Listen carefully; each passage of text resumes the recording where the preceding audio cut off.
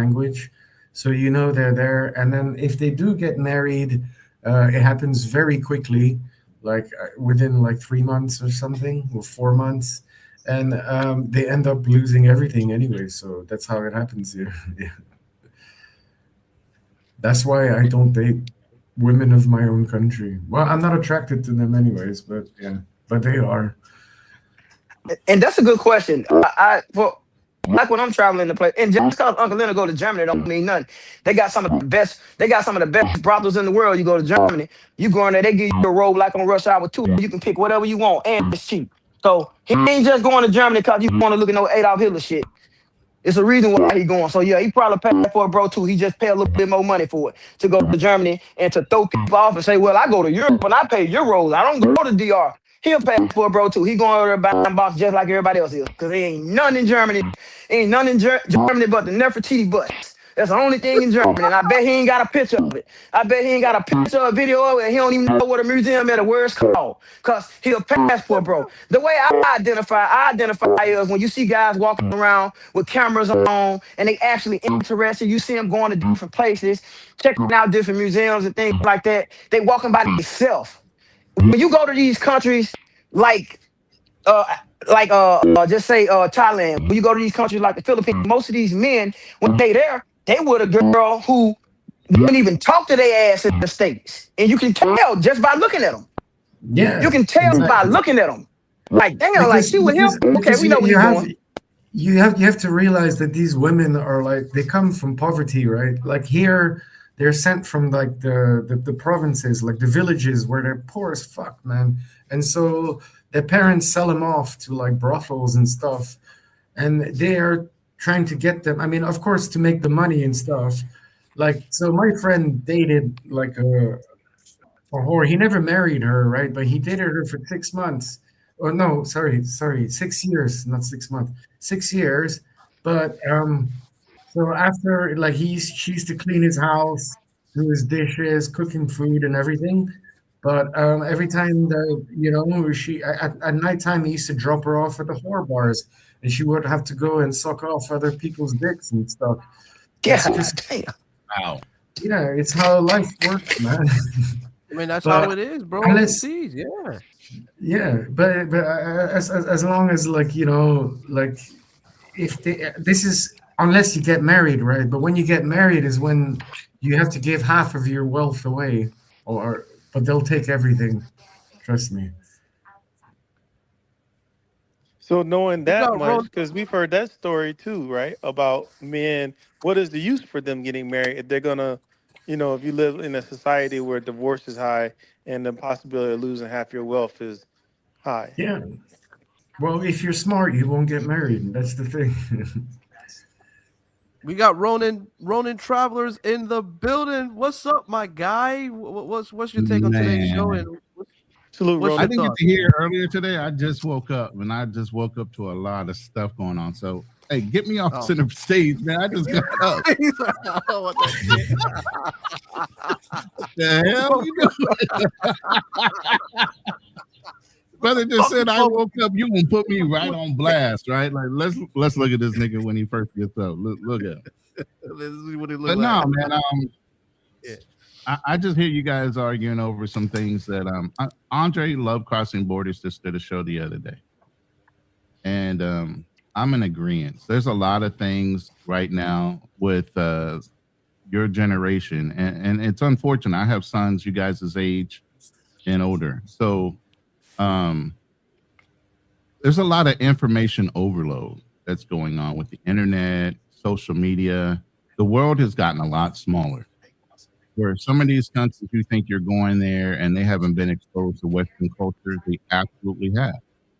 Some of these countries you're going to right now, you feel like, oh, they're a little bit different because they're raised to be wise. They have, but they also been exposed to American and other foreigners for a lot of years. So you have to really stay on your guard no matter what country you go in. You have to take the time to vet. You have to see what the background of that girl is, the family that's behind her. You don't know if she's got support of her family. You don't know if, like the brother just said, a lot of these people are being sold into this. Okay, a lot of these families don't care. That's a huge international problem in every culture, in every country, especially ones that have very low consenting ages. Let's put it that way. Hey, Ronan, let me ask you this, because we've shared many panels before, Yeah. and this goes back to kind of my original question: how do we fix the dating here for young guys that, okay, because they're not having the success, or they want that success of being intimate with women, and they're getting shot down so much here, rejected so much here, That's, that they've and given that's up crazy in itself. that they've given up. You know what I That's crazy think? I in could itself. Go ahead. I could intervene and say this, that I think that a lot of men need to understand women's nature. So that way you can't get got, or you can't be played by the certain type of women that come around your circle. You know, it took me some time to understand women's nature. I used to beat myself up because I was always getting hurt or being played by these women. But I had to come to a And that's understanding crazy that, for you too, Andrew, because you had right, sisters in your house. You didn't see what the hell they right, were doing when you were getting raised. bro. You get what I'm saying? So some of these I guys was is several. just non-observant individuals. It doesn't I matter was whether you grew up separated. in the house with them Yeah, or you were raised by them. Because some of your, right. and I'll tell you, I confronted my mother a long time ago. You know, she raised me to be a gentleman. She taught me how to cook, clean, all these things before I had to leave, just because obviously if I left the house, I didn't have to rely on a woman to take care of myself, or when I went to get married, I could marry somebody I wanted. The one thing I used to ask her is, you raised me how to be a gentleman, you raised me how to open doors, you raised me how to do all these things. Why didn't you never tell me about the female mentality? You taught They me would all never these do other that. things. They're not Right. going to do that because Exactly. you have Even to. your own mother will not teach you Uh, everything you need to you learn gotta before You you gotta leave just that house understand it. about their personality and their mentality, Yeah. which means they're in denial, but they're protective of their denialism or their delusion. You get what I'm saying? Yeah. And her Yeah. answer at 80-some years old was, I wanted you to learn something on your own. Are you fucking kidding me? So you set your son up. That what you telling me? Unfortunately, And the unfortunately, answer is absolutely yes. yeah. So, do you think we Unfortunately, can ever put that genie back in the bottle? Hell no, it's out. nah, it's already So, out. Once it's out, Unless there's some kind of apocalyptic fucking event where the internet, social media shrinks the world back down and it blows up because EMPs took out every computer in the fucking world.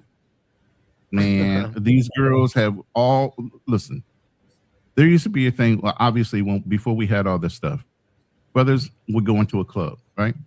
You dance, you figure out what girl you want that night. You either start kicking it with her, or you kind of play the long game, dance with her, let her see you dance with a whole bunch of other dudes, right? The end of the night's coming up. It's 2:00 in the morning. Your chick disappeared. Brothers getting desperate. Now you sitting there looking at the big girl with your beer goggles on, saying, I'm just going to hit that one night, right? Just to get off a nut. Guess what she does now? Now she's delusional, thinking she can get a dude like you every day of the week, when you only did it out of desperation one time. They get that delusional. If somebody shows them that kind of attention, it's fucking over. They're never going to go backwards. They're thinking they're settling. but you know When what you're girls are the one doing that now, though. actually settled just to I, hit I, that, you get that nut.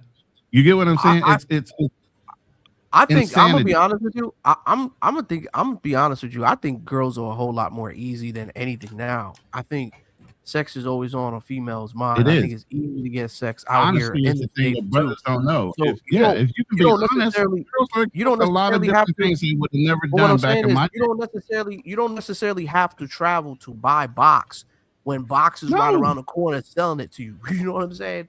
Like, you got chicks selling it to you. You don't need to travel to go over there and get Right it. here So right there in the United States, you here in sure the do. United but States. So, haven't we guys on previous panels and shows said that a lot?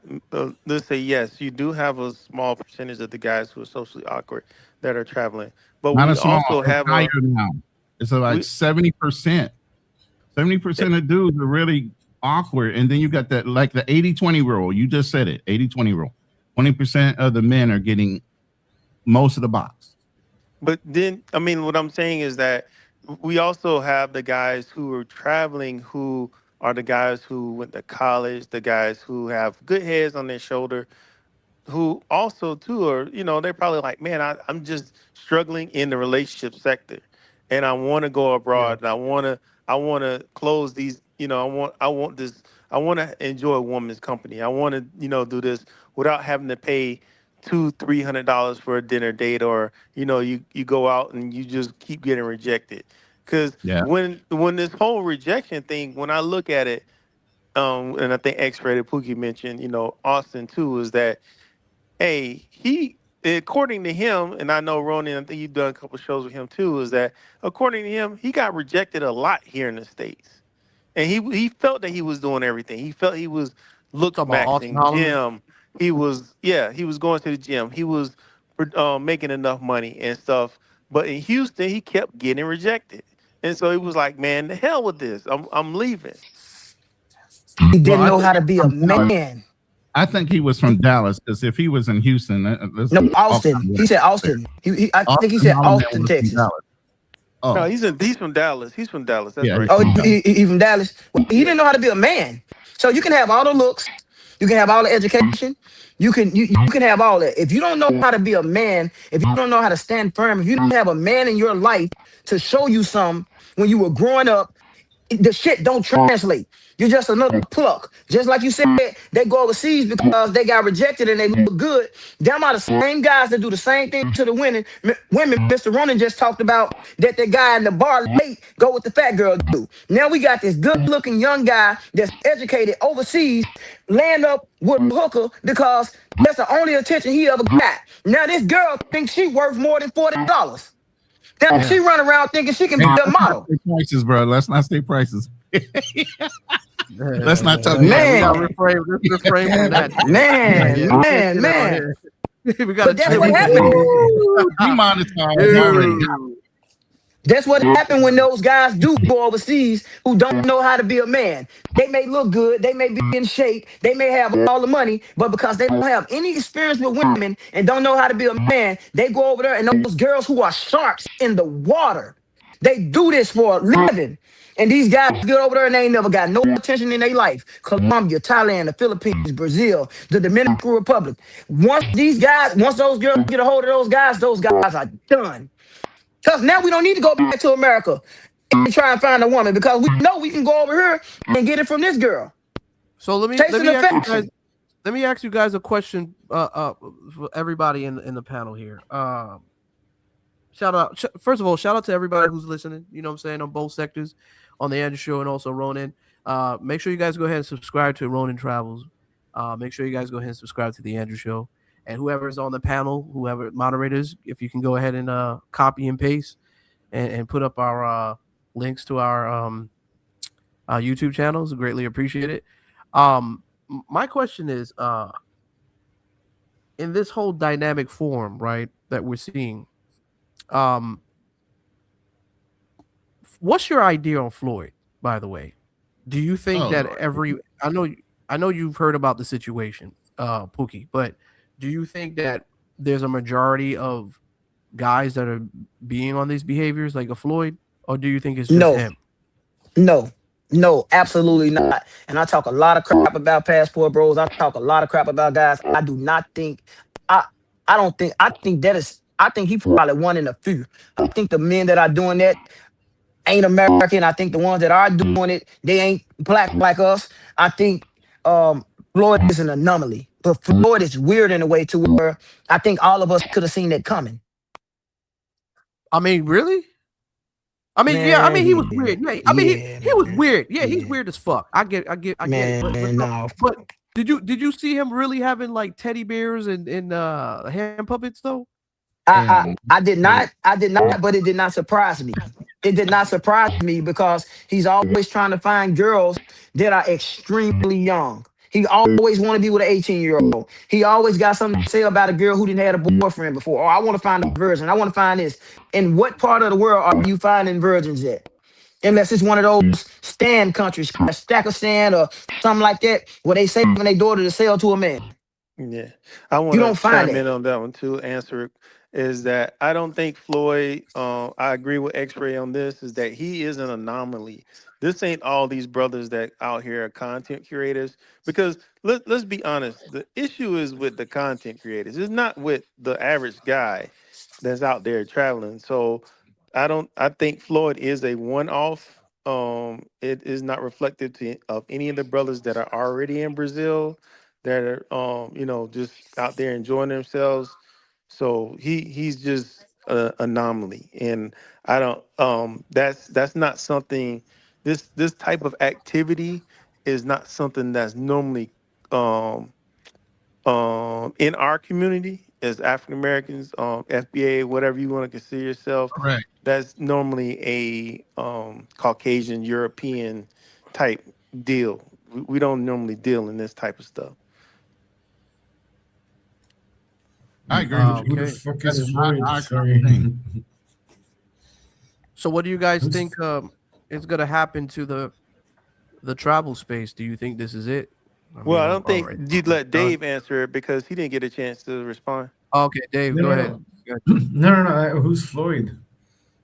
Exactly. Oh, That's the relevance oh, he gives to a global scale. He doesn't even know, and it's a non-factor to him. yeah, So a it's a lot of guy people who, outside of our bubble, and you're talking about the black travel bubble, don't even yeah. care to even know who this guy is. Well, I mean, I travel the world, but like, yeah, but Right. I don't know who that guy is. Is he like a YouTuber or something? Yeah, he is. Yeah, He's a guy He's who just he's recently cooked. got he was taken to jail in Brazil for some maybe some content that he created that included children and adolescents and minors. So Oh shit. yeah, he's, Okay, he's so one of he's In like the fucking the PDF. Yeah. in the last question you just asked about the travel space, I think, as I've said before on a couple other panels, I think we have to differentiate the travel space from the monger space, and I think that's the disconnect between everybody and why we keep clashing. I true, think everybody true. want to call the travel space, but half of the guys that's on these panels are not just travelers; they're mongers, and I think you need to be separated. Because it's okay True. to be a monger if you want to be a monger, but don't make the travelers who's really traveling. Even if the travelers are dabbling in that, that's okay. But when you're a monger, you're absolutely traveling just to go and do that. And I can tell you in this sector of the travel space that's mixed now, about 75% of the guys that call themselves travel space, they're mongers. They're not just travelers. And I think we need to figure out how to separate the travelers from from the mongers. And we need to own that. If we're going to be mongers, we need to say we're going to be mongers. Because it messes up the guys who's actually going traveling and who may just run across a woman and go out on a date with a woman and having a good time with a woman, opposed to the guy that's actually going to these places to only be mongers. It's a big difference. True. but you know what? There's a lot of content that's out there with men that are going to other spaces that are dating in other areas. You're just not hearing too much about it because it doesn't hit the algorithm, such as a crash out. You know what I mean? Or you know, Well, I would tell you unfortunately, this, Andrew. If you put the title Passport Bros in your in your title or anything like that, you already jacked up into my algorithm. If you put that even anywhere on a thumbnail or something, the algorithm is gonna pull you right back into that sector. And I remember from the beginning when you had Check and Ace when they were arguing. And Ace, I'll never forget Ace saying, I'm trying to differentiate myself from you guys. That's why I stopped doing this and stopped doing that because I'm trying to get a different audience. I mean, I never which show traveled was check? alone. Which show was check on? So you remember Check and Ace when they first it was like one of Razor. It's probably if you go to Razor's channel, it was Okay. the that Oh yeah, debate that they they used to do had. that. Yeah. And so Check and Ace were like arguing, because they were like, well, Check was saying, well, Ace, you had girls in your videos from the beginning. And then, it was a lot of back and forth with them. That was the first great, I guess, debate that um Razor Ray's had on his channel. You can go back and listen to this out Mhm. there. Yeah. But I heard it. they tried to differentiate. from the space with the mongering or with all the girls. They're really trying Right, to, right, because what they started noticing between those two is that, man, my subs are up, my, all of this, probably their bag was up too, because they were getting into a different audience. They were getting to a right. more mainstream audience, so their money was changing. So they were like, man, this passport bro space, or this space with these mongers, is killing me.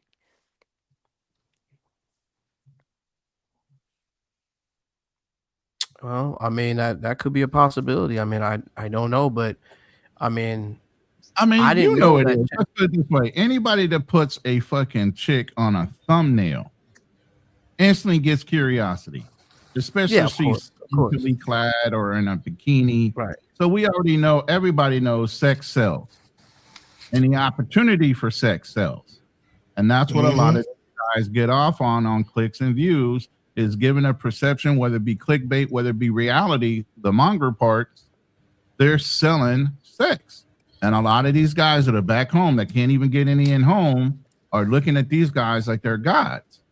Mm. Uncle Rico, welcome.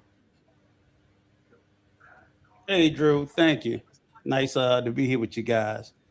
I No wanted to, problem. before it get a little too far, I wanted to say one thing that I think, when you guys were speaking about the Floyd situation and everyone's aware of what he did, I think this is why it sort of happened in our face is because as black men, the majority of us on this panel, not saying all of us, we have this misnomer that type of crime doesn't happen in our community. And I think we're doing ourselves a disservice because that happens here in our community in the States. So, Floyd, I'm not saying that I think that the majority of the travel space is full of people who does that, but Floyd is not the only person in this travel space that we know has a sweetness for 18-year-olds. There's a lot of guys in this space that does that. Now, you can do so whatever you want. I'm just saying, I'm not quick to say we could say other ethnicities do it at a higher rate, and I would agree with that. But I think sometimes we turn a blind eye to things we see that we know are questionable. And then that's all I really want to say on that, because I don't think for a second he's the only one. I don't know who else it is. I would have turned their ass in messing with Okay. kids. Yeah. So But how can you say that if you don't know Now, who it is? How can you say that? but I said I here, think Pookie, it let's say this. is. Let's say this. Let's Right, say this, and I'll tell you, as I was growing up, a lot of things happen within the family. Everybody's saying don't talk about it. You right. know, your uncle or your aunt might be gay, but you don't talk about it. A lot of things might have happened with molestation from an uncle or a brother or somebody else, from a cousin or whatever in the family, and all of a sudden the woman is told to what? Not talk about it, because they didn't want to get the other family member in trouble. So it is ingrained in our culture not to want to admit it, but he's absolutely right. It's been in our culture for a lot of years, and nobody wants to admit to it, specifically in the black community. But it I has been agree. a I agree, but what I'm asking him is he saying that it's out there and people turn the blind eye to it? Who are you seeing where people are turning the blind eye when they're dealing with children? No, no, I didn't say. I made it crystal clear that if I knew about it, I would have reported it. So I'm just saying that the odds typically, if you even work in a space with people where harm has come to children, It's called women, mandated reporter. Yes, or mandated just reporting. that typically, I'm just saying that the statistics belie the fact that the numbers are greater than what's reported. So that's all I'm just sitting there saying is that yes, it was with him this time. So I'm like, I could just say, well, we can extrapolate that. And I don't think that Floyd, like I said, they don't believe he was working alone or for himself. So I mean, even if he was doing videos for people back in the States, how many of them might be men of color? I'm just saying the emphasis was like, we don't do this, we don't do this, we don't do this. And I'm like, that's not true. We do it. I don't believe the men in this space Talk with about us that we're familiar with are doing that. The guys that are on YouTube, like Floyd, I just can't see guys that are on YouTube and in this space are doing what Floyd doing, and that's what we talking. I'm not talking about an overall Yeah, perspective of guys that's traveling. I I'm agree talking with about Pookie on the that one. guys that we see in this space, like Floyd. Floyd is somebody that was in the space that had a YouTube channel, who had a little voice that everybody saw, and that's what Right. the question was. Like, so I don't think that a lot of guys that's out there in the space that we're in are going out there dealing with children. So do some of them like 18, 19, 20 year olds? Yeah, Yes. But who am I to say because they like 18, 19, 20 year olds, they'll go as far as dealing with a 15 or yeah. 9 year old? I That's agree. not for us to say or even judge or speculate on Well, because they like an That's 18-year true. old. That's true. That's That is if true that's their though. prerogative, their prerogative. But we can't say, well, we know if they're dealing with 18-year old, they really want to be dealing with this because that's not true. We can't say that. okay, Pookie, let me tell you this, and I think Drew might be aware. I've argued with men that have told in the travel space that have told me that the laws of America. I literally argue with multiple guys in the travel space who told me that the age of Colombia was 15 and you could date a 15-year-old. And I was like, and you're going to go to fucking jail. I've argued, Absolutely. yeah, indifferent that they didn't feel because Yeah. I'm like, no, as an American citizen, we You are cannot. always obligated to be follow the laws of America. I have Yes. argued for hours on end with men in this space that was telling me that whatever it is in Mexico is Mexico, whatever it is in Colombia is in Colombia. So that's what I'm basing my speculation on. I'm not speculating in a vacuum. I fought with guys. I'm like, Right. guys, don't listen to this shit. Because if you go overseas and you mess with somebody under the age of 18 and America finds out, they're going to throw your ass in jail. So that's what I'm Well, do saying. you think? That Also, has too, you're happened. gonna have that jacket that you I'm, deal with hold on. children. I just want to say this real quick to Uncle Rico. Do you think that maybe there's just a form of miseducation within the youth of not understanding that their rules are still applied because they're in these countries? They're thinking that, well, she's 15, I can get with her because it's legal here. Maybe Dude, they're That's not not aware youth. that. That's not youth, Andrew. That Dude, isn't a these niggas was grown 30. man. They were That's a Bro, 30. you grown just gave man. you Right. just gave all black men that same idea Right. of saying we No, are no, no, no, no. associated with that shit I'm by not saying saying, it but like that. what I'm saying is that the ones who travel, like I said, I'm just going by what they like, right? The And, ones who travel for what they like, morally, it's not right. But what I'm saying in their mindset is like, I'm in this country and it's legal for me to be with a 15-year-old, so I'm gonna be with one. But I don't know. morally, we Right. wouldn't do it. But maybe they feel because they're in that country they can do it, and their But rules yeah, don't apply. The same rules don't apply as being an American citizen. Maybe there's a I mean, if you misinformed really want to education. get down with it, if you really want to get down to the psychology of it, most people that hurt people because they were hurt themselves at that age, or beat at that age, or whatever. See, at I that agree age. with When they that. I start agree to with that. abuse, they abuse because they were taught that that was a way of caring. right. Mm. So And that's why I say a lot of young men need to get their mental together first and decompress from being a son, husband, or whatever the fuck you were when you were raised by your single mother before you I go got you. overseas I got you, and Ronan. push that shit on everybody else. But Drew, Ronan, I this got you. is I just wanted Uncle Rico to answer that question. Uncle Rico, do you remember what I asked you? yeah. You asked, was it a miseducation? I don't Yeah. Do you think think it's it's a that. miseducation within the youth No. and not knowing? No, because for one, let me tell you this. Okay. In these conversations, and I'm glad Drew's here because I know he probably watched a lot of those conversations I had. These men were in their 30s and above. They had been traveling extensively. And my concern was they was putting out this, they were miseducating people and was arguing me to the bone that and I'm trying to make sure people didn't hear that shit and believe it, and pulling up the data and saying this is the federal government law for US citizens when you travel overseas. Don't listen to this shit. So I don't know. So to me, it came across as, okay, when they're arguing this hard, this is just something that this creep motherfucker want to do. He's ready to fight me over this shit. So you think they knew about the laws and the regulations that as a U.S. citizen, the rules still apply even when they're overseas. They just want to do it anyway. He was Yeah, at I agree. several different people that I argued with about it.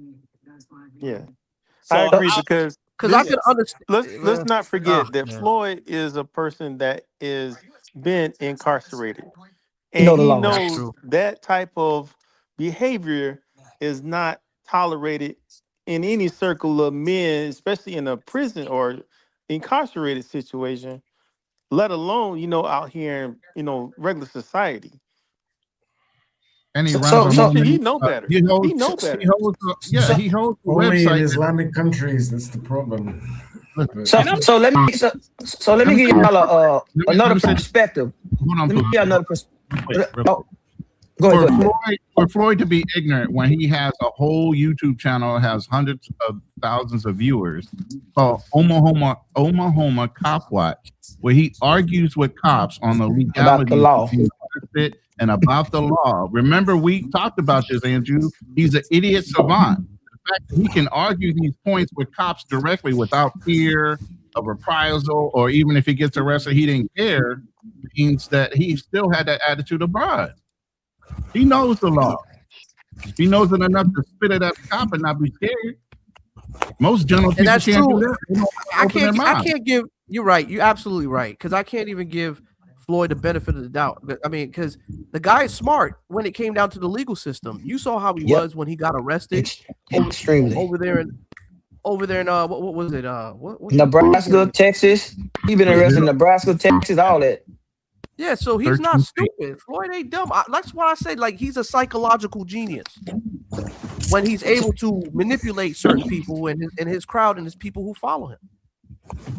And I wanna give another perspective on like guys and like growing up.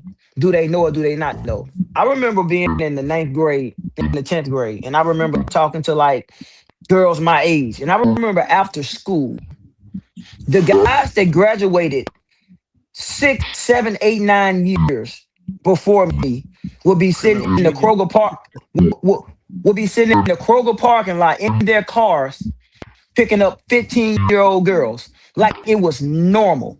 And I watched this all in high school. And it's a thing in our community where guys in their 20s will go back and pick up a high school girl. It's so normal. And I talked to other guys my age that came up and out around the time I did, 2012, 13. They said the same thing. Yeah, man, like guys are like be sitting up waiting on these young girls to get out of high school because they're easy prey and have no fear about doing it. I remember my sister being 14 years old, riding in the car with a guy with 26-inch rims in the hood, already grown, selling dope, drug dealer, can get any grown woman he want, but riding around with kids. This is something that goes on, especially in privatized communities. It goes on a lot. That's true. It's funny that you said that, X-Rated Pooh, because it's a girl, I heard her rap before. She's from Mississippi. And one of the bars in her rap, she says, dope boys aren't considered pedophiles as long as they get in a bag. And I was like, whoa. Wow. Wow. So let me ask And you. I was like, That's she's crazy. right though. But Drew, considering all that and everything that X-Ray said, and I agree with everything you said, why would we think that Floyd's the only one? And I don't think it's majority of us. I don't think, but I'm just saying, I just think we need to be careful when we throw out the statement, oh, that's just the white guys and we don't do that. I'm like, no, there's Right. going on here in the States. And that's all I'm saying. I don't know. Yeah, I I understand. understand. I understand. Yeah, I understand. I Yeah. made that. I agree with you too, comment. Uncle Rico. I agree with you. I made that comment, so I don't want to. I'll retract that comment and say that it could be anybody. Then Definitely can be it's anybody. just something that's not generally Hey seen guys, in our I just community. want to read the voting poll real quick. The question was, did New York City passport bros F up the cities in, as you see right now, in the travel space? Did they mess up what? The New York passport bros. There's a civil war going on with the passport bro unit where you have the Southern passport bros. They're against the New York and Boston and up north passport bros. So they're saying that the ones from New York have effed up these places and made things bad and exposed. Yeah, so I don't know. I mean, listen, it's ridiculous, man. That's ridiculous. Because realistically, you know what messed it up? Cheap airlines. That's what messed it up. Oh, blame it on the airlines when all else fails. Yeah, because if niggas couldn't travel so Yeah, easily, that's just like the little Sambos that blame everything on white people. Oh yeah, it's but because Uncle I Man, got a Leonard, they poor say Uncle Leonard, education. we gotta 95, Uncle Leonard, we gotta 97. admit now, if these guys couldn't Yep. travel down to the DR is if the DR trip was not 59.99, that a lot of these guys wouldn't even be able to go down there. Yeah, the Well, Spirit probably, Airlines but would be then going out of you have to business. take into consideration when they say they put guns and drugs in the neighborhood. Yeah, and there's also a public library in every neighborhood. But where the Wakandans at? Hmm? I call a spade Well, a spade, and I love just it. to let everybody know that to the feds, this is fair use content only. We're only having a discussion here. None of the participants or anybody on this platform is involved in narcotics or any other form of legal substances. Okay, so we're just gonna say that here, and this is a copyright status that might otherwise be infringement. Anyways, let's carry on with the show. So Yeah, so I federal mean agents, that's the gist of it all. I mean, we are if not part of people any type of crime organization. We're just speaking on general topics here. right, but I Want to mean, put that if out. people need to accept responsibility for their actions, that's all. How hard Mr. is that Leonard, to do? Sure, Mr. but Leonard, can I say Mr. something? Leonard. Can I say something quickly? Of course. I mean, Brazil is like quite corrupt as well. He could have been set up. I mean, from his past videos that I just saw, doesn't seem like it, but he could have been set up because they would have had a pimp in the first place, right? Like, or a bar, like a madame in the bar that he would have met them at. You know, he could have been set up, but I'm not saying that's the case. But it is a Now these possibility. girls were very young. These girls were 6 years Yeah, old. Some of these yeah. girls were 6 years old. He had puppets in Yeah, his room, but hand puppets in his room. he still They, literally could have been set up if you let David get the question out, being someone, because I've seen situations myself personally in South Korea, and you piss off the wrong Ajima, and Ajima may put you in a situation because she's got your information and destroy you. But Mr. yeah, I Leonard, I think don't think another they thing that 6 years Dave's got to old. I be think they aware were of, like Dave, teenagers. in this story, because I know you're, like you say, you were not familiar with it, but what occurred was in this story with Floyd was that he was in Rio first, and Yeah. then I guess he may have gotten a little pressure from the authorities, so he took off to Sao Paulo, and he was about to exit the country from Sao Paulo, but the authorities caught up with him before he could leave. Okay. he But was don't waiting Because on I the girls saw, to come to the door. He was waiting on the girls I to s- come to the door. He thought it was the girls, and it wasn't the girls. It was the police officers. He was yeah. talking to the girls. They had the girls' phone, and when they got to the door, he thought it was the girls, but it wasn't. He thought he was talking to the young girls the whole time. Floyd did it. they got him on Okay. video with a 6-year-old girl and her Yeah, mother. that's Yeah, Oh, very true. he's cool. He's You so know? cool. he's a PDF. Yeah. Yeah. Okay. So let I mean, me exercise Set up. this too, Well, good. Lock because him up. I just wanted to bring this into question too. I did a show on a woman that was close to Floyd, and her name is Lisa News, and she actually did a GoFundMe to get Floyd out of prison, and she's stating that Floyd is completely innocent and that the Brazilian government is planting stuff on Floyd. What is your takes on that, guys? And do you think well, this could be? who has access to the money? That's what she's supposed to say. That's what she's supposed to say as a supporter of Floyd. She's supposed Hmm. to say that. 100%. You know what I'm saying? He Well, has a mother. He has family. she's asking for donations for money so she can go over and check on Floyd's well-being, and also Yeah, some of the no. funds Yeah, go no. to We Floyd. know why That's a giving no money. grip. It's a That's a wrap. grip. That's It's a a wrap. grip. Hey, Mr. Leonard, have you ever went to see the Mr. Leonard, have you ever went to see the Nefertiti bus? The Hootie bus? I nigga don't even know what it is. Told you why Nope, he go I to don't. Germany. I told you why. I told y'all why he go to Germany. He buying box too, just like everybody else. No, I'm not. Oh Mhm. man. No, I'm not. You don't even know what the Nefertiti bus is. You been to Germany, nigga. What you No, but you seeing? know what? Outdog bunkers? I know what it's like to get paid to DJ internationally. I do know Man, that. How about your you? ugly ass ain't no DJ, How nigga. about Shut up. you? How about you? How about you Google your name and see if some type of history comes up on you? Google my name and you'll see I'm living Black American history because I'm part of a DJ crew when we were young that created a genre of music that Nigga, all didn't you do exist. is So toot your own horn. That's why don't nobody What like your happened to your long face football ass, career, nigga. little That's Sambo? what it What is. happened to your football That's why career, don't little nobody Sambo? like your long face ass. What All happened you to do you? is get on here and What talk happened about to your football career, little Sambo? I. You too old to What be on happened to here your anyway, football man. You career, like little 70, you Sambo? like 70 You years old, tell. man. Get off You here. tell us, Get little off here. Sambo. All Get right, out, all man. right, man. The name calling is not gonna get anywhere, guys. So let's kind of like. I know it's stay to, not. I like, just like to call Wakandans from nigga stand Sambos.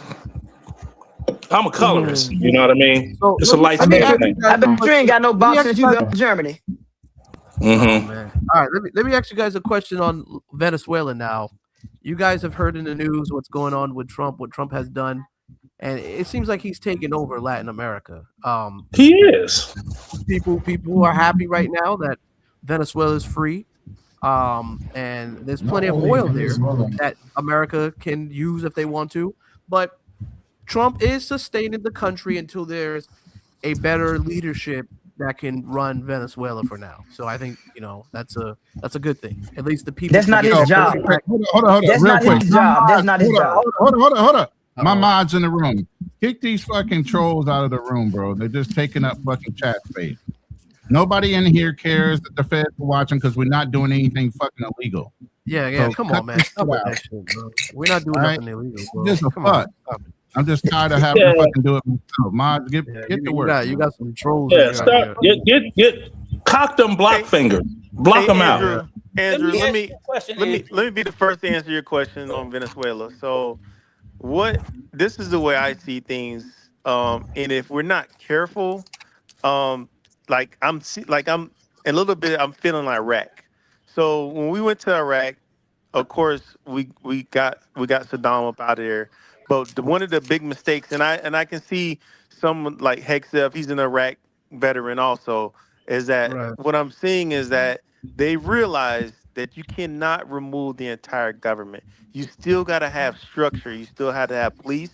You still have Right. to have firefighter. You got to have everybody that was always in that country in place. Mhm. And I'm hoping that this does not, and that's why I'll tell guys, do not go into this country right away because there could be a civil war within this country within the next few months because that's exactly what happened in Iraq. We went in, we toppled the government, we Right. got rid of the armies, we shut down all this stuff, and then we became a police force. And we're not police, you know. Well, Right. see, now to Hold on, add. hold on, Leonard. Okay, Leonard, now add to what you're saying. I'm gonna get to you in just a second, Leonard. Rico, I want to know your question, your answer to this. Do you believe now that a new establishment has come to America? I've even hearing a buzz saying that passport bros are thinking about invading Venezuela now. What's your take on that? And do you think that's going to happen? Stay their asses out of there. Invasion. Yeah, I piggyback with everything Drew said. You would be a damn fool to go to Venezuela right now. Because I mean, to be honest with you, it's not that it's a bad country or bad people, but after what just happened, I would expect the country to be wildly unstable. So there may be factions, and I mean, like just like they got some stuff starting to pick up in Colombia again with the FARC.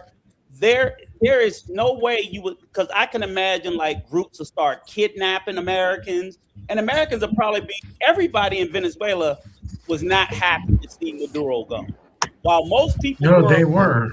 I was saying the same Not They thing. ev- were. No, not everybody. Not everybody. not Come on, everybody, man. because dictators, while they are oppressing to a large part of the population, there's always a portion of the population that get favor, and they're no longer getting favor now. So those Well, people, you know who isn't happy? The Pakistanis and most Muslims that lived in Venezuela are Hey not man, you've been happy. talking a lot about Muslims, brother. I noticed you've been bagging on Muslims a lot since you've been on here. Muslims ain't done nothing No, to I you. didn't say shit about Muslims. I'm just saying that's on the news. Just check it But I'm out. just Well, the saying. news be lying. You can't trust everything in the news, say brother. The Muslims ain't got nothing to do with this. Interesting on the news. I see the little protests in Venezuela, right? The only protests in Venezuela are all non-Venezuelans. Okay, So but yeah, hang on a check it second. out. But just like Drew said, when they overthrew Saddam Hussein, everybody in Iraq wasn't happy with it. So you're always going to have that faction, and they get access to weapons. People, nothing's going to change in Venezuela right away. So you still have a starving population, Sure. poor, who don't have shit, and typically with the strong man gone, it leads to more lawlessness. So I would say stay Sure. This out of is Venezuela, and Americans not pouring sorry. any money into it. We just took out Maduro. So, Nothing else. so, but why are we there? And why is it our responsibility to take out Maduro? Because what I think is no, what I know is we're opening Pandora's box for Russia and China to say, okay, let's go ahead on and go full throttle into Ukraine, and China to say, you know what, screw the U.S. Let's go into Taiwan. They just kidnapped the whole president. And they didn't have anything to do with it, and we all know what they did it That's for. nasty Because work. They because did it both for oil. countries That, are yo, protected how by you the go U.S. straight in their strikes and take the president and take the president's wife? That's Because they some want that nigga. oil and they want those gold reserves. They know exactly what they're doing. But again, who are we to worry about what the hell going on in Venezuela? Because we have an agenda just like we had in Iraq. Because guess what? Netanyahu told Donald Trump he need to get on top of Venezuela and that oil. Simple as that. Now they ain't got to worry about Saudi Arabia no more. Now Venezuela, they screw Saudi Arabia. Venezuela, The Venezuela deal got is this. Actually, if you care to know the real deal, Saddam Here we Hussein go. at the time Oh of the man, war, he come was on. trying to get the dinar. He was trying to get the dinar currency of Iraq to change to the euro currency, which would give them a lot more money and a whole lot more influence. Now, once the invasion happened, the civil war was between the Shia and the Sunni Muslims, which the Shia was 60% of Iraq. And in Dubai, the Sunnis are the majority of the Muslims. So you got to go deeper than just the American da da da da da da da da. All right. And then what did President Trump tell the president of Colombia? Didn't he tell him, you better watch your ass? All right, well, check this out, guys. Now, didn't he say that? Let me just wait. So that should give me all just over wait. in Colombia. They I give got you, y'all man. heads up on who's next. Hold Hey, on, Andrew. first of all, Can I I don't know. Can I I get don't know. one Hold word on. in? Can I get Hold one on. word in? Yeah, I'm gonna let you go, Kings, real quick. Ronan, I don't know what's going on in your chat, man, but you got to control them bugs, bro. They're flooding your shit, bro. I just told you they trolls, bro. I just told Yeah, you yeah, that. yeah. I know. I got my guys working on it. Okay, Anyways, cool. All right. New York City. Damn, Andrew, what I Ronan? gotta head off, What man. Ronan do, man? But it was What- a pleasure, man. Thanks for having me on, man. Ronan, what you Oh, do, you Take gotta- care, man? guys. You gotta I get going, gotta brother. head off. I speak All the right, truth. start I my don't know what morning. the hell they doing. All right, man. Hey, you got a YouTube channel you want to post up here, man? You want to shout out or? No, not really. It's okay. I'm good. But I'll probably join another day. Yeah. Take care, guys. Okay. All right. Appreciate you, brother. Thank you, man. All right, Dave, catch you later. Yeah. And Hey, what anybody is that this- says what is- I've mentored, hold on. Anybody that says I've mentored Austin and Floyd don't know my fucking channel. Wow. That's crazy. Go roll that shit back. Go find it. Go That's find crazy, where I bro. fucking mentored them and not try to correct them. Hey, I just want to say this. Passport Bros, the name itself is already tarnished, right? We can all say that the name itself, it's a negative name and it's a flag. Floyd, I mean not Floyd. Well, what the situation what happened with Floyd has caused a domino effect to we see now with Kid Greatness in Austin. Now, recently, they've been called out from Airbnb that they've been canceled out, and they are not allowed to be in any Airbnbs across the nation. Like they have a ban against them, right? They're under a criminal organization. What is your takes on that now? Yes, that's what they're No. saying. Yes, Who's I got they? a video. I got a video right now of Austin, and he's saying this right now that the feds have completely like they seized his account when it comes down to getting Airbnb spots. Let's listen to this. My The First day at the feds? gym. Come Whew, on. it started off crazy. Let me tell you, it started super crazy. My Doesn't she mouth kind of look like started Austin's like, what do you mom? call it? It was stuck. It was like, I can't even show She you kind of guys. look like And Austin's mom, anyway, don't she? A little bit. She does look like kind of like Austin's A little mom, bit. right? She does. She Yeah, looks with just every like her. hairstyle. She favors Yeah. Austin mom a She lot. looks very much Every like. light-skinned woman. Well, I mean, maybe his mom treats him well. I don't know. And he wants to find someone like his mom. I think his mom violated him when. Never mind. I'm gonna leave that alone. Oh, I Lord. know Listen, I was being I sarcastic. don't think I was being Andrew. I know you said that the feds locked his account down. Airbnb locked his account down. If you look Yeah. in their terms and the terms of agreements, they've been probably violating that Airbnb for a while, man. They've had parties, they've had all types of different things going on in these Airbnbs they probably shouldn't have. So that's not the feds. It's just Airbnb's like, man, we tired of you niggas, man. Airbnb closed Yeah. their asses. Yeah, they shut I mean, them down. You they've could done buy that the in the United States. I'm gonna People play have you a no. clip. Can I say done something? that. Hello. Can I get I'm a gonna word in edgewise? Because Yeah, there's a yeah. lot Go of ahead. chat jumping going on Go here. ahead. I with the war. Okay, let's go back to that. Then I'll go to Austin. This was a very, very expensive operation for America to grab this dude. Plus, we had CIA insiders that collected a $50 million bounty that were his own security team. Plus, the military that cost was very expensive. So every time that we do go to war, and nobody wants to see it, we go to war for what? Because that was pays for the actions that we did. That's why Trump should be taking over Venezuela, because one man can't be on top of all this oil. Okay, so from Iraq to Iran, all this stuff was oil, oil, oil. Okay, when we went to the Iran, we had to bring engineers to cap the oil tankers because he was burning them. Saddam Hussein.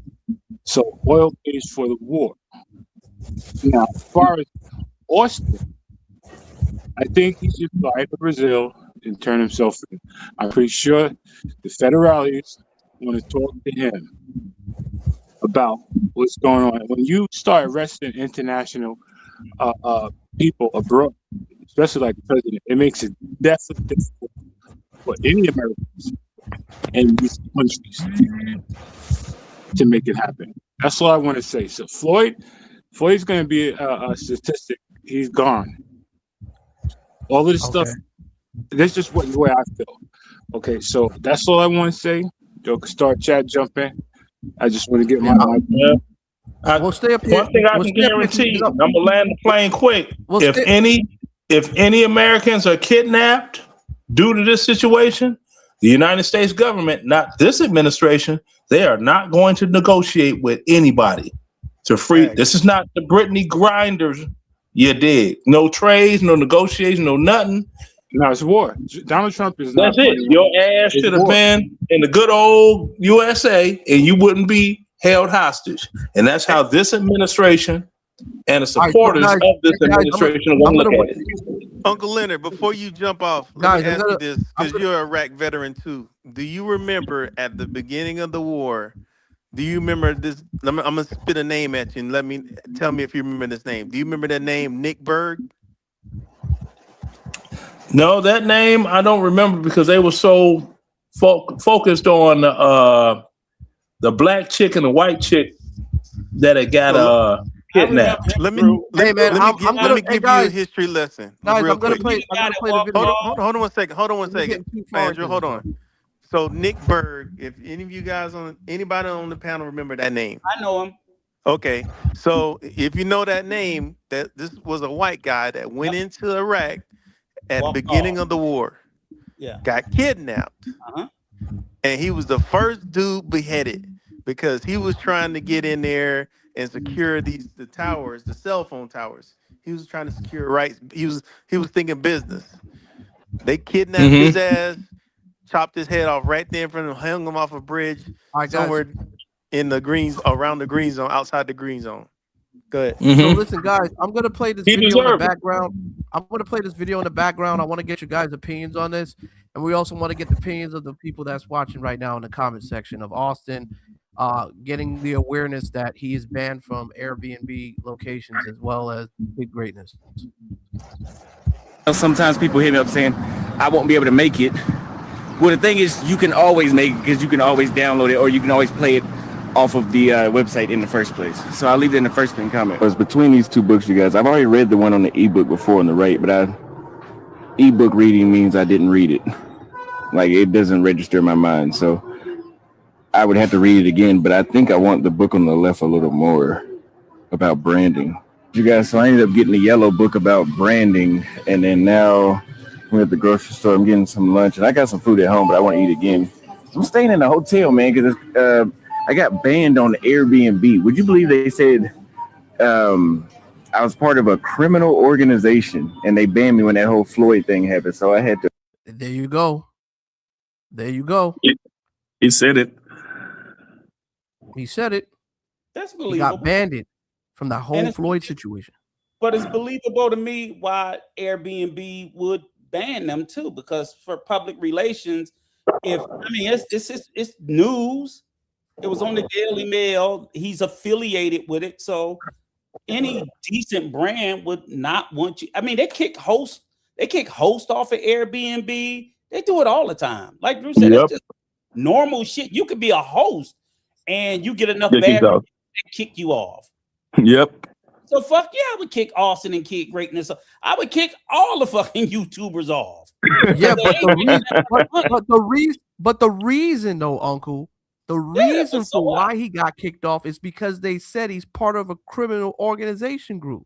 Brazil Andrew, I want to tell you how did that happen? I'm going to give an He is part of example. a criminal organization. The Passport Bros, as far as Brazil's concerned, is a criminal organization, and they're going to take them Yeah. I'm down. sorry, but if just I'm like hearing that news and let's just say I'm a grifter and I'm hearing that news overseas, wouldn't you at least be a bit nervous and scared and shit, knowing what's going on with? And needless to say, we don't know what's on these SD files. Because Passport Bros is stupid. They're going to keep doing the same dumb shit. We don't It know don't what's on change. these files. He probably Yeah. knows something, and he Passport Bros could are be stupid. scared. They think one way with their penis. They stupid. Okay? So Floyd got a lot of people wrapped up. This is insane, bro. But Drew, but this again, like New York said, they're stupid. But a lot of this shit was foreshadowed. A lot of it was. I don't know. People are like I'm telling you, some of this shit we saw 2-3 years ago, based on the way they were moving, and it was like but it was all fun and games. Ha ha ha! Shut up, you old motherfucker. You know what you talking about? And here we are.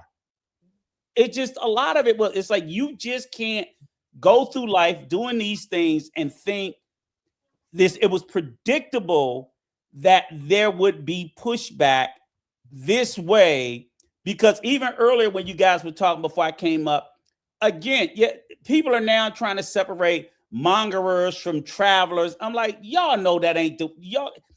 They were. No one was delineating between it before, so there's no delineation now. There wasn't. And all of the, not 100%, but the overwhelming majority of the popular YouTuber was pushing sexual related content. All of them. So now a lot of them are scrubbing their sites and trying to clean it up and trying to talk politics and all that shit now, but they wasn't before. And if you don't think these platforms were aware of the history of these channels, you're nuts. They're just as aware of the history and the arc of the Passport Bro. Remember, Austin is what made the Passport Bro name pop. And we even did a full live review of Austin, and I pulled up, I said, Austin didn't understand when he got popular for breaking the law in Brazil by promoting sex tourism. He just didn't know that that's what he did. It wasn't that. And people, he still to this point say, I didn't do anything wrong. You didn't do anything wrong by America standards. But what you did in Brazil broke the fucking law. You promoted sex tourism. You were just too stupid to know that that's what you were doing in that country. That's I mean, all fair it is. enough. Fair enough. That was a younger Austin, and we kind of seen some changes through his adventures. Have you kind of peeped up on how Austin was moving? You know, if you notice that he's like Dora the Explorer everywhere he's going, he's learning a lesson from his mistakes and his failures. But eventually, he got it together in a way. I But then think it's too late right since now. yeah, exactly. And that was, I think, since he's been in Africa, he's somewhat pivoted and changed a lot now. Like I said, through Asia, he was the same Austin on that passport bro fuck shit. And then him and Floyd, you forget, they was traveling heavy in Europe. They left from Thailand. They went to the Philippines, was running around trying to hit on women all through the Philippines, all that content. And they was doing the same thing in Europe. He didn't really start to settle out of it until he got to Africa. You know, the irony is that Austin, you know, he got that passport bro tattoo on himself. And the irony is that he's in such issues now. He's trying to cover up, and it can never be removed. He's got that jacket now. No matter if he covers up with something else, he's always going to be known. Yeah, I think he already had a cover-up tattoo over top of it, but it doesn't matter. He's already been branded. He's got too much content out there on YouTube and everything else. And he even tried to readopt the name with Redbeard when they were going to be doing that dating site on how to hook up with chicks from Colombia and Brazil and all that other stuff. He was trying to collab with Redbeard. He's another one they watch. Readopt the name at that point. So there was a rumor in your chat, Andrew, that said that he was somebody arrested him too. That Redbeard. I don't know how true that is. I heard that too. There's been a lot of rumor. I haven't seen Redbeard in quite some time, so I'm not surprised if he's not one of the ones on the list. I don't know if Dr. HP, I don't know if he quite referenced himself as an ex-tourist, but he has sold the idea of how to date women in other countries and how to move in certain countries. So like I said, with the collab with Redbeard and everything else, that's what that whole website was supposed to be about. You know, so well, don't forget about old boy trying to pimp them Ugandan women or Ashley O'Shea. Oh, I'm not touching that. I'm not even gonna touch that. No. I don't think I've ever heard O'Shea actually say he trying to pimp some Ugandan women. He was trying to set up a net. No, he was trying to set up a network for those Ugandan women to meet American men. Let's not play. He did. He had one. He did. Let's not play. Not O'Shea. He was the Kendra G. He was the Kendra G of Uganda. Except he's a guy. Listen. On his Kinganda channel, he did have a show called Dating. It was a dating show. No. But this video on his Kinganda channel. But the chick had on a nice little blue dress. She did have a fatty on her though. Right. She did. I ain't gonna lie. I was like, damn.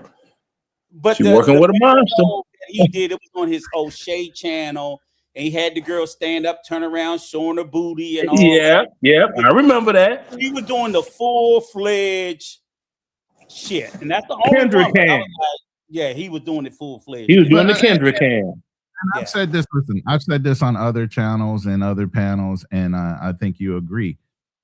Brothers, when they start off, try to sell that sex thing, but ultimately, you're going to have to evolve, or you're going to continue to do things that are going to, like a J Rello, or unfortunately, NYC the Future, and so on. I don't want to use the other guy's name anymore, but if you don't evolve, you wind up crashing out, or you get burnt out, and then somebody just replaces you. So, and that's the one thing Austin did do, was try to change his content around from that to something a little more consistent. But at the end of the day, you still have that moniker around your neck. You'll never be able to pull it off just because of all the content he already put out previously. Correct. Yeah. Now, just not trying to promote something going on somewhere else. Don't take it like that. Jay Rello is on this sister in the United States. She's giving him like a whole 100% full access interview. She's not letting anyone on the panel right now. She's like, we are not going to get sidetracked. I want to hear from him and I want his story on here. So I'm like, damn. And I seen that sister on camera, and yeah, she tend a little morsel, but she's interviewing him. I'm like, oh, okay. So hey, Well, you gotta understand that this travel space, this content space, and podcast space, it's people are doing the most shocking things to get that attention. Like it's just news. It is yeah, what I it is. know. But just like I told Razor, said y'all trying to demonize Rello to do damage control to make yourselves look better. I mean, why don't you talk about how R. Kelly used to be hanging out at the McDonald's in Chicago, or the Honorable Elijah Muhammad used to have them little youngins cleaning up his place, and then he was doing his little you dig. What about Sam Cooke? Come on now, we're going to talk about them doing the wrong thing. Let's put them all out. There's some holes in this house. If you see them, call them out.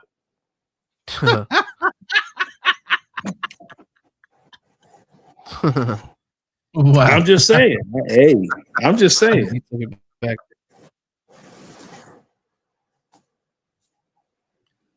Okay, so I want to play this video. Shout out to hold on. Let's see if I can get this brother's name on here. Shout out to Cigar Music 402. I'm gonna play this with Austin Howman on a date. But before we do that, let's just continue with this, man, with this shocking news. I can't get to the Kid Greatness because it's too long, but he also got the news of him being banned from Airbnbs. What do you think is going to happen? Do you think they're going to put a sanction on the Passport Bro unit? Whoever's affiliated with the name, do you think that their passports are going to be eventually revoked or banned? Because it seems like these countries are trying to suffocate these travelers that are grifting right now. So what do you think is the best thing for Austin to do? Should he come back to the States and try to like?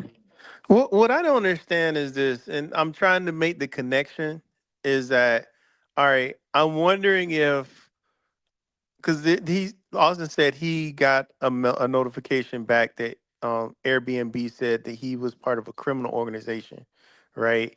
And I'm assuming that you said Kid Greatness may have got the same notification back. I'm wondering if, and I'm just reaching out here, is that if the Brazilian authorities have gone through some of Floyd's phone and have notified Airbnb that these people have been found in their phone, and we are tying them to this criminal organization, which we call Passport Bros. I'm just wondering if that's the case. Because you could see, and I'm just saying, these are just people who have come in contact with Floyd, that anybody who may use the Airbnb, if you haven't used one in a while, use your account in a while, when you go to use it, you may say, man, my account's being deleted or my account's gone.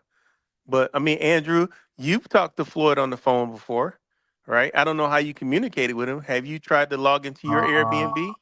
I did not do any of that thing, sir. So let's just get If that. you want to try to draw that line, I don't know where the hell you found that information from, because me and Floyd did not have no conversation.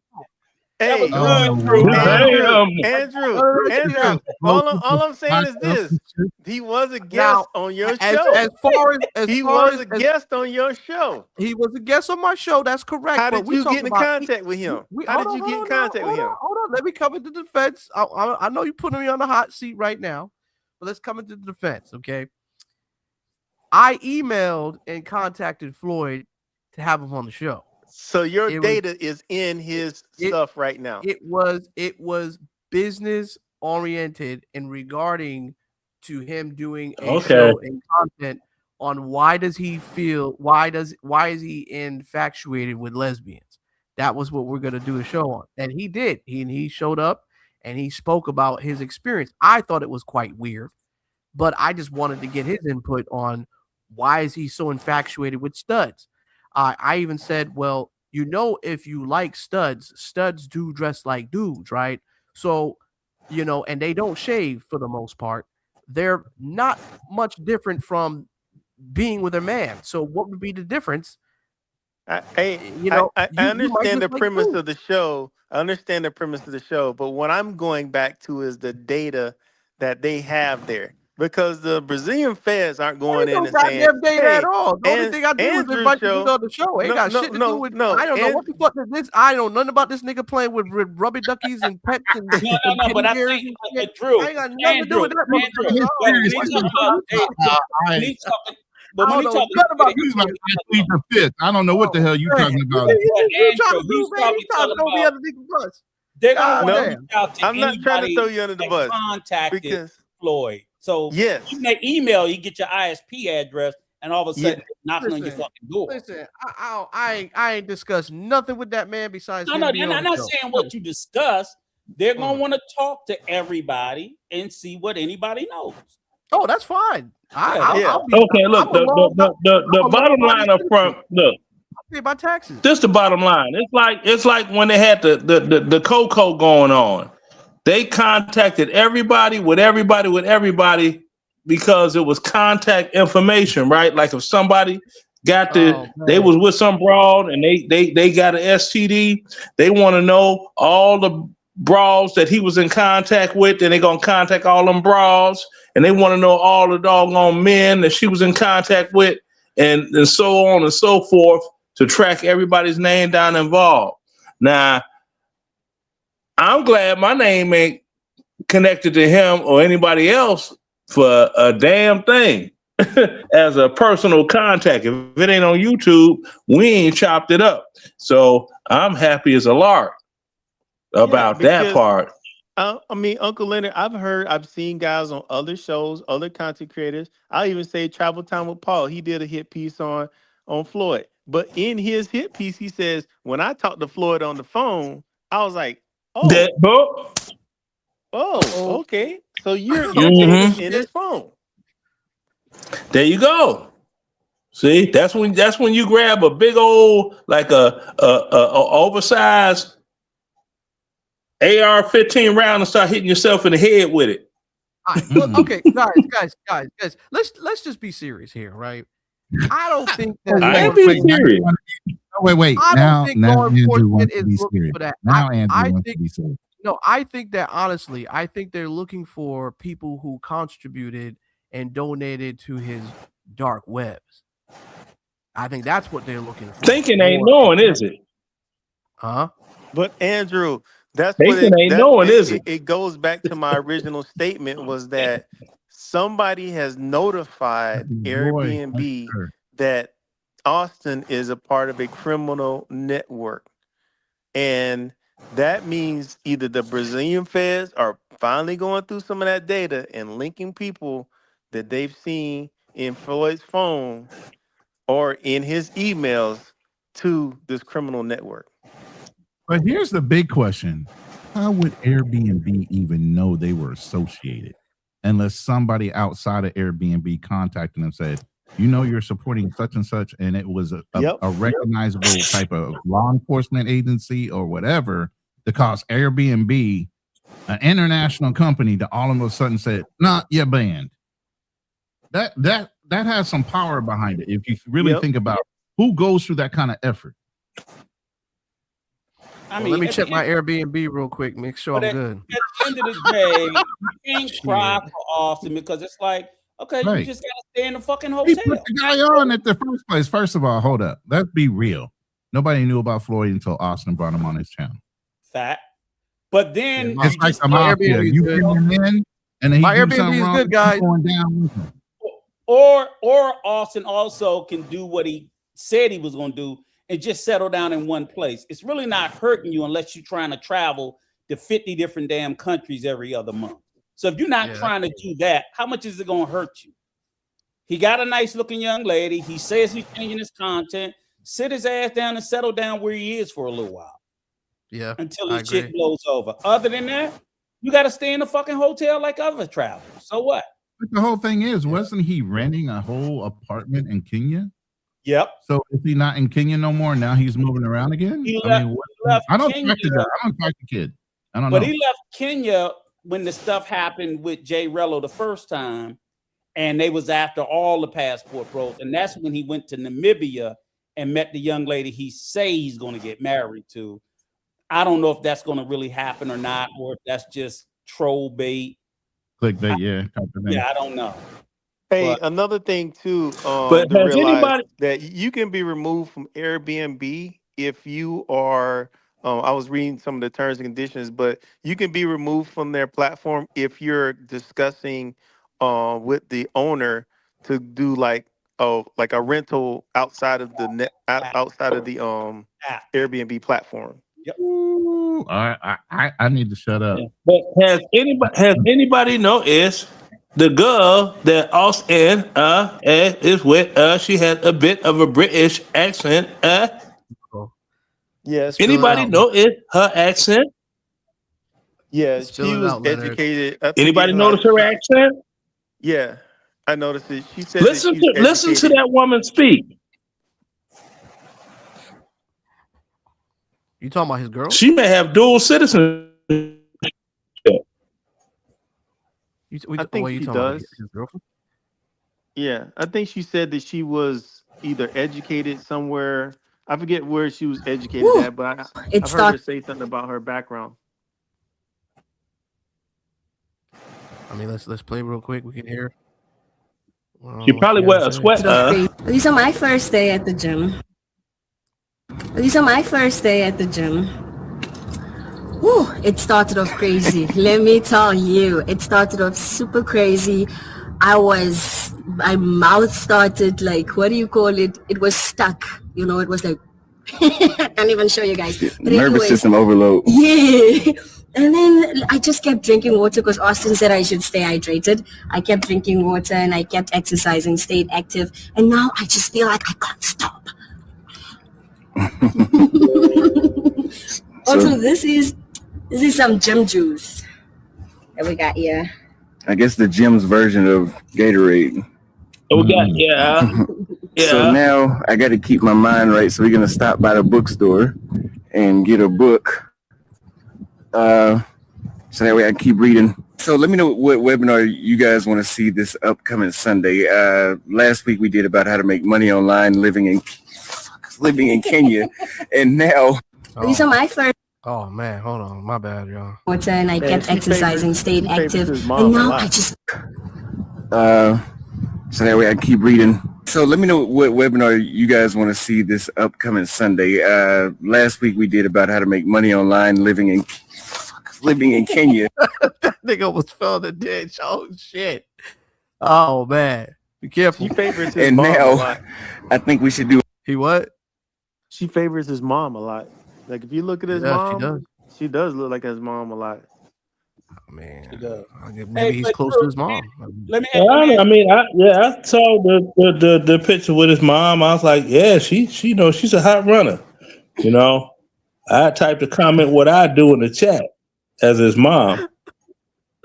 Andrew, What's up, let me Rico? Go ahead. You were saying something? considering the stuff that you guys were talking about, Floyd and then Austin, you don't find it strange with the other guy in Brazil all of a sudden like taking off out of Brazil?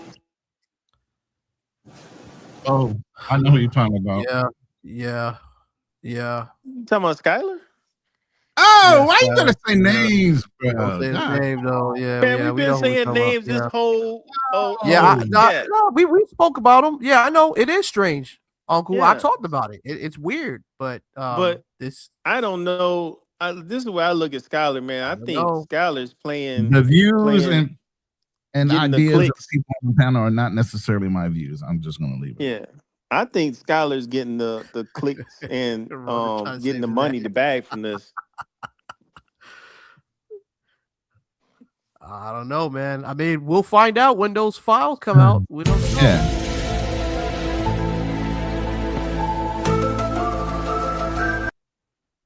I don't necessarily follow him at all, really, unless I hear something about him. But Yeah. he has set up yacht parties and things like that. I don't know if they're going to say that's something that could be construed as organizing. But sale of- here's the thing, Ronan. But Was what those we girls? do know is that he's never interviewed Floyd. But not just that. But was those girls ID'd before they even got on those yacht parties?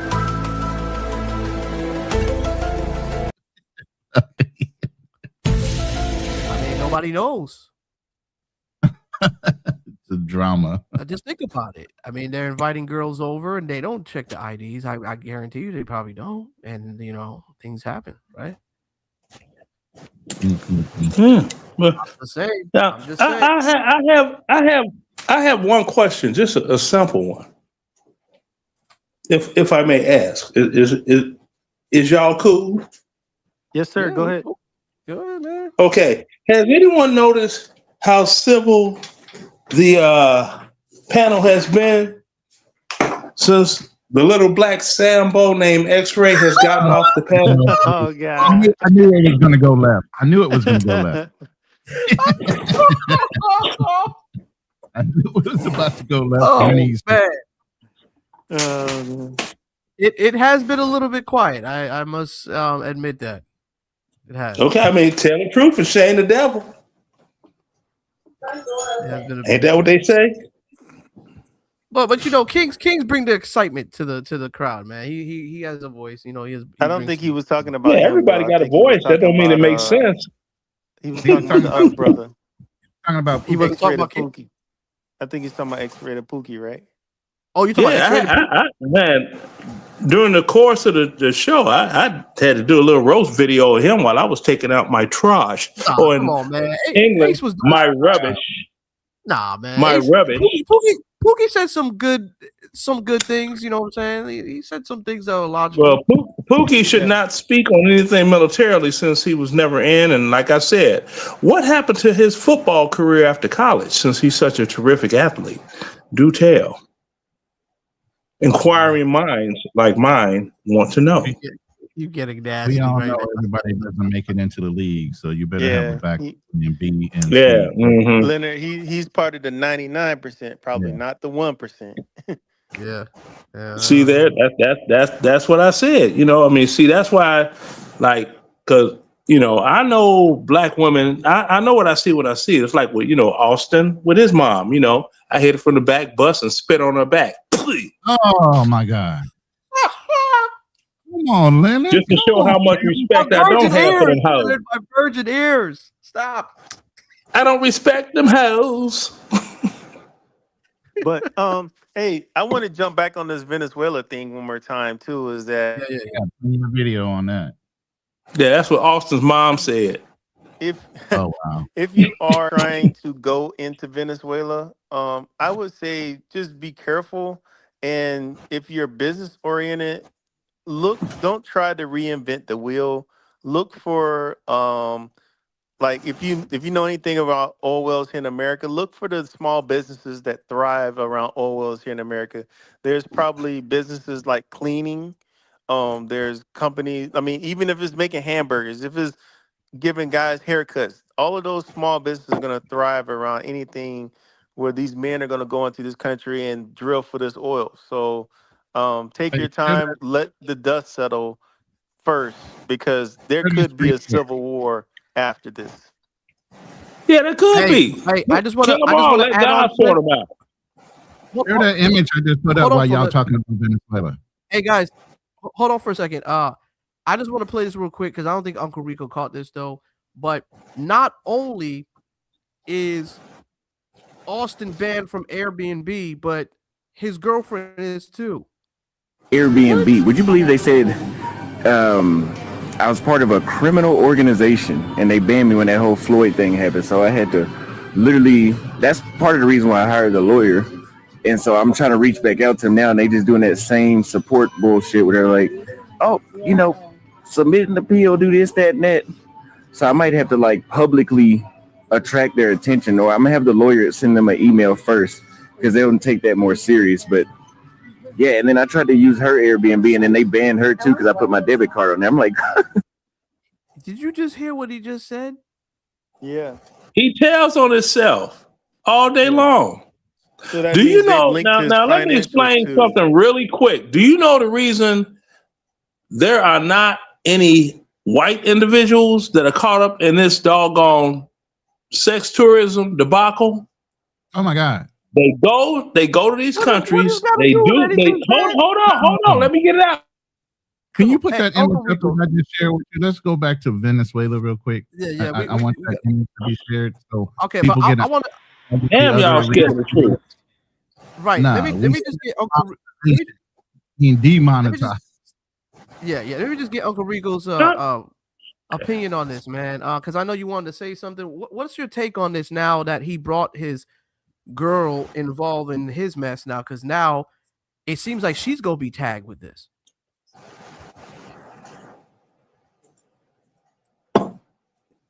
I buy her just to rub it in his face. Wow. Go ahead, Uncle. Rico, I don't think he's there right now. I think he dipped off. I don't know. Oh, Uncle Rico. I want to get his opinion. Rico Suave. Man, pull up that image while he talking. Which image? I just shared Which it with image? you. It's sitting at the bottom of the screen. Okay, hold on. Let me see, because I don't see anything here. You put it in the private? I put it in shared images. All you have to do is click allow share. Oh, okay. I see it. My bad, bro. Okay. Thank I didn't you. see it there. Go ahead. Let Rico say what Rico's out. I think Rico just dropped. Did he fall asleep or something? No. Oil crude reserves. Okay. So drugs Okay. is one thing, but when you got the president after the fact saying, "Oh, we're going to revive Venezuelan oil, and we're going to go down with some of our American oil providers and put tens of millions of dollars in reviving the oil," now you see the driving factor is Venezuela actually has more oil than fucking OPEC. Exactly. That's insane amount of oil. It's a lot So of that's fucking oil. another motivating factor why you got your hands rubbing together. Now, is that a problem? Is it not a problem? Is it overstepping? Now, if you're going to put tens of millions of dollars into reviving the Venezuelan crude oil, do you think you're really going to pull out, or are you going to occupy that nation until you get your money back that you invested? Let's be real. It's going to be. It's going to be occupied, it's going to be westernized, and it's going to be profited from. See, people don't understand how America works. Now, when you had the OPEC thing during the 70s, I don't know if any of you all are old enough other than myself, and you had the energy crisis, whereas people went to get in line and you have to wait until your license plate last number came up. Thank you. See, I like this guy. I like this guy because he remembers.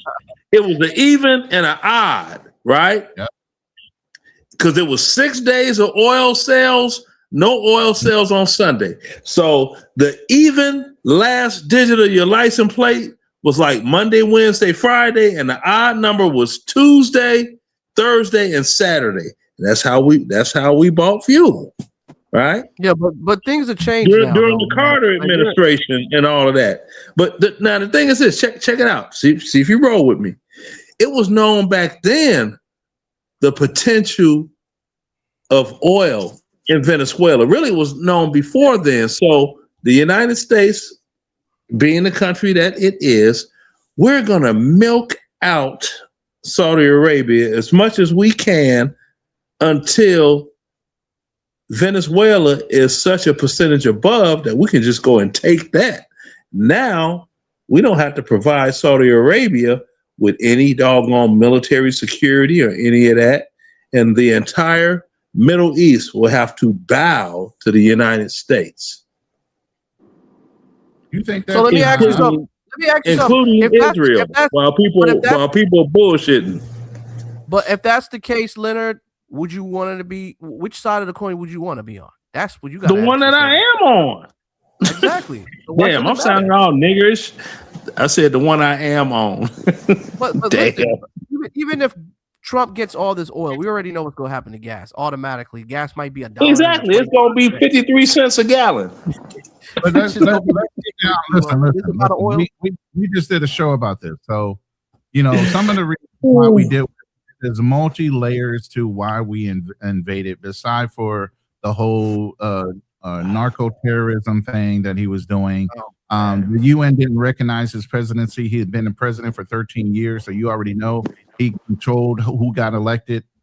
You know, the oil thing is another encouragement, but China was also involved in this. China built up his amphibious assault fleet. Why would they need an amphibious assault fleet? Think about that. You know, so China roads into that country as well. So what you do when you got a bully coming in on your block in the Americas and you're America, you're going to go in, find a reason to go in and kick China right up out of there. Now China has to show its teeth. If China really wants fucking Venezuela, then China has to fucking show up. If China not, is bitch, man. They don't want that smoke. They don't want that. But the thing is this: what country is more opiate reliant than any other? What do you mean? What do you China. Opiate China. Man, open to what? China been getting high for centuries. I'm not even going into that. I don't even know. No. Hold on. Let's ride this horse until the legs break. Now you got. We don't do that. We don't need to break no legs. No. Yes, we do. Now you've got the Russians invaded Afghanistan. You know, Afghanistan got that good. They wanted to capitalize off that because they know China uses that product a lot. Then you had the Americans go in to do the same thing. And it was also, hold on. I'm going to be brief. You can show the image. While you're talking, it's going to show the image. Go ahead. Okay. Now, and also, right, you've got the Americans, they want to keep what's left of the mob out of that. Like, remember the French Connection and all that? All this stuff is relevant. This stuff has been going on since before I was born. And I'm old as Jesus. And because he still owe me doggone 75 cents on them slippers that I financed for him. Now, all of this has been going on. The world keep turning. The best thing is you be on this side of the coin and you good. Get your, in the words of Cat Williams, get your money, boo-boo. Get your money. Well, right now, this could be a breakthrough for people to invest into property in Venezuela territory. If U.S. decide to, if U.S. decide to want to take over and clean up the nation, I mean, it could look like this. You know, people can buy land. The American people can buy land and, you know, buy investments and start up shop out there. You know? Doesn't this kind of push Trump into saying what he wanted to really do? Like Uncle Gunn said, didn't he say he wanted to reclaim Panama as a U.S. territory? Now he's going to go into Venezuela. He's going to take all that whole arm up to the fucking border of Mexico. Exactly. The Panama Canal and all that. So China can no longer utilize the Panama Canal. Anybody forget it? I don't think Trump really. I don't think Trump really wants to take the front entryway and the back entryway. China actually has control of those two entry points. Exactly, and Trump is going to take that from them and put it back in the hands of who it should be in, the United States. Or he could be just playing games, right, and just showing, hey, Trump. He ain't playing. No, but listen. We all know Trump to play. No.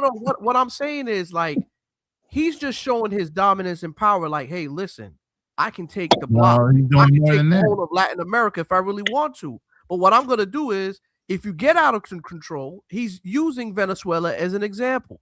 Look what he's done to Venezuela. He pretty much kidnapped the president and his wife.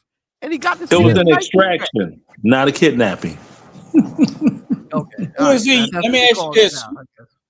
Who is he using as an example to? International warrant were served. That's what they're saying. International warrant. What happened? And that's why they were able to activate under Article 10 the military forces in order to back up the CIA and the federal law enforcement. Do you guys know somebody else that's wanted by the international community too? Right. Now, if you all have 30 seconds to spare, the difference between Delta Force and the Navy SEALs, when they send the Navy SEAls in, Hold on, the Navy Leonard, SEALs. we got look. Come on, Leonard. We got to give Krusty an opportunity to say something, man. Go ahead, Krusty. You were saying something. Could you hear me? Now we can. Yeah. Go ahead. Go ahead. Oh, okay. Now All right. we That's can. why I We can hear you dropped out. before. No, but I was asking you a question, Andrew. Who do you think he's using this as an example to? You said Donald Trump used this as an example. Yeah. So who? Well, I mean, like he's Colombia. Colombia's right next door to Venezuela. All right, but what do you? So he's not doing it to set an example to send an example to China or Russia. Oh, possibly too. I'm pretty sure he is. He's putting his foot down. Like, listen, I could take your block if I want to. Look what I'm doing to these countries. Okay, so let me just ask you. Well, one, I would have to pause to think that the U.S. all of a sudden, and Donald Trump may think he can, but China's no pushover. They certainly are anyway. And then I want to know, like, what do we think this is going to cost us, like financially, to take over Venezuela? Because we're crying broke now. The trillions of dollars we're maybe in the Middle East, and now we're going to turn around and spend trillions of dollars to prop up Venezuela. Well, he did say that he's not taking. He did say he's not taking over Venezuela. He's only stabilizing the economy. That's bullshit. I'm saying this is the president's word. Flowery language. Can I say this real quick? Until they get an established government that can run Venezuela. Hey, let me say this real quick. We actually we've already seen the playbook, Uncle Rico. The playbook is this. The playbook is just what we've seen with the White House and all of the other things that President Trump has done. He's going to get industry to buy in so it doesn't come out of our pocket. The remodeling of the White House ballroom, industry paid for that. And so what you're going to see is he's going to go to industry, which is the oil industry, and say, hey, you guys, this is your opportunity to go back in there, update the equipment, get your foothold in, but it's going to cost you X number of barrels that are going to come to the United States. And they're going to be like, hey, sure, no problem. We're going to make sure the U.S. government gets their cut too. But Drew, didn't they tell us that already with Iraq? They told us the oil in Iraq was going to pay for the Iraq war. The U.S. taxpayers, we are like trillions of dollars in the negative because the fucking oil didn't pay for all the, and the only thing I could say possibly is that, of course, Iraq, we blew up a lot of shit that we had to rebuild. So far, we ain't blow up nothing in Venezuela. Thank God. Shitload of stuff. But the stuff, right. But the thing is when we go into these nations to take over, we can't leave it like it is. They're going to expect to fix roads. Because remember, we did all that. We built roads. A lot of things. That's a good question, Uncle. And that's a lot of fucking money. How many countries have we gone in and occupied and then backed out and they were better for it? And we weren't broker. We spend money when we go in these countries, and it's the American taxpayer. We've always paid. We paid in Germany. We paid in Japan. Every fucking where we go kick ass, and we don't leave with the spoils. So anybody consider the fiat money system when they're talking about all this money that's owed? Hold on. Let me throw out a hypothetical for you two guys. And the rest of the panel. My hypothetical when I did my show was because there's 300 billion barrels of potential oil and production out of Venezuela, which they don't utilize and they haven't been able to because of embargoes in the country itself. We go down there, we invest the billions, and we start pulling that back in order to pay for all the other shit that we've already fucking spent in Ukraine and Israel and get some of the money back into our coffers because we have access now. Is that wrong? The question is that wrong? Is it wrong? No, it's not wrong. No. I just don't know if it'll materialize. Yeah. That's all I'm saying. Yeah. if I could, and I'll be brief. When the United States went off the gold standard and onto the fiat money standard, which means the government states the value of the currency, and there's nothing that could be traded to back that currency up. There is no debt. There is none of that. All it's a bunch of lip service. How could you owe something if you don't have anything to actually pay it back to the other person of value? That fiat money system scheme that was brought on by the United States government solidified the American dollar as the number one form of currency on planet Earth, regardless of the euro and the British pound having more value on paper, but it's no value. It's like this. Say if I owed you $30, I didn't have the actual paper money, but I had enough in a little bag of gold that equated $30 of gold. I will give you that in exchange. That's over with now. It's all lip service. So just let it ride. Can I say one thing, Rico? Because it's the Rico show. Trump gonna get that oil. We're gonna get that oil. Definitely. Just like we got him. Trump gonna get that oil. No matter what the Congress say, no matter what the United Nations say, we gonna get that oil. Definitely. I mean, that's what it says right here on the chart. If you guys look at the chart, that's all I want to say. The benefits to the U.S. is control of the oil, weakens the rivals, meaning Russia and China. It warns the other nations on our side of the continent, don't be playing around with our enemies. Okay? And it establishes a regional power. Well, now, Ronnie, what Trump did is shook up the world. Okay? We might just extract Putin. Okay? He shook up the world. So you can just take a president on Friday night. Monday morning, he's in Brooklyn. Okay? That's deep. You ain't the president no more. Nope. Exactly. Because it's like this. They got the dude the Nike trainers. Okay, the Saudis, right? Let's talk about the Saudis. Now, the Saudis, they know that they have protection from all other forces under the armed forces of the United States of America to join with them for any type of altercations. They know this.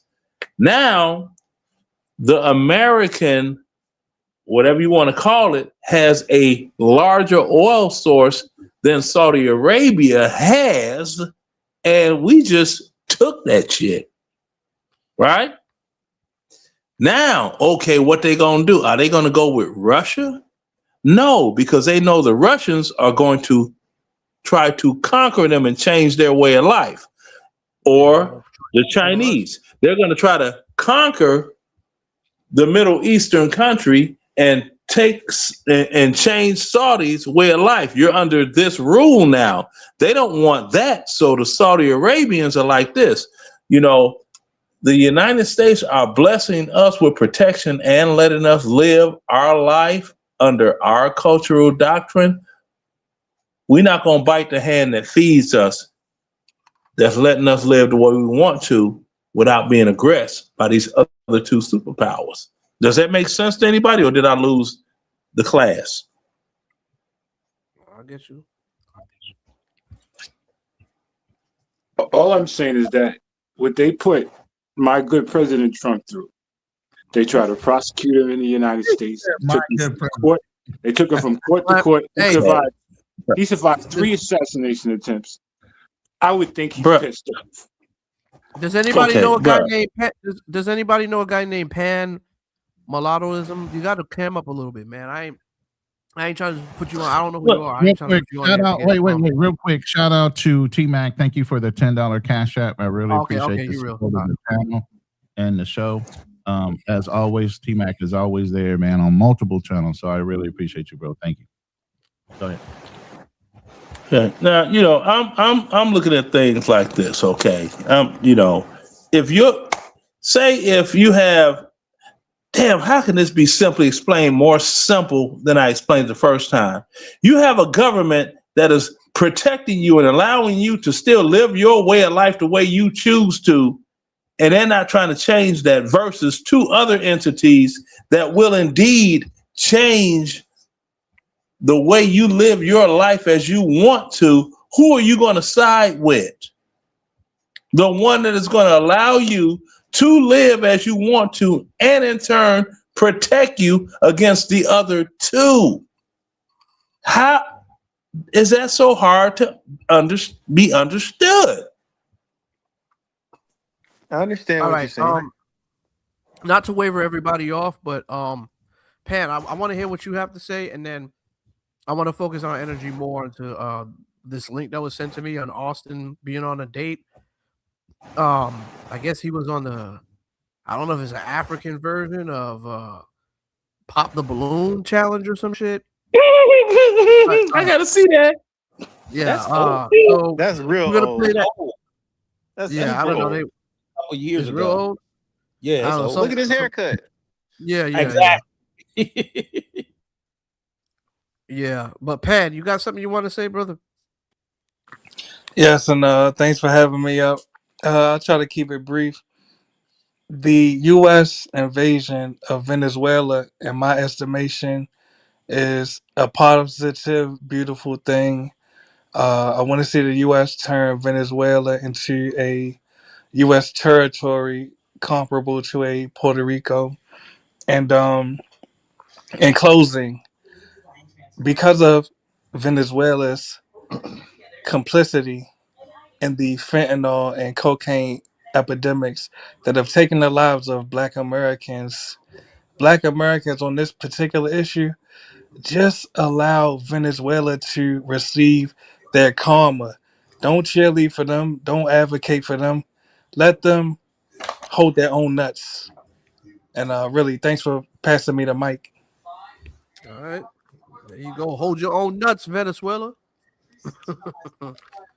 Really, Big Gans. What's going on, What bro? I'm just listening, and I caught the end of what he was saying. Uh-oh. No, don't put me on the big screen. No. You don't want the spotlight. All right, I'm happy to doing that shit, bro. he's like, don't put me on. Because I'm eating. Matter of fact, I got you. Go ahead. I'm gonna calm down till I finish eating. No, you're good. You're good. I just be doing that if you got something you want to say, you know. What y'all talking about over here? Here's the thing. Let me play a couple videos. I'm going to show you two sides of it. It would be like if somebody was to invade America, God forbid, and it would never fucking happen. We're isolated really as a country.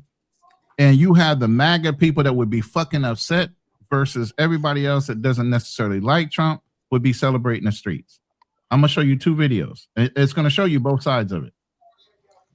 Oh, I'm pretty sure of it, you know, because even if Venezuela, you got certain people, it's a politician thing. You got certain people that are not in favor to what Trump did, and you got people celebrating on what Trump did. You know, I showed you some videos earlier on it. Can I add one thing too that we need to be mindful of, and Drew, like you said, you've been over there in the Middle East. We got to understand, I don't think really no country likes being invaded by another country. Absolutely. While I'm happy that Maduro was taken out, I'm happy with that. I pause celebrating because anytime we go in as an invading force, they said that, like you said, the Iraqis was going to welcome us with open arms. And the motherfuckers fought us every day, tooth and nail. Same thing. We can be bigger, stronger, have better weapons. But a lot of these countries, I don't think it is in Venezuela because I don't think they built like that. But I don't think as Americans, we need to believe any country we go in ain't going to fight us to the death. A lot of them will. They flat out will. And that's not the best way. We should be trying to build allies, because even at this point, after we've taken over Venezuela or any other countries, there are other countries around that are less likely to want to cooperate with us because they're saying to themselves, okay, so as soon as I piss the motherfucker off, what are you going to come and do? You know what I'm saying? That's really like, think about when you're trying to build up friends. You can be the baddest motherfucker on the block. People will be afraid of you, but it doesn't mean they like you, and it doesn't mean they want to fuck with you either. So I just think that needs to be thought about too. So what is your guys' take on the president of Colombia on because I'll play this clip of what he's saying and the threats towards Trump, because it seems like Trump is saying that if Colombia don't get their act right, you know, they're gonna be next. They could be next. They could be next, Andrew, because let me tell you one thing. When Trump started doing the sanctions on them, they started to turn on our favor because they didn't want the sanctions. And these little countries, they can't really mess with us. Plus, Trump is full-fledged on stopping the drugs coming into America. And they are a cocaine capital. So Trump right now is the most powerful man in the world. New York City King, I gotta push back on the drug thing. I have got to push back on that. Clearly, you can't believe it's about drugs because one, if he was that hardcore about drugs, he'd be in fucking Mexico. That's where the majority of the drugs is coming from. He wouldn't have paroled the president of Honduras. Exactly, and that's all I'm saying. He just announced that Trump still got a lot of years left to go as a president. He's like a soap opera. He's like a soap opera. You don't know what he may do next. I don't. I agree with you there, and I agree with you here, bad motherfucker. But I'm not buying the drug argument because he may do it because he don't like him. Okay, I'll accept that. Just don't say drugs. He may not just like you. You know what I'm saying? Trump has done a lot of stuff. With the military since he's been in office, and we don't know what he may do next. He's like a soap opera. I just ain't buying the drug shit. We know he's gonna do something else. It's just when. Rico. Yes. Trump just said today.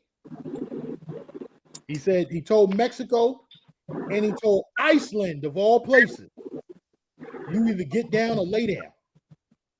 I think it's probably Greenland. It's probably Greenland. Yeah, Greenland.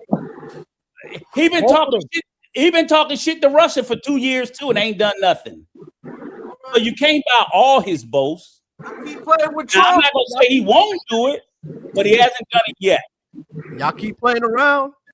Don't say he won't do it because he just did it to Venezuela. Right. He did it to Venezuela. Listen, but look, this is what Trump wants to do.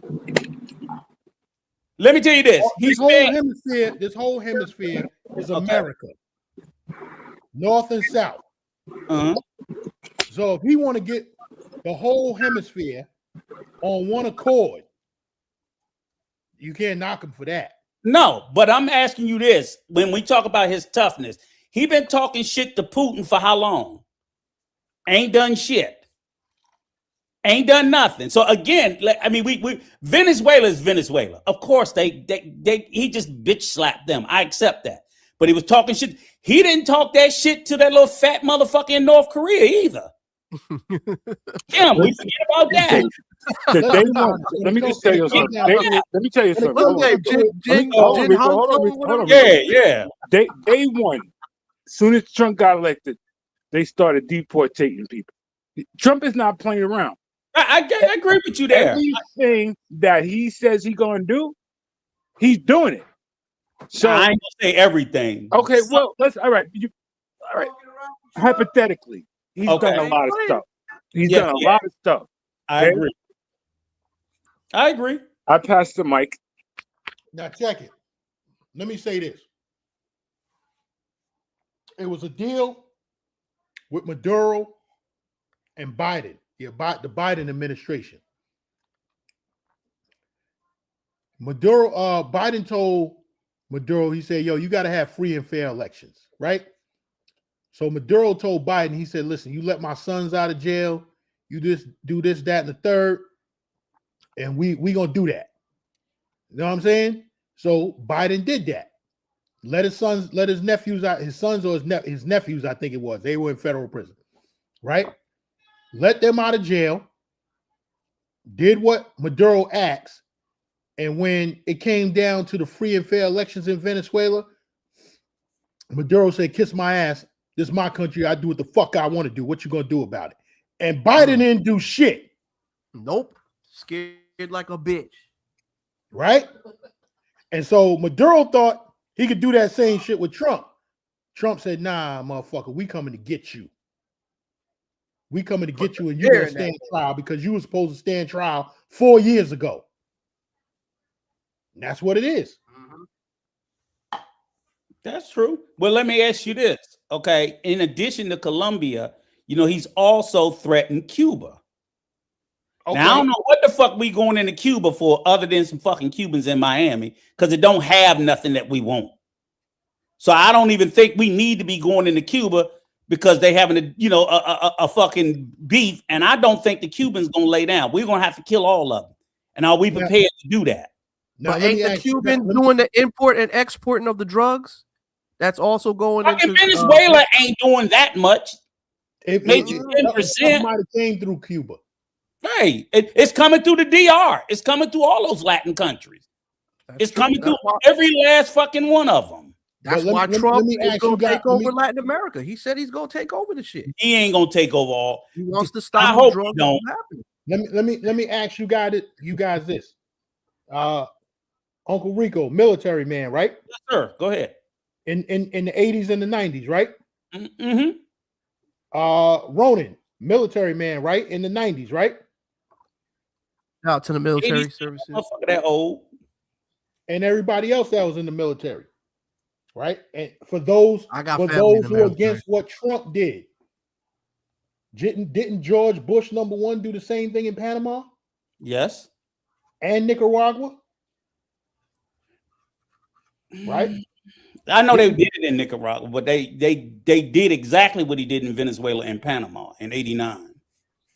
Was it Manuel Noriega? Wasn't he the president of Nicaragua? No, it's Panama. Okay. George Bush #2, didn't he do this in the Philippines? No. George Bush too? Like W? No, because WW did 911 because that 911 happened right after he took off. He did it to get Osama bin Laden. No, that was Obama. I swore one of these presidents between Obama got bin Laden. Obama got bin Laden. Right. But Obama was trying to get Monoro too at one time. No, I think though in the Philippines there was an issue with, but I don't know if it was Clinton or Bush one that went after the Philippine president Marcos. They had them locked up, him and his wife. That's what I was talking about. Yeah, Marcos in the Philippines. And but I don't know if that was Bush one or Clinton, one of them two. Obama got bin Laden. Yes. George Bush #2 went after Saddam Hussein. Yes. Okay. Right? Yes. So what I'm saying is what Trump has done is no different than what all these other presidents have done before him. Except the only one that didn't have balls to do it, the only one that didn't have the balls to do it was Joe Biden. Well, here's the difference. Okay, so with Saddam, who was at declared war, so Congress had gave them permission. It's close to what happened with Panama because we wasn't declared war against Panama. With Marcos, I think they actually, because we used to at one point own the Philippines. People don't realize the Philippines used to be the property of the United States. Yeah. We kicked Spain's ass, and that's why we had the Subic Bay and everything in there. The president I was thinking of was Manuel Noriega. Who was he the president of? Panama. Obama got Gaddafi. Remember Gaddafi? Yeah, he got Gaddafi. He got Gaddafi. But I don't think, but it wasn't the military that we didn't send in the military to get Gaddafi. I think they had paid.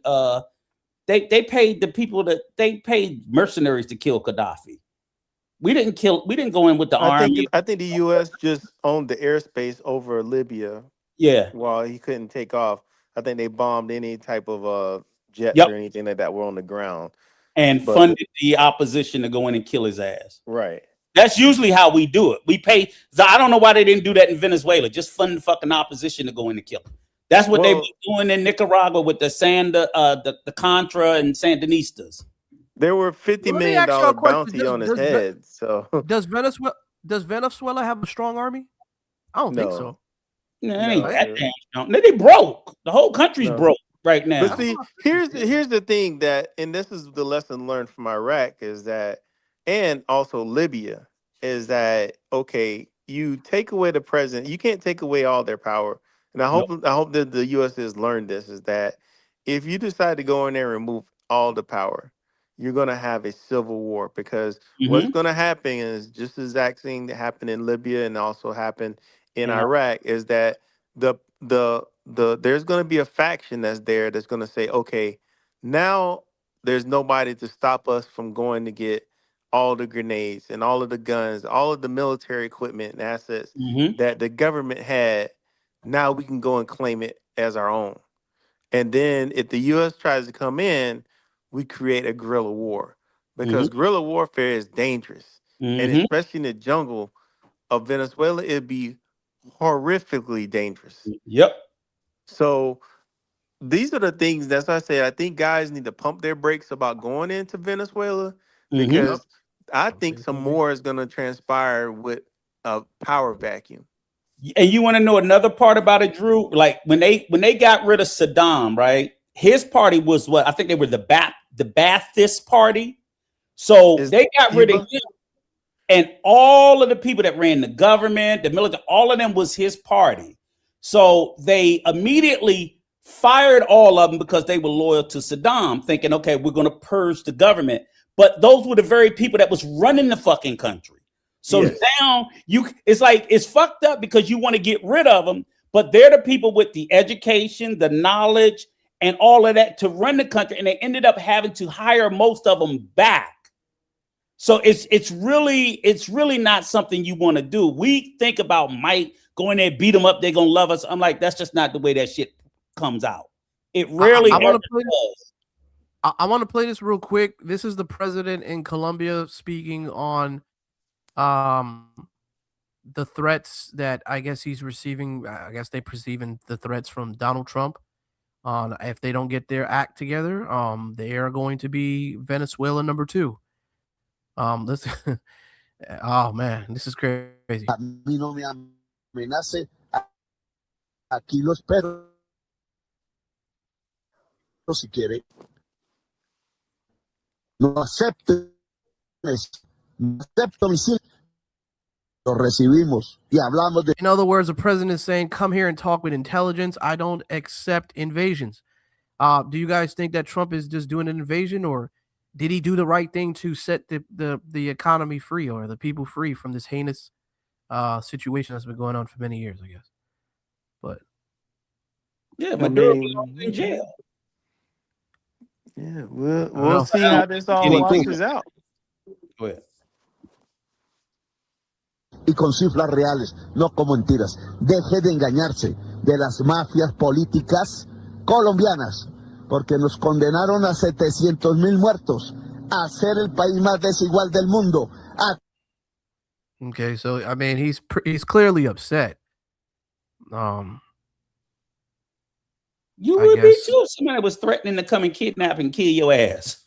Yeah, that's yeah. I mean, what else is he gonna do? You know, I mean, and you know, they just talking shit to each other. And I think this guy only got like 4 months left in office. I don't even know why Trump fucked with him. He need to worry about the next president. I think the Colombian president will be out of office the middle of this year. So it's just like, what the fuck? Is Trump really fucking with them, or is it they're just upset? Shit, bullying the whole fucking country, but it's the president saying we're not gonna be bullied. And that's what I would want my president to say. I wouldn't want my president to say, "Oh, I'll get on the knees." Nobody wants that. I don't think that's the right diplomacy. Even if it's something that we want, we can get it from Colombia without having to embarrass the fucking president. That's just who does that. Well, you know, I mean, Maduro was trying to talk. He should just not say. Well, I don't know. I mean, Maduro was trying to work something out with Trump before he was taken out of the country. He was really trying to say, "Let's talk." And I mean, you can Trump is right for what he wants to do, but come on, this is just the way he's doing it. I'm like, dude, you can't go around punching everybody in the goddamn face. That's not I tell you, I don't think Colombia. To be honest with you guys, I don't think Colombia is in jeopardy. I really think the country that is in jeopardy, to be honest with you, is Cuba. Cuba is I think the assets are already in the area. So you already have the jets that are already in Puerto Rico. All of the ships, all of the assets are already in the Caribbean. So I think Cuba is going to be the country that is in the most trouble right now. You have a guy in this Department of State who could potentially one day run for president, who is Cuban, of Cuban heritage. And you know what the problem that is? They don't have a legitimate leg to stand on for invading Cuba. You can't play the drug game because you can't play the oil game. Other than just saying I'm a dick and I'm going to take it, and I don't think that necessarily stands up well in the world order, that you just get to take a country because it's small. They're no threat to us. We can't say they got weapons. We can't say anything. Cuba's broke. True. So there's really, again, usually you have a precursor to invade another nation.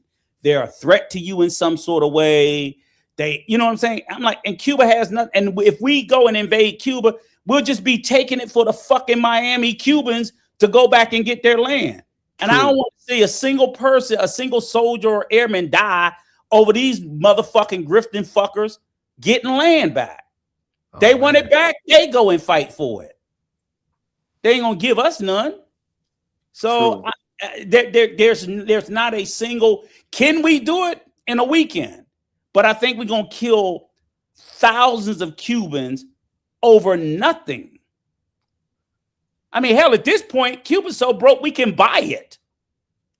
So why invade it? Yeah, they still got those cars from like the 1940s and shit that barely run. Yeah, and somebody says, just to answer that question in chat, Cuba is still under embargo. They is very much still under embargo. Those cars are solid though, man. Those are solid steel cars. So that's the thing. For the last 75 years, we tried to starve the Cubans, and the Cubans have enough pride to say, "Fuck you, we'll starve." So that's why I believe even if we go in there, we're going to have to kill them all, because I don't think they're just going to lay down and take it. For what how they're living, they're just like the Afghanistan didn't take it. And why would they want to fight back? They don't have anything to fight back for. Why? Right. So why would they do exactly? Because you don't have anything. What the fuck are you going to take from them but their lives? There's nothing to fight for though. I mean, they're in low poverty. Those are the worst people to go to war with. Those with nothing to lose. And we've already, they stood up to America for 75 years. But why would you stand up to America if America is willing to want to come in and I guess take over? I mean, it may be a good thing for them. They might build some commonwealth. That's not the way. I don't think that's the way they look at it. I don't think they should. And I don't think we would look at it that way. Oh, well, Russia's gonna come and take over. So no, we wouldn't look at it that way.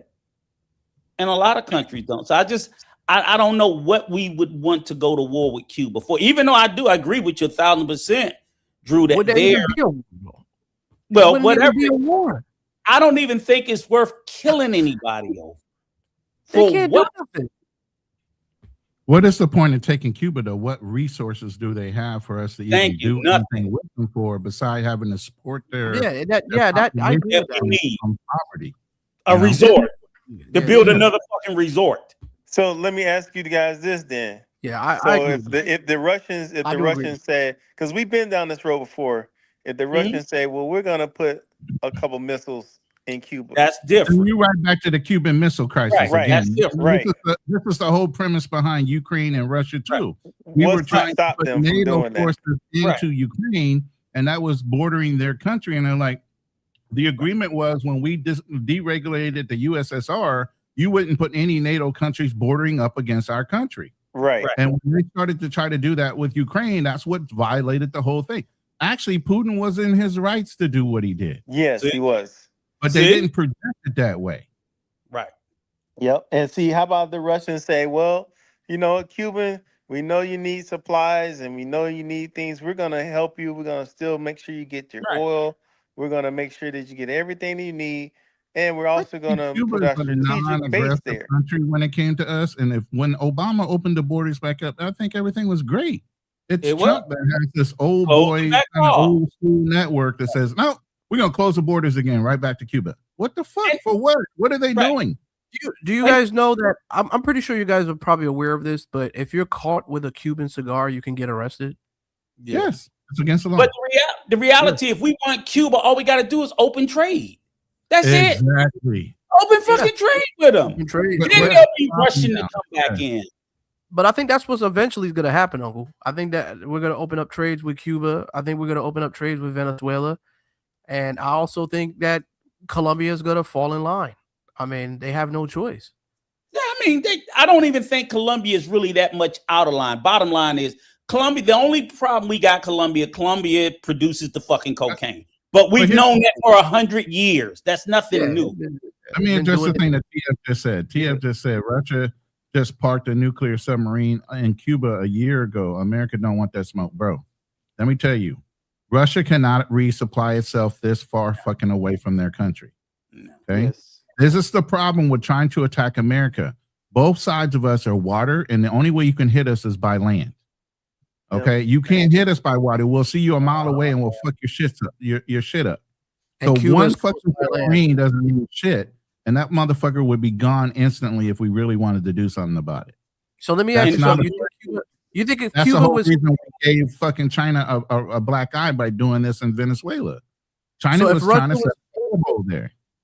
If Russia was giving nukes to, like my man was saying over here, to Cuba, right, and all these nukes started adding up, do you think Cuba could be a threat to the United States? Since you say that, the only way America could be hurt is if you're close to us.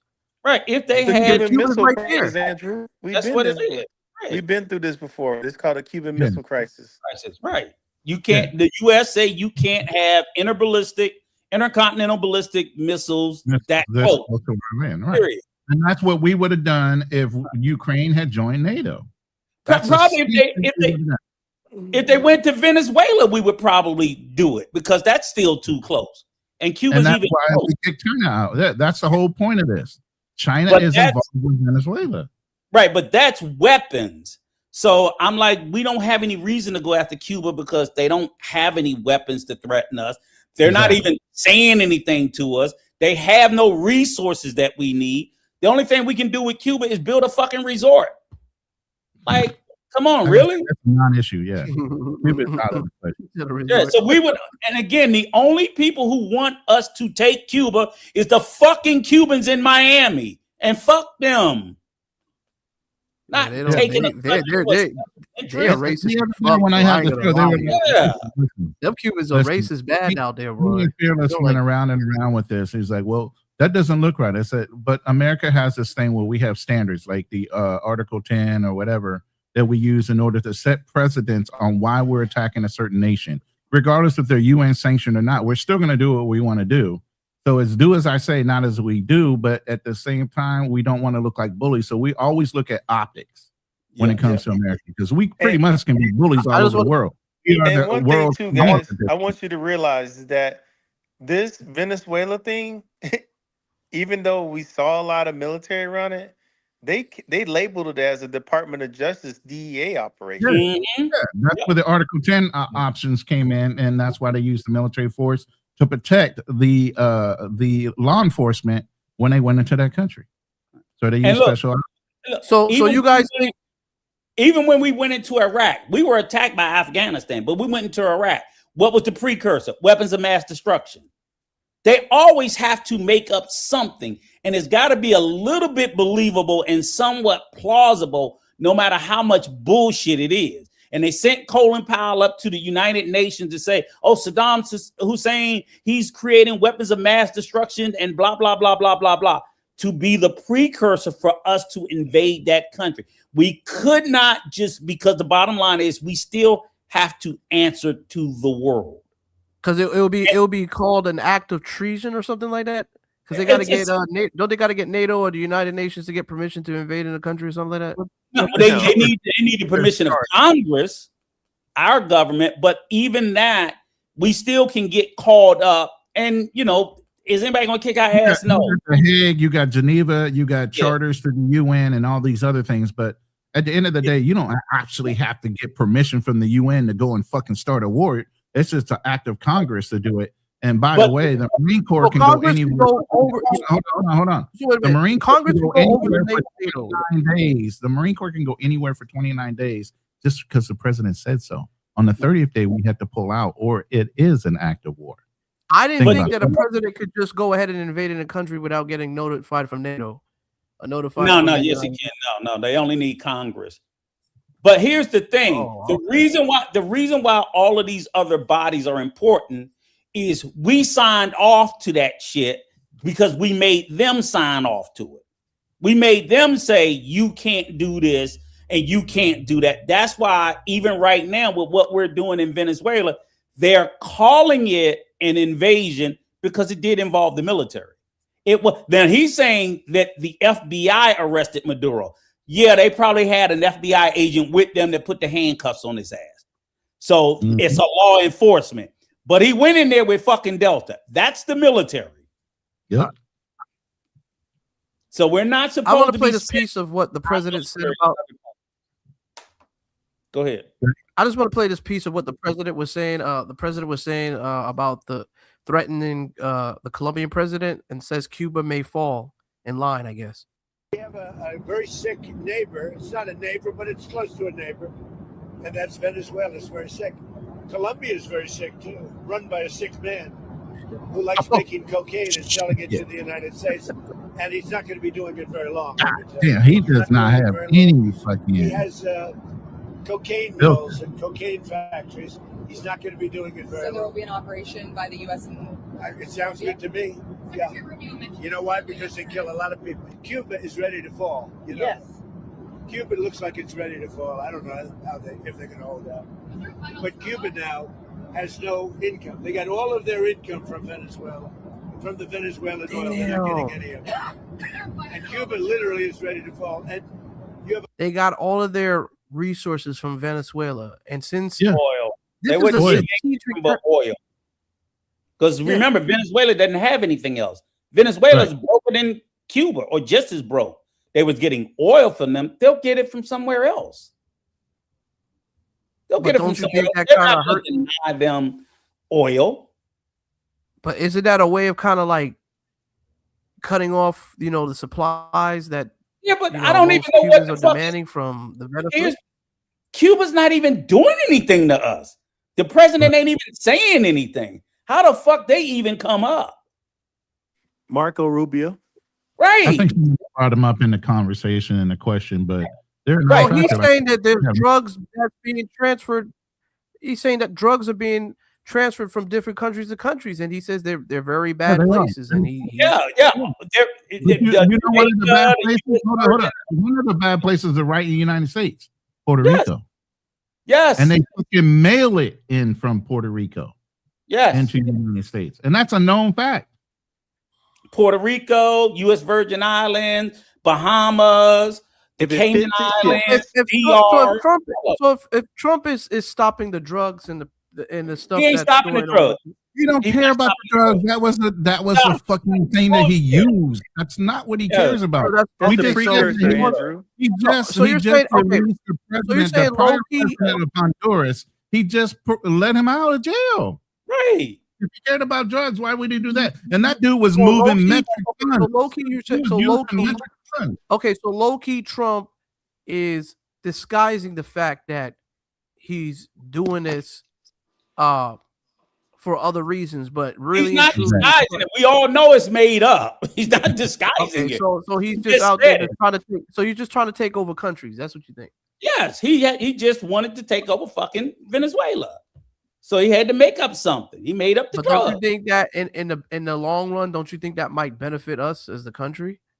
And no, we could do trade-off deals with the oil and make money, and that money can go back it's into not the country. Our oil. The oil still belongs to Venezuela. It's not our oil. I mean, It'll it can be. never It can be be. ours.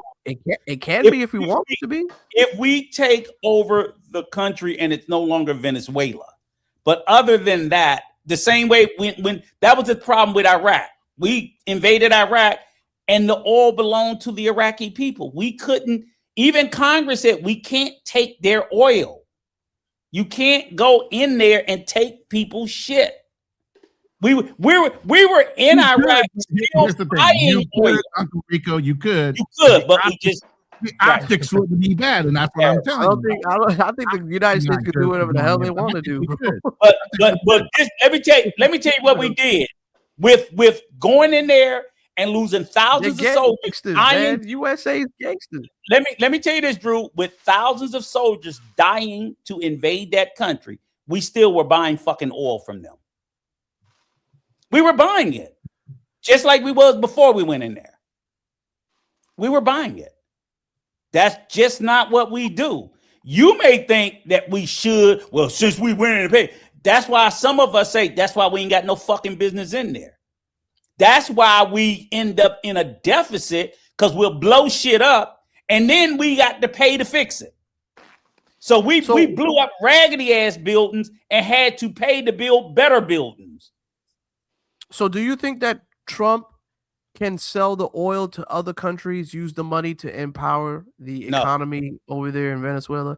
I mean, there's a good possibility that could happen. Do a trade-off with the oil, get the money that they can use, and take care of it.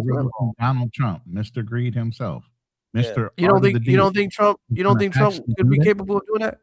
He can't do that. He needs Congress. That's where Congress has to step in on things like that. He just can't take the oil and sell it. Okay, so what if he's doing it for a good deed? Do you think that Congress would probably pass that bill? Bro, come on, Drew. God damn, you making it hard. You don't think Trump can't do good things? Good deeds? No. He's the president. You know what I mean? We got to get him credit. There's nothing good about oil. There's no good oil, and good deeds don't go hand in hand. Oil and money. That's it. That's it. Greed, power. So you think he's just a greedy politician, a greedy rich politician? Yes. Okay. Yes, absolutely. He's a greedy businessman. What the fuck? What does a politician have to do with anything? Yes. Yeah. Oh man. All right. But So no worse than the Saudi family, no worse than Putin, with because Russia has a lot of oil. No worse than any of them. But there's nothing, no good deed. All I'm saying is the resources. We got oil in America. We would never let anybody come in here and take our oil and do whatever they want with it. We pump a lot of oil out of America. Not enough, but plenty of it. And we just can't, so you don't think that wouldn't don't you think that would kind of at least try to pay off some of the deficit in the trillions of dollars of debt that the United States is in by giving off oil? I said that. I said we should take why should their oil pay our deficit? Their oil will pay their own fucking deficit. That true. That is true. I mean, it can. Why would they pay our deficit? This is why I said the minute he stopped talking about drugs and started about reviving their oil industry, you already know the fix is in. Y'all are still worrying about the fucking invasion part, and you're not worried about the fix of him saying, "Oh, we're going to invest tens of millions of dollars or billions of dollars into reviving the oil industry in Venezuela." It's going to be great. It's going to be great. You know what you're describing? People, oil companies, all that. But Andrew, what you're describing when you say, "Can't we just take?" You're describing theft. So if we did do that, then we would be stealing their oil. So basically, so technically, spoils of war. But I'm just saying, right? But it would be considered theft. The optics would be fucked up. Yes. So we would be. But isn't there ways they can? So then, if the president just tries to sign something with Congress, and if we're able to use the oil to fuel that economy, don't you think that would be a good thing? I mean, if they're trying to do that, yeah. If say you guys are all in favor for that, if the president decides to want to sign a bill that they can sell the oil to other nations and use the money to fuel the Venezuelan economy. They can do. The Venezuelans can do that themselves. Right, but if Trump does that, right? That's the whole thing. They have Trump is going to look for, but Trump is going to look for some sort of deal in this. If it's if that's going to line his fucking pockets. Listen, the deal is the way. Listen. America is the country is run like a business. Let me tell you where the business is. Let me tell you, the type of oil that comes out of Venezuela is a very thick crude oil. There's only so many processing plants in the fucking world that can process that kind of oil. Guess where all of those are? Texas. In the Gulf of fucking America now, instead of the Gulf of Mexico. Right Gulf there. of Mexico. Texas and Louisiana is where those processing plants are. Yes. So the deal would be, we'll continue to process your oil at a faster rate so you can benefit, but we're going to get some benefits out of this too. Yeah. Also, too, I think one thing we have not mentioned is that you got to consider that Venezuela has been under sanctions. Yes. And possibility those sanctions are going to be lifted now. So Venezuela will be able to sell their oil to anybody who is they can legally sell it by the United States, of course. But you know, don't you think in a rational way that maybe, I mean, we can't overrule things yet. You know what I mean? Let's just see how things play. You know what I mean? He just, he's seasoned the country right now. He showed his hand the minute he said oil. Yep. But here's part of he kicked out China and we just got this narco terrorist and then left it alone at that. That would have been cool. But the minute he opened up the door and said oil, fuck it, it's over. But part of the problem is with us taking over the oil is you do two things. One, you take the oil out of the hands of the Venezuelan government. So what you're telling them now is, as a U.S. government, you're telling them who they can sell oil to. What makes that problematic is now you possibly are even controlling the value of the oil. Because if I can sell it to whoever I want to, there it is. You can't sell it to China, but China's going to pay twice as much. The optimum price for a barrel of oil is about 50 to 60 in the honey pot area. If it goes above that, it drives out the market. If it goes below that, it's all fucked up. Well, this could happen. This could possibly happen if Trump. I'm just saying, if Trump ends up getting permission from Congress and somehow been able to get the oil and sell it to another country and get the money and feed it to the Venezuelan population, he could be like, okay, since I did this for you people, I want to also establish my corporations, my, I don't know, a KFC or McDonald's or something like that in these areas, right? Because America is a business. The whole world is run like a business. So he's going to look to somehow try to get some sort of exclusive rights for processing their heavy fucking oil. That's the deal. The deal is exclusive rights for processing their oil. That means all the oil gets shipped to America and then it gets processed and shipped out of America to whoever their buyers are. Guess who's getting all that money between the processing plant, the shippers, and everything else? All his buddies. Right. And what you're describing, Drew, they can do without Trump.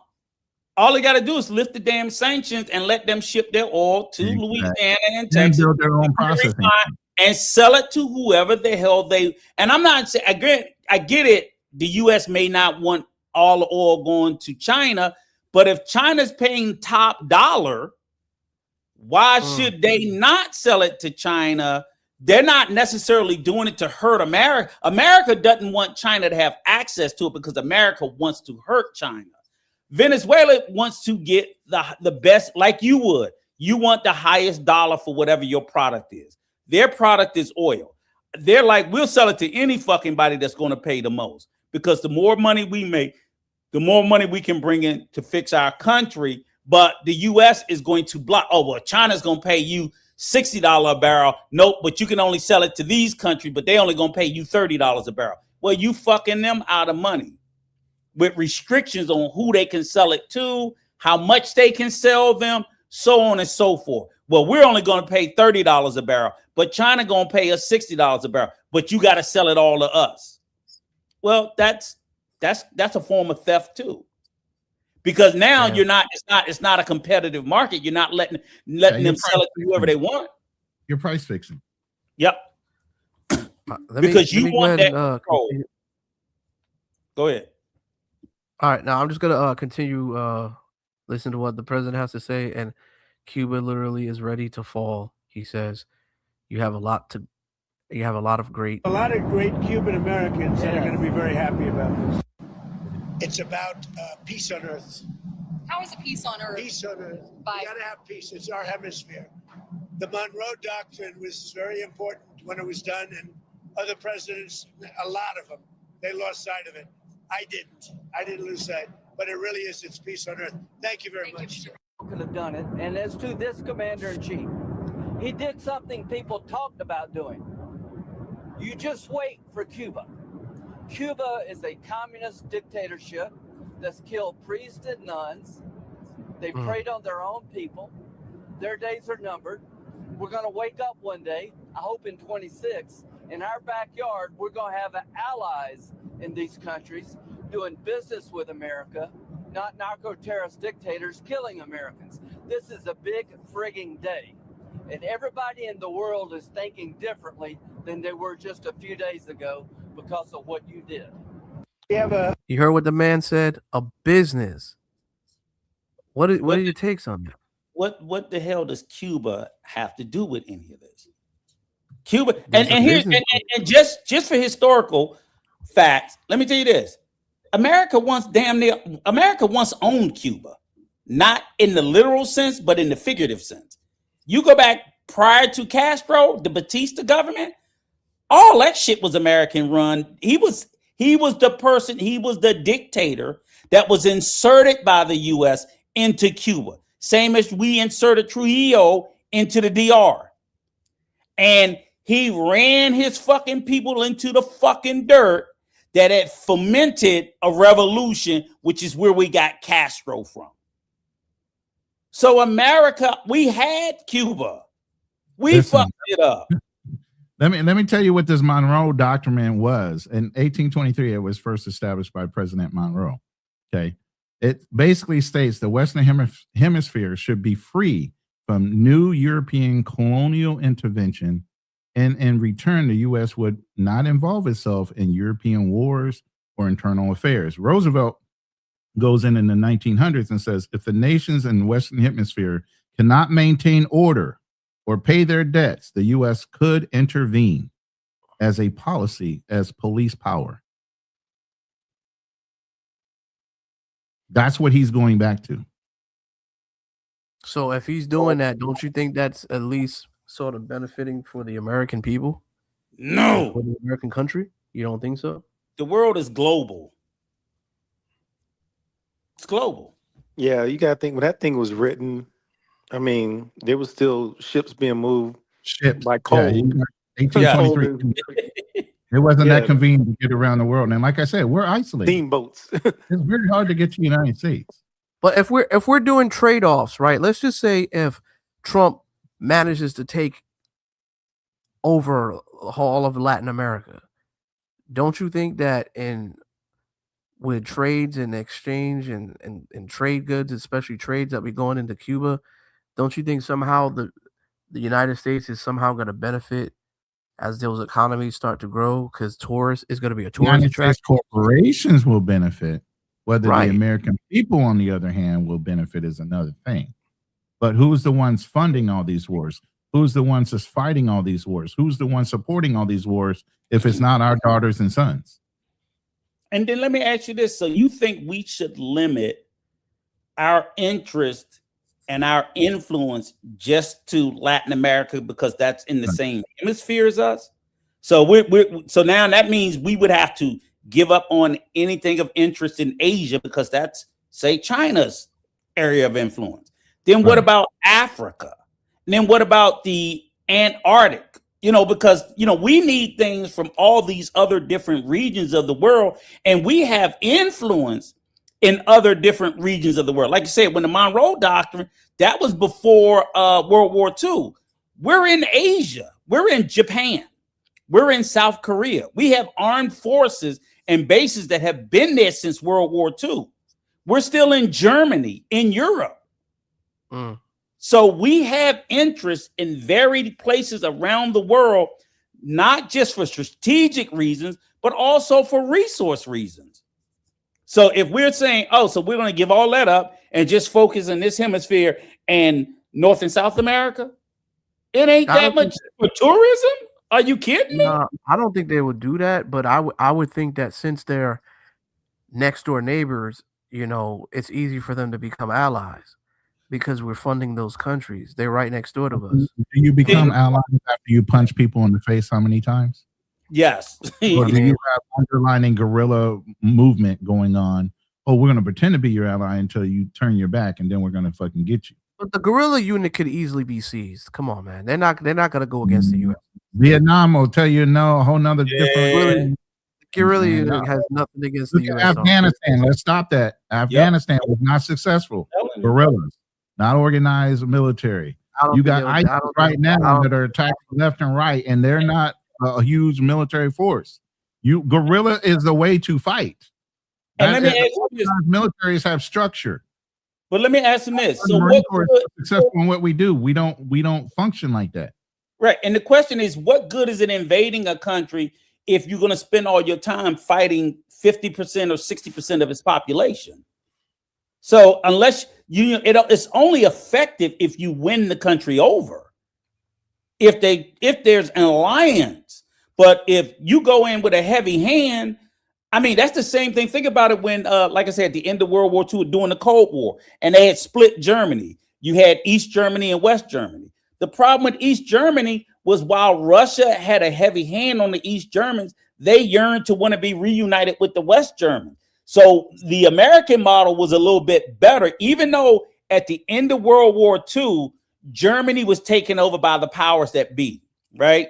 Because nobody trusted them. Now, fuck this. We're not having another Hitler and this, that, whatever. So even we had a lot of distrust about West Germans at the end of World War II. Was they going to stir this shit up again? So there's a lot to it, but we knew we had to approach it differently. We could not go in. We had to build it back up. We had to trust the people with dignity and respect. And Russia did the complete opposite. And guess which side fell? You can invade and you can rule a country with a heavy hand, but in the long run, you end up having to leave. You cannot keep a conquered people for too long. They just will, they will die. One of the phrases Rico is we win hearts and minds. Leave the place better than where you left it, not to go in tyranny and control a population. We go in shaking hand, kissing the baby, giving out candy bars, whatever we can do to make guys. I want to focus. Looking. I want to focus direction on modern times here. Do you guys think that there's going to be an issue with Americans traveling due to the fact that we have this situation? I mean, I don't know, like what's going on between Trump,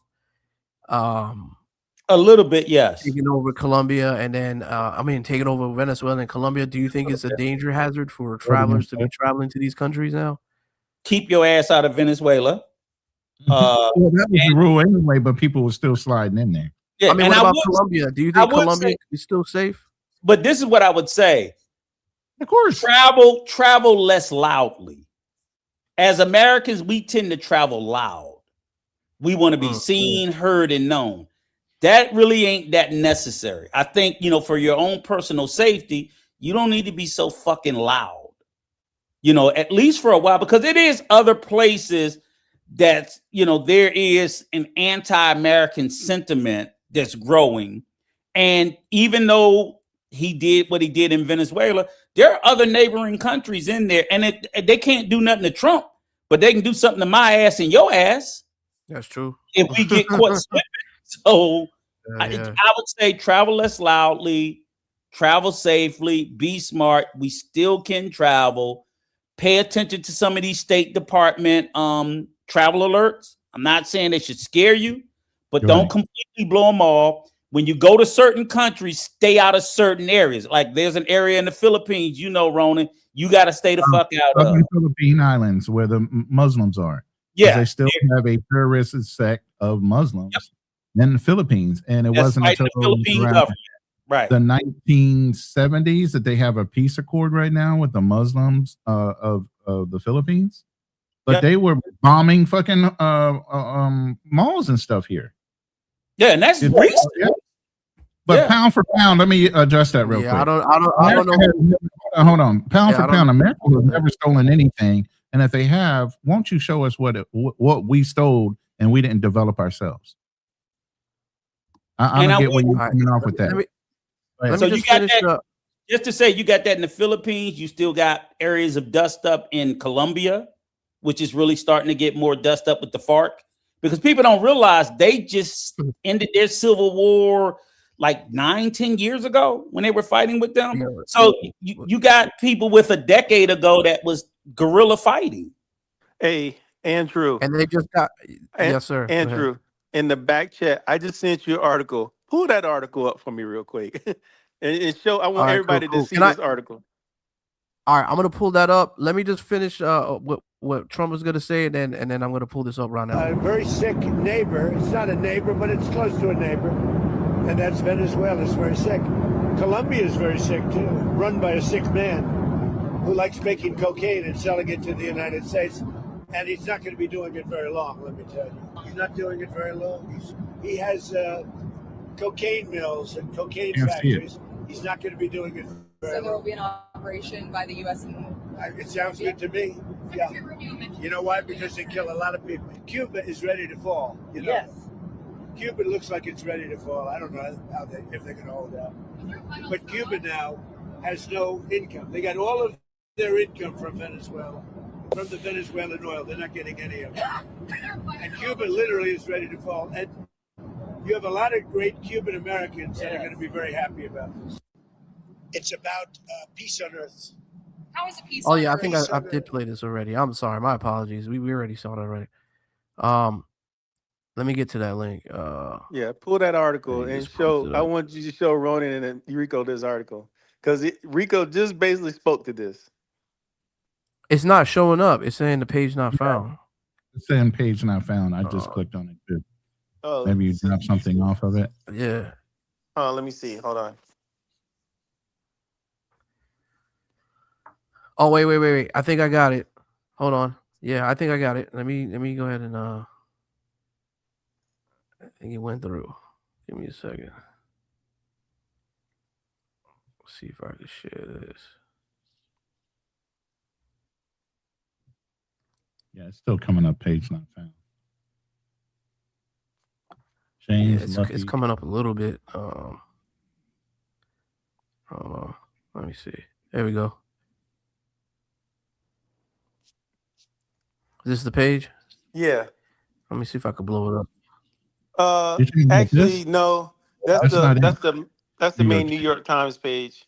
Yeah. But just do a search that says detained American is held by Venezuelan counterintelligence.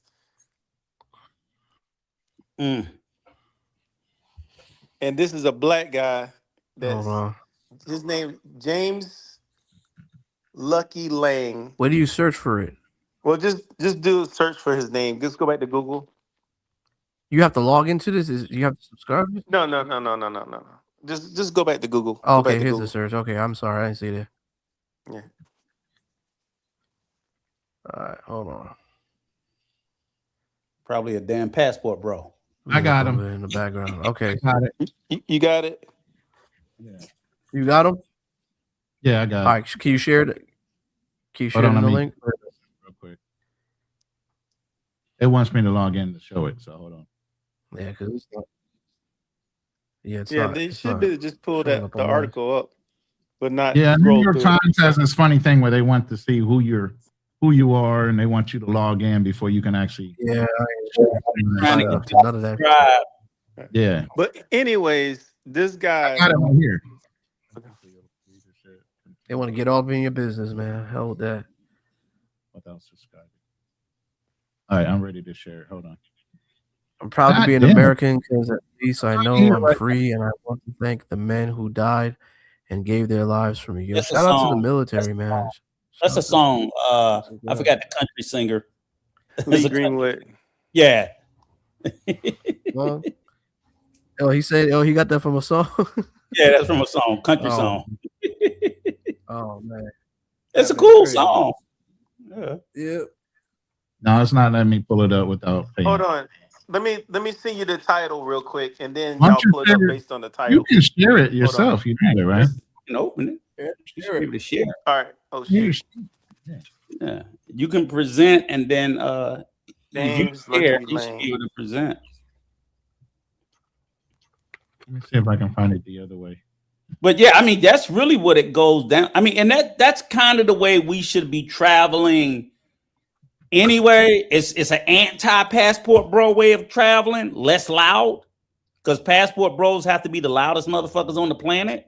Ergo, right. why we're in the situation we're in.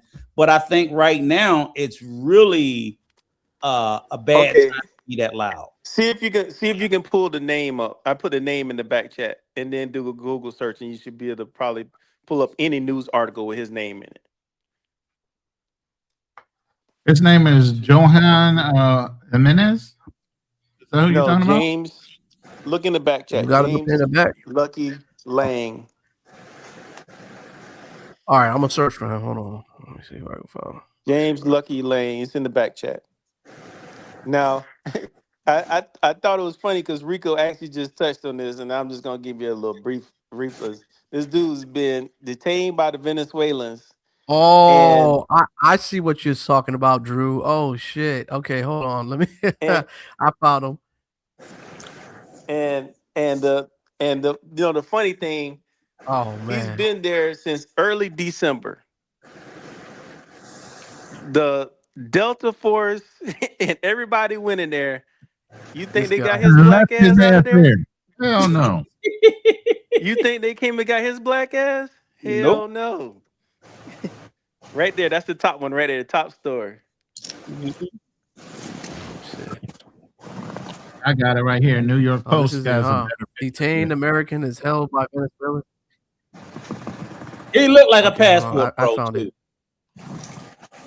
Then that's what his Found it. Let ass me, get. Go ahead and blow this shit up. And see, that's the perfect example right there. You get stuck down there, they ain't coming for your This ass, dude right bro. here. Talking about this dude right here. Yeah, that's Yeah. Oh man. Early Detained December. American is held by Venezuela.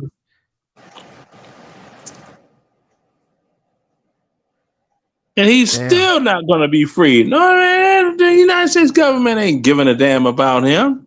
They're not negotiating with anybody for anybody. And what type of world would we live in where a man would want to go to Venezuela, deep into Venezuela? What do you Hey, think the Big reason Gaines. is? Because people in this country are spoiled and they don't know how good they have it until they go someplace else and they doggone assed out. Then they crying, come get me. No. Hey, hold on one second. You know what? I want to say too, just the Big Gaines, if you listening, this is Staten We got Island big- boy right here. Just We Staten got BMT Island. in the building. BMT says, "What situations are we in?" LOL. Name the so-called passport bros that were traveling loudly. They're probably not passport bros. Shout out to All of BMT. BMT is trying to be the face of the passport bro movement.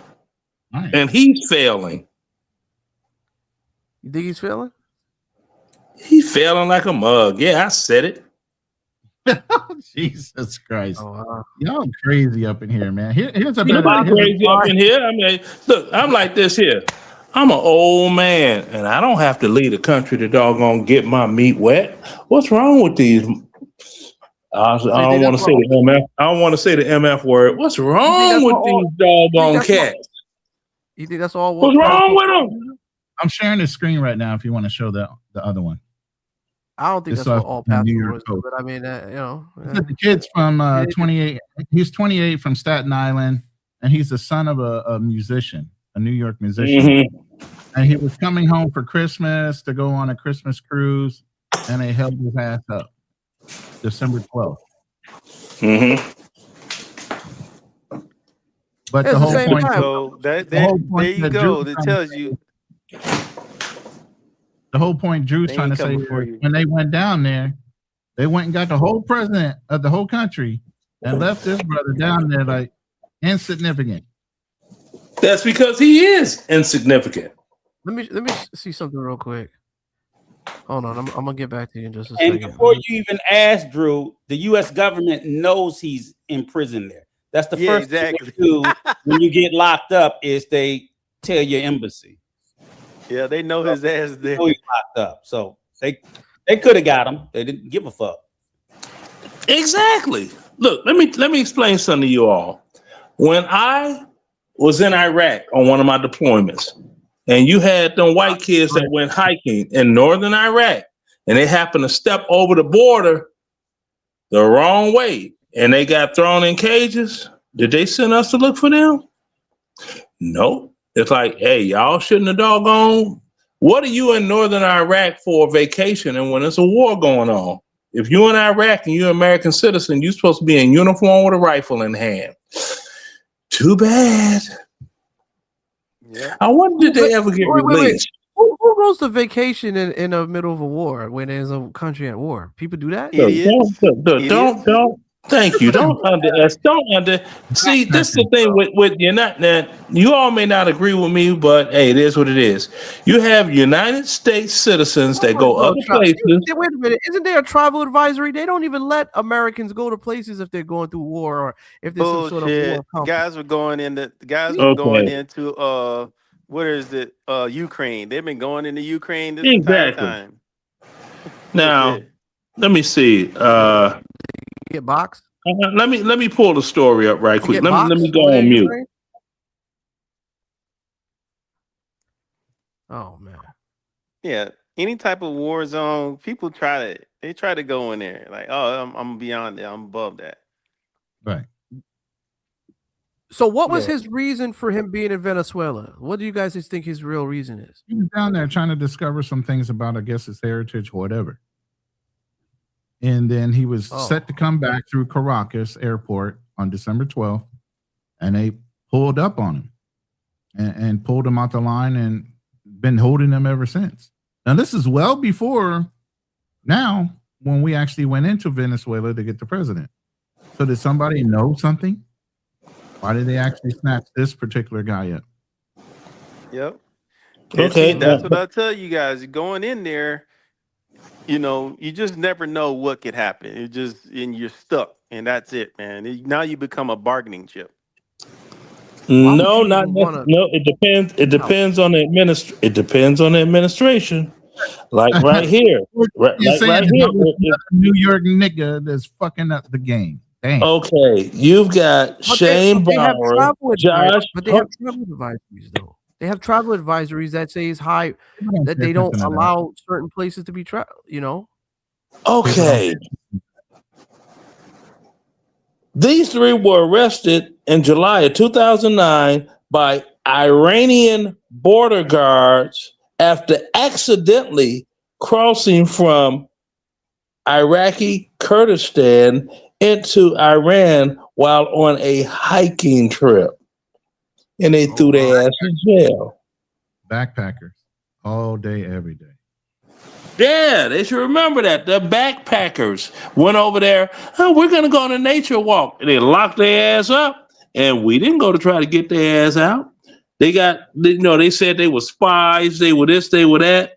And, we that were over there in the military, we was like, F them. They shouldn't have been over here unless they had a uniform and a doggone M4 in their doggone hand. What they doing over there on vacation? We over here fighting for our lives and America. Damn them.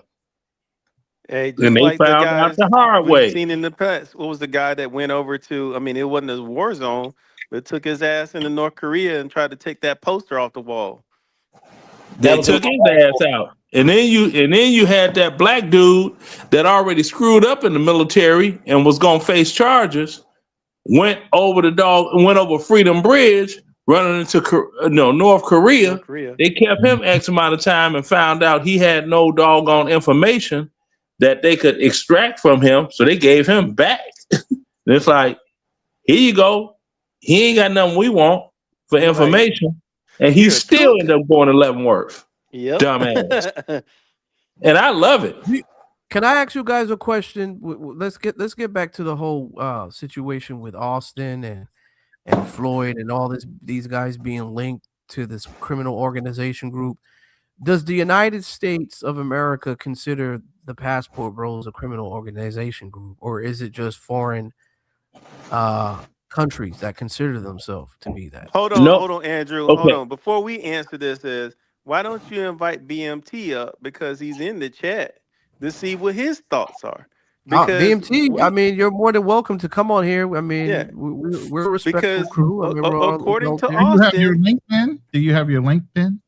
Yeah, I got the link up there. The link is clear. How do you think I keep getting up in here? Because I'm I lucky. got no issues with anybody, brother. This is an open what you platform. should Anybody play, could be on. Andrew, you should play that little snippet where Austin Anybody can be on says it, he is part of a criminal organization, or he's been identified to be part of a criminal organization. Now, That according hasn't happened. Don't believe the hype. Airbnb. Don't believe the hype. I don't know. That's the Airbnb. The Airbnb said that. You By know the what way, I'm the saying? link is Kid in Greatness my got chat, that. so you're in the vertical Right. room. And the both of them were doggone butt buddies. So you don't think they're gonna agree with each other? Get out of here. Guys, if you guys are on the Andrew show, I went ahead and post up the link. Anybody's welcome to join the channel. Feel free. BMT, if you're in the building, feel free to get on here. Yeah, You know what I'm because saying? I would like to hear his response to what Austin just said, that he's now identified as being part of a criminal organization. No, he's not. The thing is, it's traveling abroad and doing or whatever you do. You're considered Sierra Echo X-ray tourist. You ought to know the phonetic alphabet, okay?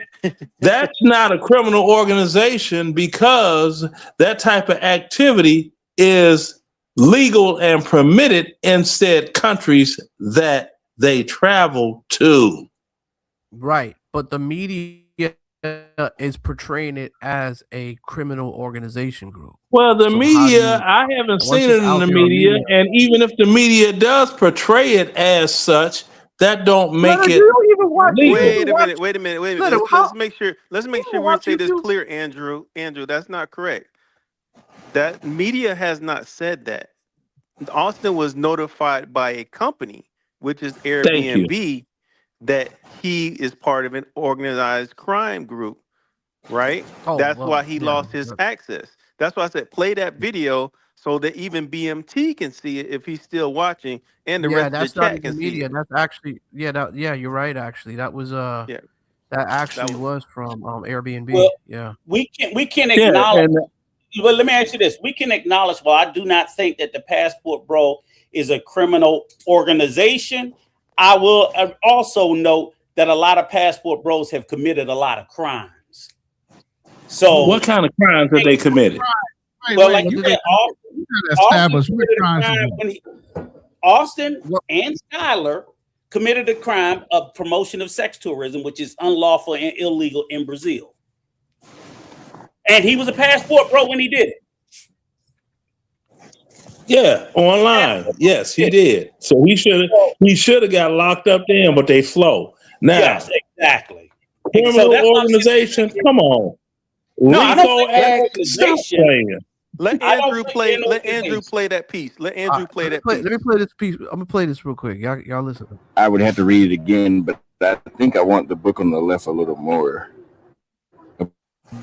about branding. You guys, so I ended up getting the yellow book about branding, and then now I'm getting some lunch, and I got some food at home, but I want to eat again. I'm staying in a hotel, man, because I got banned on Airbnb. Would you believe they said I was part of a criminal organization, and they banned me when that whole Floyd thing happened. So I had to literally, that's part of the reason why I hired a lawyer. And so I'm trying to reach back out to them now, and they just doing that same support bullshit where they're like, oh, submit an appeal, do this, that, and that.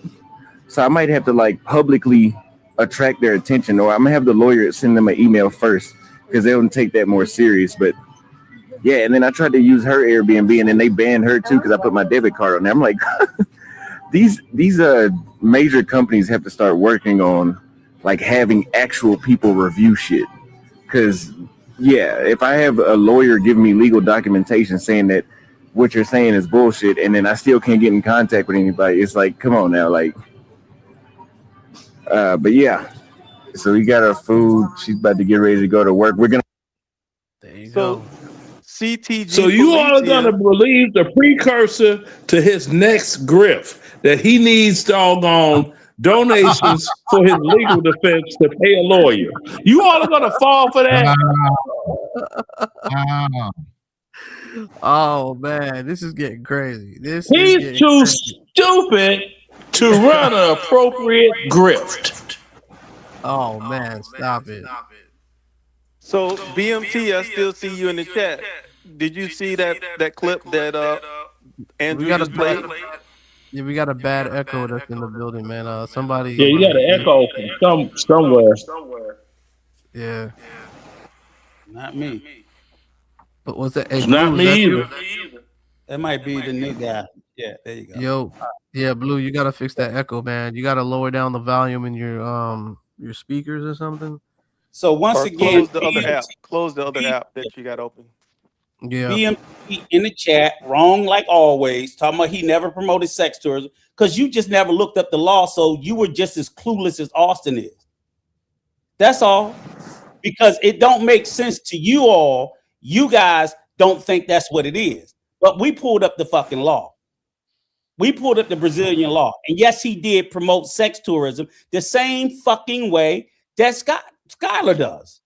The same way. You just don't want it to be that y'all are way. referring to, hold on, pound for pound just left a $2 super chat, but I'm going to read that in a second. But I think he's referring to, and I'm talking about you, Uncle Rico. You're referring to when Austin and Redbeard went in collaboration for the website and the dating advice and all that stuff going on. Is that what you're referring to?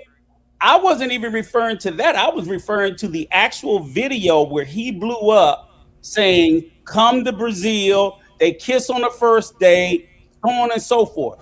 In Brazil, you cannot say or do anything to promote or facilitate the travel of a person from one place to another for the purposes to engage in sex. It is legal for a woman to sell herself. They don't want it promoted. So if I'm sitting there saying, hey guys, come here to Brazil, they giving it up on the first day, that's promoting and facilitating for you, Ronan, to leave from the US to come to Brazil to clap some fucking cheeks. That's unlawful in Brazil. It's illegal. So even when Skylar's doing it, even when Redbeard's doing it, it's unlawful. These guys just don't know the laws of these fucking countries. So yeah, was it a feminist that got upset? Sure. But she knows the laws in her country, and you fucking passport bros don't. Oh, okay.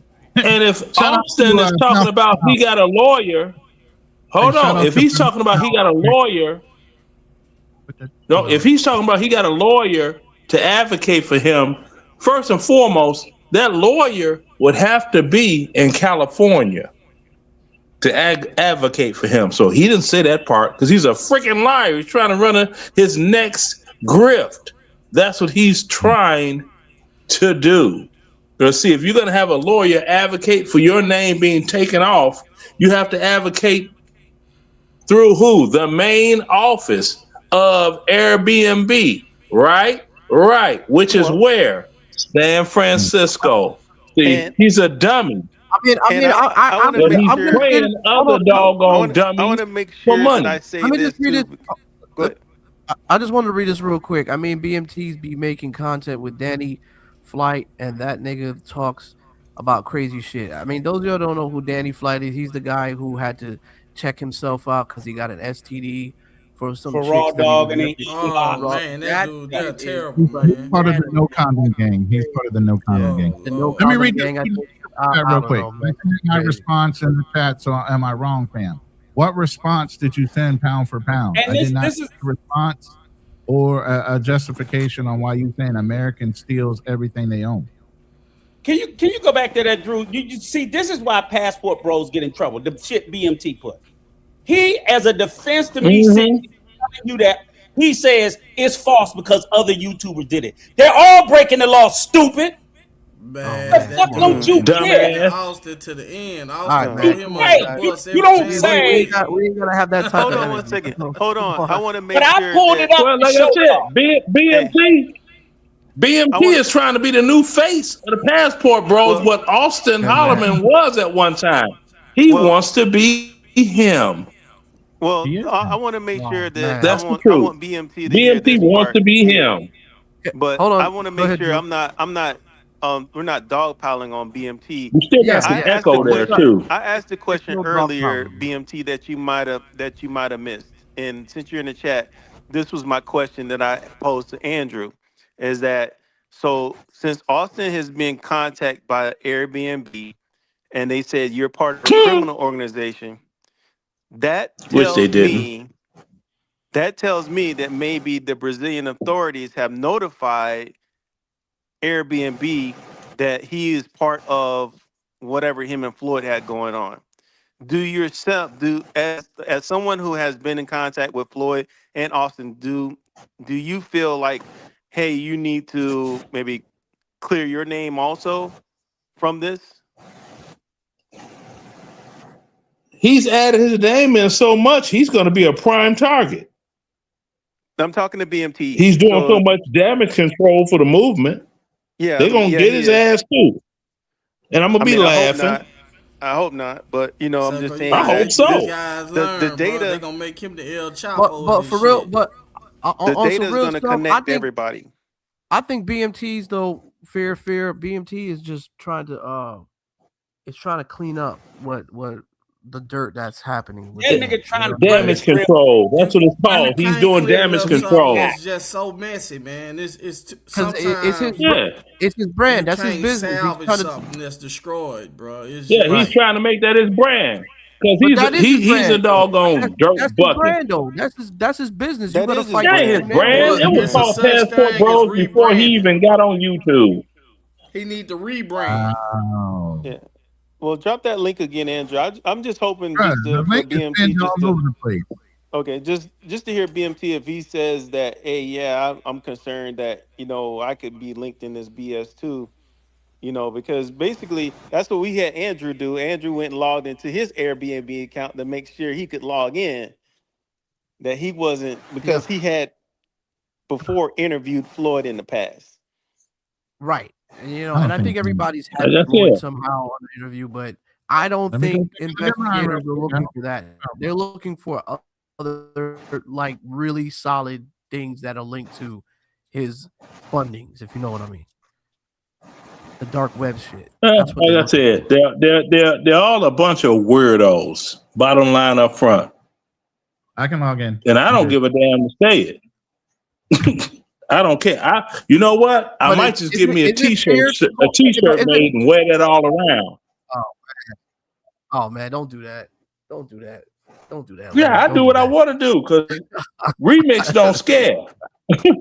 Remix don't Oh scare. man. I mean, it is kind of diabolical when you got a man that says he got to go to the clinic and get himself tested out, and then he got STDs and shit, and then I don't know. That's just weird to me, bro. Man, then the That's nigga weird say he shit. like Yeah, lady exactly. Because boys and all kind you of out there shit. raw Like dogging. that's some You out there weird raw shit, dogging. dog.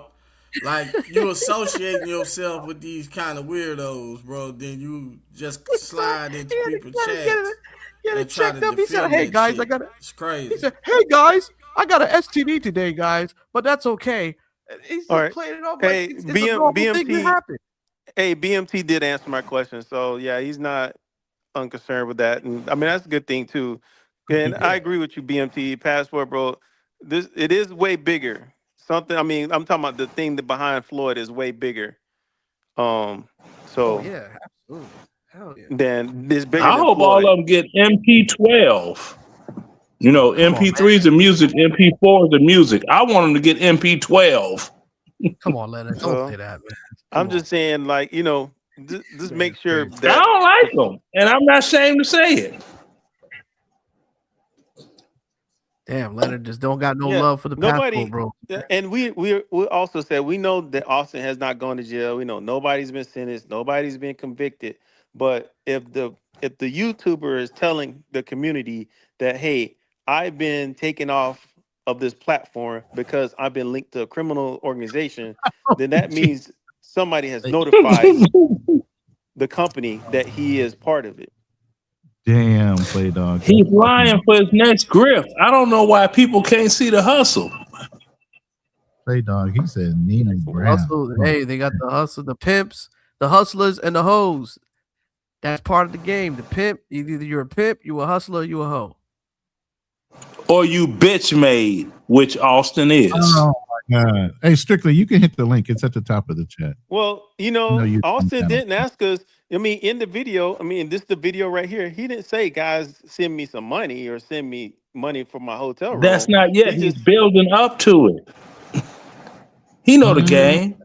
You say you got lawyers involved. Then you say more is going on. Then you say they're really trying to go at you. Then you say you need money for help in your defense of the woo bop the bam, you dig? And then that's when you start, because you got all these e-beggars. New York City, the future is an e-beggar. You see what I'm saying? I ain't lying on nobody here now. I mean, come on now. Stop me when I lie. Andrew's word is popular. Well, we'll just have to wait and see if he puts out any content asking for money for a hotel. Exactly. It's gonna happen down the road. If we start saying, hey guys, I need money for a hotel, I'm coming up short. You want me to continue this content, send me money for a hotel, then we'll know. We got Ethan abroad in the building. What up, Ethan? I'm good. Is my mic working? Yeah, you good. You might have to just turn up the volume just a little bit. Yeah. Maybe What's up, Blue Collar? I didn't see you over there, bro. How you doing? All right, man, is it chilling, better? man, chilling.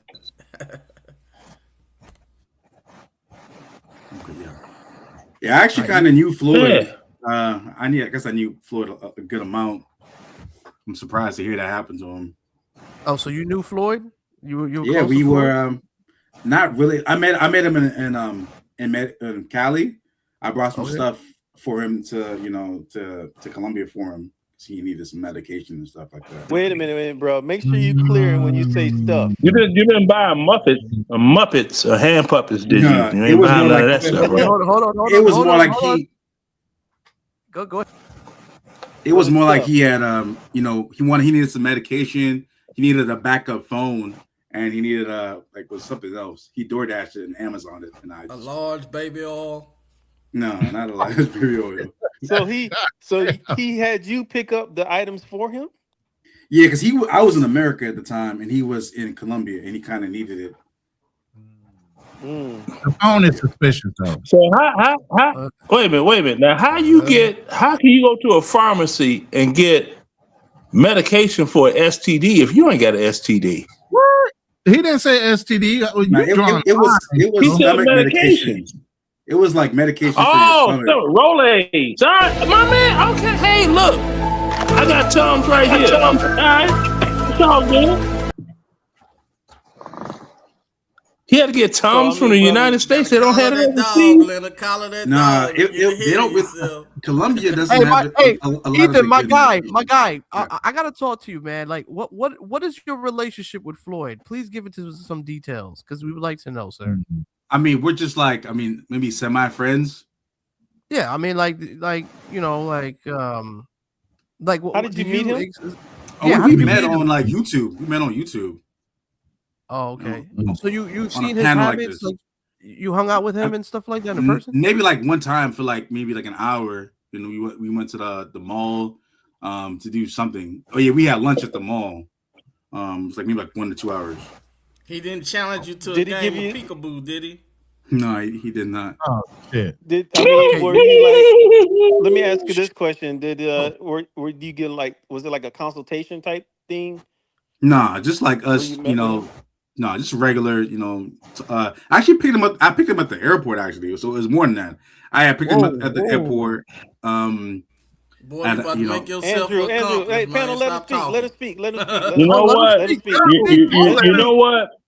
Let us hold on. Anybody heard of quit while you ahead? Hey, let her, man. Go ahead, Ethan. Speak, man. Speak. Yeah, I had picked him up at the airport because he was visiting, Cali, and I just said, hey, let me pick you up at the airport and give you your stuff, and that's a few interactions I had with him. Oh, okay. Oh, So you were what type already of down there as a student, or what were you doing down there? Yeah. I was there visiting. Spending some time enjoying the country, and I was just, there enjoying Cali. Okay. Did you suspect any type of did you kind of suspect like things was kind of odd or strange with Floyd during your time? I mean, odd. He was definitely someone who didn't listen, who didn't really, kind of take people's advice, but nothing out of the ordinary. Just like being stubborn, not being able to learn and try to improve himself. Oh, so nothing would indicate to you that he could be a person of like a master puppeteer by any chance, or someone that might No, be doing like the peekaboo stuff? You never really encountered that in person or any of that stuff? no, because all the chicks he was going after were like, they were in like their mid 20s to late 20s. Also, I was seeing him pick up like MILFs and stuff, so I was, it's kind of a surprise to me. Wow. All right. Well, does anybody Floyd have Mills, any? them 2 words you never thought you'd put together. What's up with the Hey, background music, Ethan. man? Ethan, Come let on, me man. ask Ethan this question. So now that you've heard this allegation Wow. against Floyd, how do you? I mean, because he's somebody that you associated with. Do you think that the police are telling us the truth, or do you think this is some type of conspiracy that may be trying to set him up? To me, I think that maybe it's just they're probably stretching things a little bit. Maybe some of the things are possibly true, but I don't believe that everything is completely true.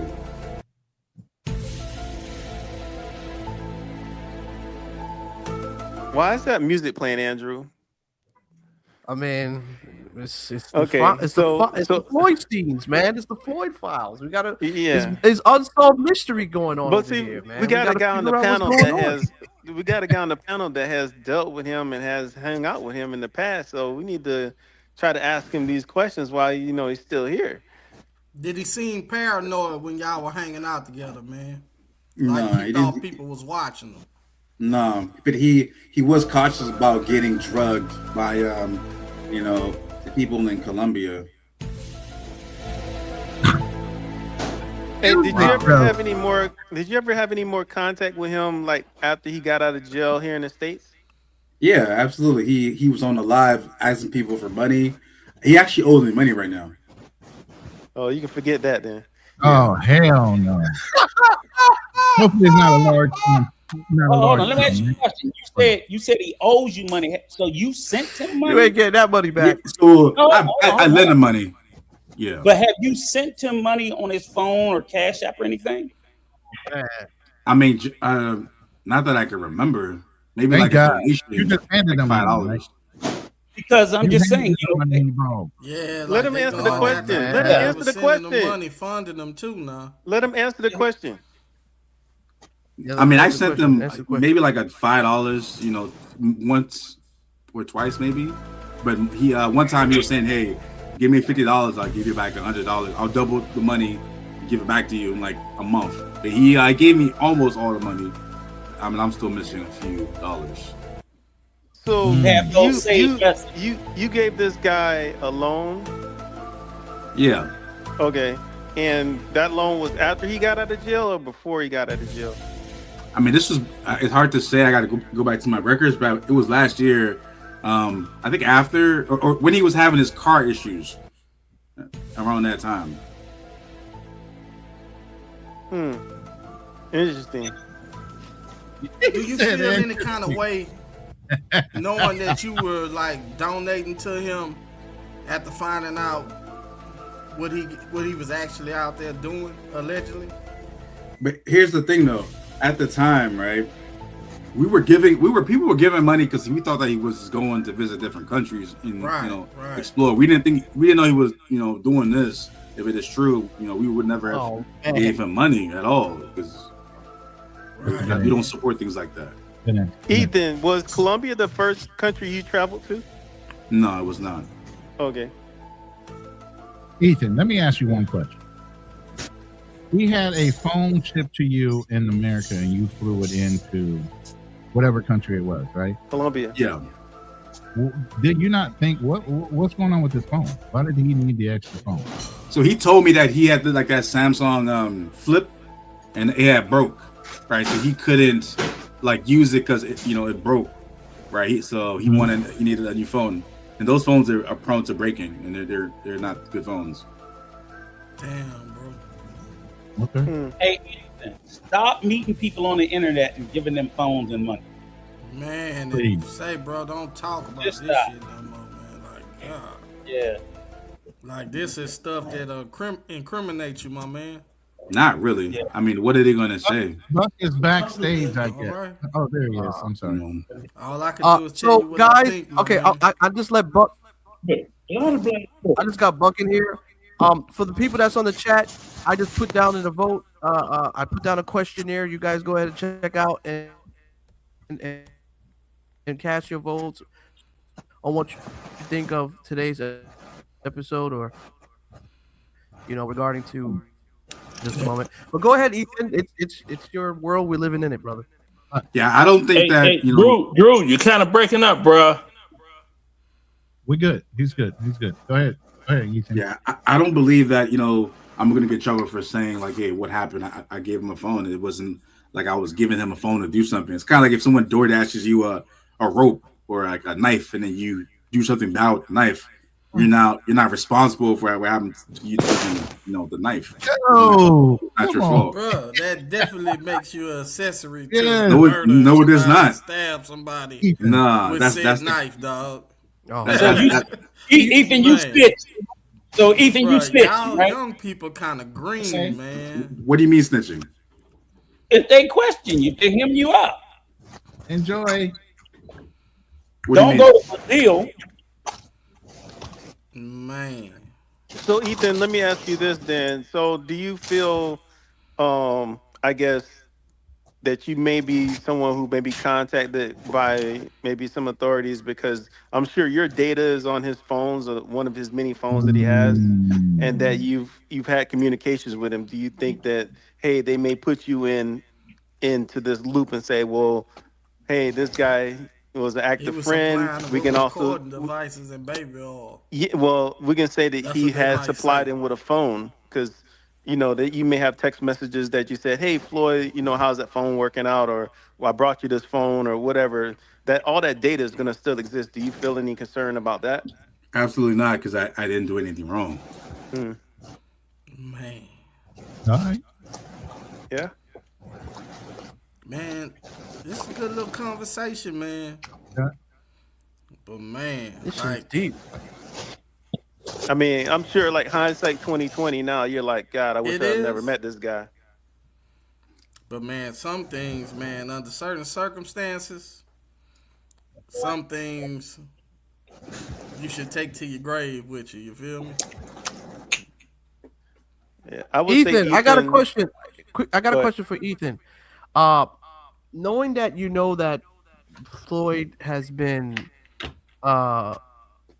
taken by the authorities and they found phones and cameras and Muppets. and they played whatever Muppet was, it Teddy Muppets bears. and teddy bears. With the files that's on these tapes, right? Do you feel like you might be concerned about what might happen to people that might be close to him on these SED cards, or people who might have traveled or associated with? To me, I feel as if anyone who has helped him and knew what he was doing deserves to be locked up. All right, but if you're just like someone who might have given him money, but you had no idea, there's no way you can't be responsible for what he does, because you don't know he's doing these things.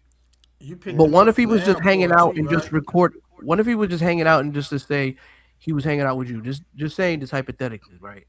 If he was hanging out with you and then he just, you guys are hanging out and it's a hot day and you guys had your shirts off and shit, and you walking around, and he just so happened to record you from behind, and you so happen to just be on there, right? Do you think that the police would probably come into question, like, why are you on these SED cards that Floyd is filming? You don't think they might want to ask you some questions about that if that was pertaining to happen? I mean, you may not be necessarily participating in the activities that he's doing, but because if they see your video just on there, let's just say he recorded, they might come into question that maybe you might be part of the whole Floyd Epstein style files. I mean, are you kind of concerned that might happen, or you might be misjudged in some sort of way? No, now I'm not concerned because I haven't done anything wrong or Did he there's no film y'all proof. while y'all was riding around together? Did he maybe film you a little bit? I mean, possibly, you know. But Andrew, that's a wild question, man. The Not really hypothetical reaching. walking around Yeah, with that no shirts hypothetical, yeah. on and I asked wild, crazy questions, but that's a the man said he hypothetical was though. he said he was friends with him. Bro, you drawing real straight, specific. But I lines. mean, No, but I'm saying he was friends with him, though. I'm But saying be- he accidentally recorded him. let me help you, Drew. The shirt thing off was a bit wild, but it's a good question that he could be on video. Maybe that's a little bit too much. At the same time that, like, in other words, if he has an SD card, he could have just did regular videos with you guys doing regular content, and then later on the next day when he was doing his extra activities, he still put it on the same card. So because you're on the same card with that other stuff, it would make sense that the authorities would want to talk to you, and it would make sense. And I'm not saying you did anything wrong. I don't think that, but if I'm an investigator, hell yeah, I'm going to talk to you. Yeah. And I'm gonna ask you because I don't know what you know. Yeah. And the same question for Ethan. Are you concerned about that, or you just don't care because Well, he did say he hadn't done anything wrong, so he wasn't concerned. You already answered that question. Yeah. Oh, you did. Oh yeah, sorry about that. I'm muted, but yeah, I'm saying that I've done nothing wrong, so I don't have. Let me answer that question. Now, this is a hypothetical too, and I've asked this to other panels. But this hypothetical is that if your phone rang right now, and your call ID said Floyd Wallace, would you answer it? I mean, yeah, I'll probably pick it up. Wow, Do you know that's the feds? You You know still that's the answering? feds. That's it could be them calling me. I'll be like, hey, what's going on? Ethan, do you believe that Floyd could possibly get free because there's a woman out here that's starting a GoFundMe? Her name is Lisa News, and she believes that Floyd is innocent. What's your take on that? Do you think there's a possibility that they might step in and try to get Floyd out of there? I mean, definitely they're going to step in and they're going to try to, get him out, get him a lawyer. I'm sure lawyers are not too expensive, in Brazil. But in America, not that expensive. So Floyd has money. So he'll be able to. I don't know if he'll be able to get it free though, because he has to kind of prove that these allegations are not real. Well, I hope they're not real, but evidence, too much evidence. As an OG, bro, I'm gonna give you some advice. Say, bro, do not meet up with guys you meet on the internet. Do not bring them devices that could be recording devices and stuff like that. Okay. Just DTA. Don't trust anybody. You feel what I'm saying? You seem like a kind of nice guy, bro. Like some people, they just don't know any better, man. Like, man, be more careful. Like, this travel space is a little weird, man. There's some weird people in the world, period. Like, try not to be out there just willy-nilly with people you don't really know like that. And that's kind of like the question I wanted to ask you too, was that I know you said you met Floyd online on the YouTube channel, but how did you discover Floyd's channel? Was it through the Cop Watch channel or his travels channel? Probably through Austin, Holland, or whatever his name is. Austin. Austin again. So Austin, you saw Austin and Floyd traveling together, and then you kind of picked up on Floyd's content. Yeah. Okay. And then that's you when guys were able anything. You ever meet up with him out abroad? Who? Austin. No, I never met Austin. Never met him in person, so that was after him and Floyd parted ways. Then They were still kind of close, but they weren't they traveling would as much talk on the together. phone and stuff like Let, that. let me ask you a I question. mean, probably. Let me ask a question. This is a legit question. Had you not known Floyd was associated to Austin, would you associate yourself with Floyd individually as a person? I mean, what do you mean associate? I mean, I just Obviously, just Floyd was brought into the space by Austin. Austin introduced him to the world, introduced him to YouTube and his viewership. And obviously, Floyd picks up some of his viewership because he's associated to who? Austin. So the question is, if you never knew that he was ever associated to Austin, he was never introduced that way, would you have friended Floyd just on the fly? I mean, I might have discovered Floyd, kind of like I discovered like Jay Rello and these other YouTubers. Eventually, I would have discovered them. Whoa, Space is you know small. Jay Rello too? Yeah, Jay Rello, he's pretty entertaining. You linked up with Jay Rello? You like No, that crash out I never content? met Jay Rello before, but I heard a lot about him. You're a fan of the crash out content. What about Yeah. Social Loner? You like Social Loner too? I mean, I don't like it. His content is interesting. We talked a lot. Social's all right. Wait, you got the smoke for social? Like, what the fuck? Nah, his content is great. We on the panels. We've talked a lot. So Let me who ask else? you this, have you, Ethan. who else have you linked up with other than Floyd? Anybody else? Don't say No, that. I don't think I've linked up like in person with anyone else. Oh, okay. Just So Floyd. whenever you pick Floyd up from the airport when you guys met in Colombia, how long was he staying in Colombia for? It might have been like a few months. And I guess, did he tell you like, hey, I'll be staying here, that I'll make money doing X, Y, and Z, or did you guys ever talk about like finances and stuff like that? I knew prior that he had a second YouTube channel. He was making money off of there, and he was making money off of like super chats and asking for donations. And that's Ethan, did you see him switch phones by any chance? Do you see him with different cell phones? I think I saw him with like maybe 2 phones. Oh, okay. Hey, I got a question for you. What kind of traveler are you, Ethan? Are you a monger? Are you a guy that like to travel and see the sights and, try out different cuisine and culture and stuff like that? I mostly like to live in Colombia just to have a different, just live in a different place. The weather is better because I live in Colombia technically. I don't really travel. I travel to different cities in Colombia. You're an expat. Yeah. Can I ask you a question, Ethan? What's up? Did you and Floyd ever go hunting for studs together? Oh man, that's diabolical. No. Jesus. I mean, like, okay. So, have you ever seen? Out there looking for stud muffins. Maybe a stud hunt. I don't know. Oh man, that's so Where diabolical. stud muffins at? That's That's a good Floyd's question. thing. That had he ever expressed that he liked studs with you? Not that that's a bad thing. It's still a woman. I knew that from his YouTube channel that he liked studs. So, what about when y'all were together? I mean, what was y'all like? When you a regular hottie, he went ew or some shit. What? Nah, when we were together, he was talking to this this waitress, but she was like a white Colombian waitress, and he was trying to get her number and stuff like that. Was she like a woman or a stud though? She was definitely a woman.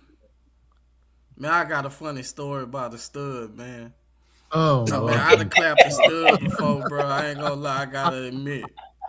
But I got into it with her, in an argument with her. She got jealous about some shit and threw some cayenne pepper in my eyes, man. That shit was like mace, like bear spray. I'm telling you, that shit burned so bad, man. Shit. So you had to fuck her then fight her. Could nothing stop it from burning. So you had to fuck her then fight her. Exactly. Well, Man, it's crazy. Yo, have y'all ever experienced dealing with a chick that you ever met, but her stud partner wasn't around, but she probably stepped to go to the bathroom or some shit? You ever talk to a chick and next minute her stud girlfriend comes out, but she's flirting with you and everything like that, but as soon as her stud girlfriend comes out, she starts acting like she don't know what the fuck is going on. Have y'all ever experienced something like that? And next minute the stud wants to fight you and get mad at you because you talking to the, you know what I'm saying? It's So you crazy. got beat up by a stud over her girl, Drew? Nah, I almost got my ass kicked. I ain't gonna hold you down, man. Hey, them chicks be scaring the shit out of me, man. They fucking hit like Bruh. niggas. I had ran into a pretty stud out at a daiquiri shop one night, man. And I was going Oh there. my She had God. like 3 females with her. I was coming at her so hard, I think I was breaking her down a little bit, bro, because she threw one of her girls at me. You know what I'm saying? She let me have one of her chicks just to get rid of me. God damn, y'all crazy. Ethan, I got a question, Ethan. What's your take on studs if men are interested in studs? Do you To think me, that? Yeah, go ahead. I think it's a little bit strange. But I mean, depending on what the stuff looks like as well. He's I a was little about bit to say, strange. bro, because all of them ain't like, all of them don't Manly. look like little dudes, bro. Yeah. Some of No, them look like dress I ain't like boys. I ain't talking about like the old school studs like a Leah or a Left Eye that got the Timberland boots and you can see a woman's Boy, body. I'd have told Yeah, Left no, Eye that's out the different. That's frame. different because that's you could tell it's feminine. It's still a feminine woman Yeah. with So that's what I'm makeup saying. on. So are you saying No, in Colombia they got some badass studs or what? I They rarely don't. see I studs in don't Colombia. know. I don't look at studs. maybe I'm missing it. Maybe they got some hot studs in Colombia. I don't know. But what I'm saying is even back in the days you would have some stud females, but they had Nah, the they look ones feminine. I know, they look like you, Drew. Hey, Ethan, I have a Look like question for you. you. In regards to Anyways, Colombia, are you you say you're expat, right? Basically. Are you like a digital nomad? Are you working down there and Correct. earning income like US dollars and stuff? Yeah. Okay. How tomboys, long they have you not lived studs. there? I've lived there on and off for, I would say, about 2 or 3 years. Okay. Okay. What state do you hail from? The DMV area. Okay. Okay. All right. I'm A telling lot of you. guys from DC travel, man. Yeah. I Studs think look they like probably Andrew might Younger, man. be Yo, you crazy. the second Blue largest collar, where group you in the from? travel space behind Where New you York from? guys. Where you from, Blue Collar? I'm from Louisiana. Okay. But so So I mean, back to my how did you original question I was gonna ask Ethan. You know that it's strange that if a man has interest for a stud, right? Yeah. Mm. Okay, do you even question about their sexuality and say to themselves, well, if you into studs like the ones who look a little bit more masculine, isn't that no far catch close to being being a man? I mean, I haven't really thought about it because that's not something I think about on a day to day. I just hear. Go ahead. I think a better way to describe it, Andrew, is like not as if you have a preference. That's what seems weird. It's like he had a preference for studs. Because we all said if she cute enough, we'd take a run at her ass. But that ain't my first choice. But you can't be out here running after chicks that look like Large Marge off of Pee Wee Right, Herman, though. right. Now you know what? There's a girl online. There's a girl online, and I don't like girls with short haircut, but I was like, man, this girl is Yeah, I know beautiful. which one You you're ever heard of talking about. You ever heard of Jada Fade? Oh yeah. She's beautiful. Yeah, be You doing like them a stud. doing them skits with Big Ja. Yeah. Oh, I know who you talking about now. Yeah. Yeah, that thing She's sexy, pretty, boy. isn't Yeah. What? But you don't none of us wake up and say, damn, I want a stud and some fucking Timbs or some shit like that. No. That's not a preference. That's just something if you run across it, you're like, damn, she look good. But that is odd for that to be your preference. Right.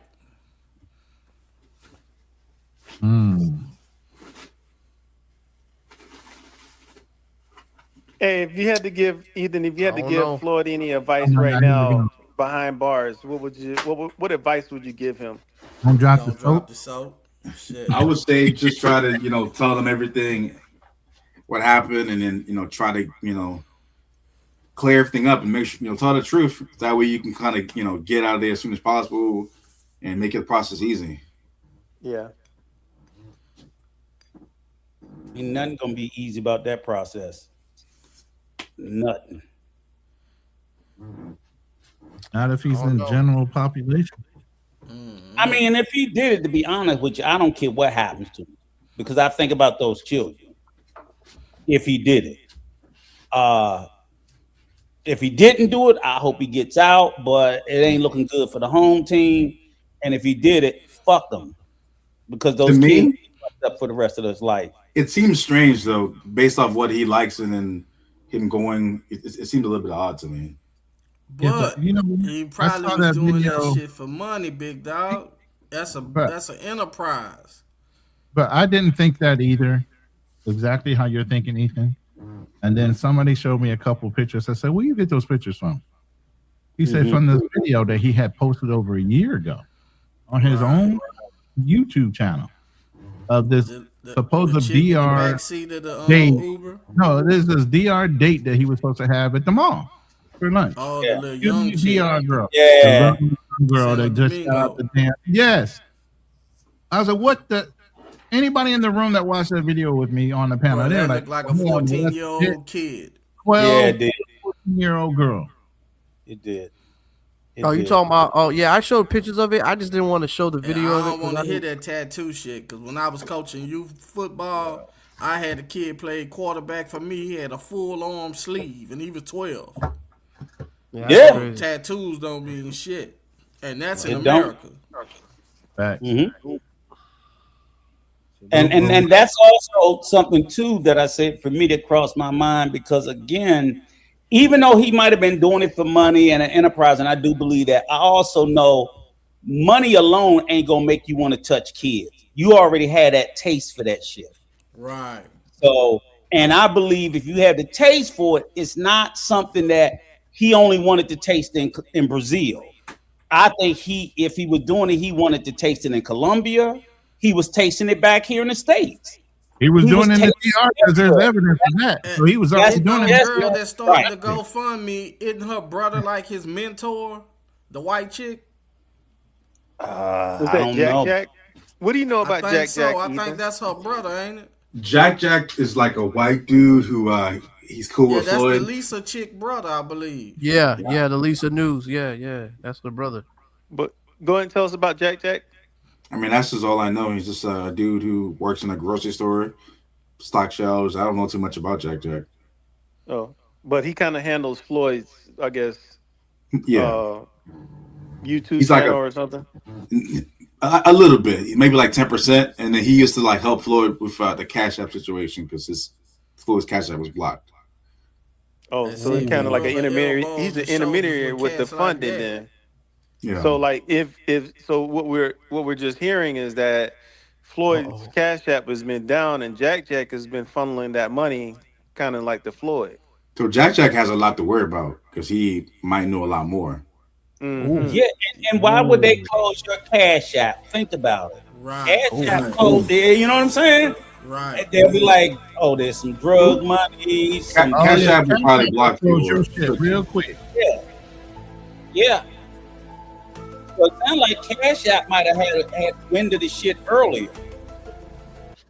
Could Jack be a prime suspect in this whole To me, situation that's going on? With I don't want to say this, but to me, let Ethan explain. Go ahead, Ethan. Possibly, I can see more like Jack being involved. The in something ringleader, like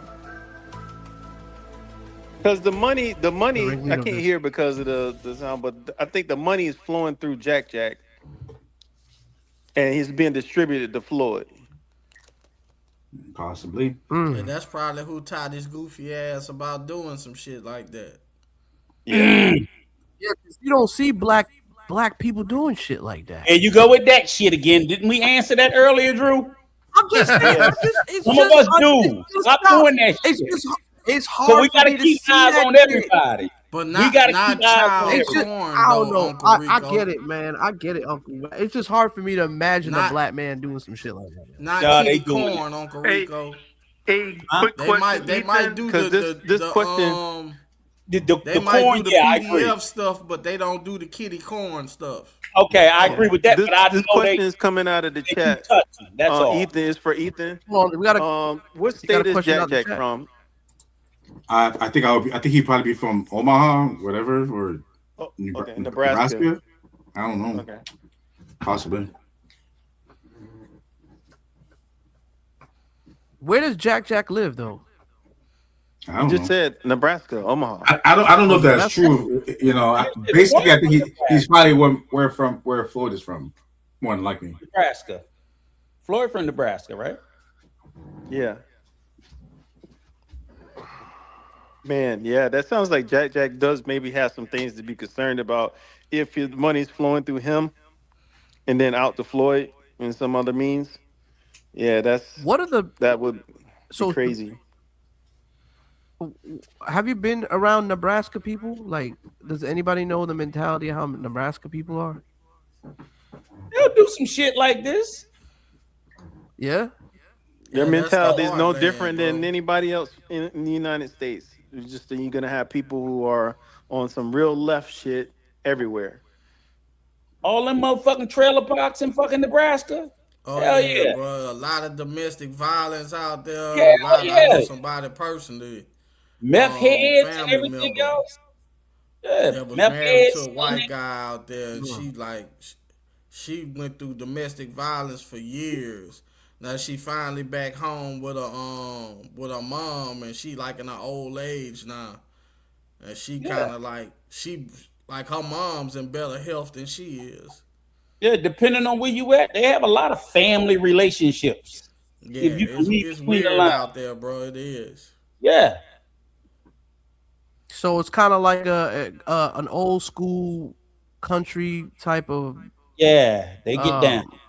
Type of, like, okay, it's more like Maybe not in the big city, but definitely in the rural areas. like hillbilly, like hillbillies, Yeah, right? hillbilly type shit. Yeah, Like hillbilly type of a like lot of country domestic life. abuse, a lot of Mm-hmm. low ball, low rent shit Hey, going Ethan, I have a question for Ethan. So, since you spend a lot of time in Colombia, are you fluent in Spanish?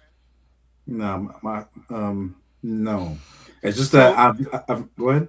Oh, so since you're not that fluent in Spanish, and you said you went and picked Floyd up at the airport. How was Floyd getting along there with communicating?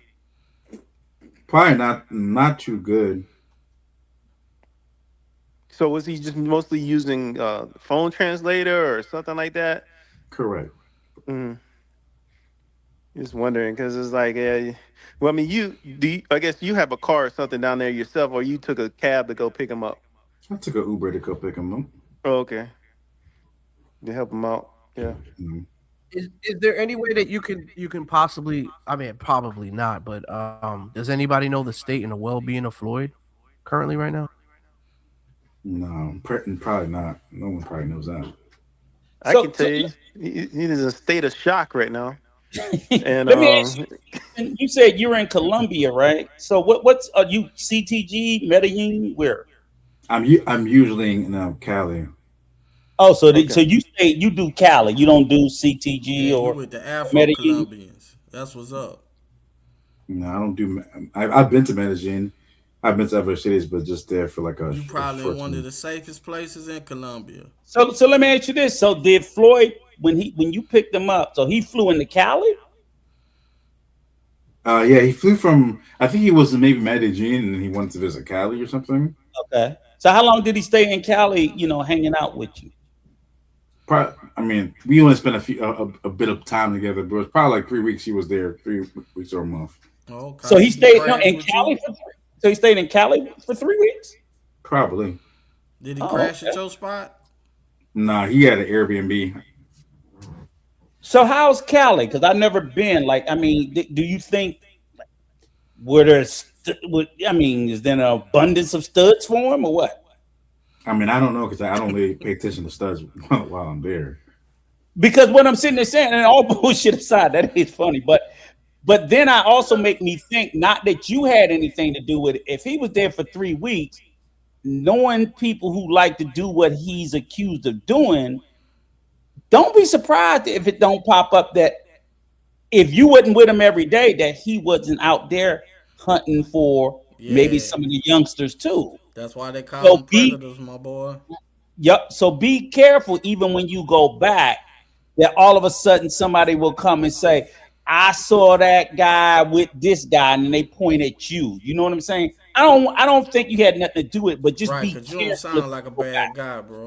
Right. Yeah, Be for careful real. and protect yourself, because somebody could see you with somebody and you don't even know. And they're like, "What the fuck they pointing at me for?" Because they seen you with his ass. I was with Right. him for like maybe altogether like 3-4 hours combined, so Okay. probably extremely not All right. likely. Well, I hope that's the case, but I didn't know. And then you told me 3 weeks. I'm like, well, if he was in 3 weeks and he get the Joneses for I need a little one, he gonna do some shit. Oh, that's Oh my crazy goodness. work. Oh Did my you god. guys ever? I'm just, Did you I don't guys know ever go how. out to clubs and bars together? No, because I'm usually busy with work, so I work and I got a Okay. girl. I had a girl, so I'm spending time with her. Uh, well, that's good. At least you had somebody occupied. But you guys never met out, hung out like, oh, we're gonna meet up at the club tonight. No, I don't usually go to clubs with anyone. Hmm. Yeah. So you can write a book, Surviving Floyd. No. No, I mean that's. I mean, I'm glad you did limit your time with him. So at least that's limited opportunities that anybody can put any dirt on your name. But I know it still got to kind of make you feel kind of bad just even being around a motherfucking piece of shit like this. That's crazy, If he bro. did what he did, it would still bother me because, again, like I said, I think about the little ones. Yeah, that's kind of like giving Ted Bundy a ride, bro. Yeah, correct. You know. It's strange, bro. Like he a weird cat, bro.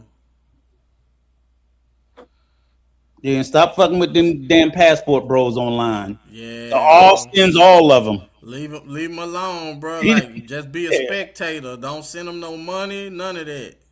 They some freaky frogs, bro. You don't want to get tied up with them.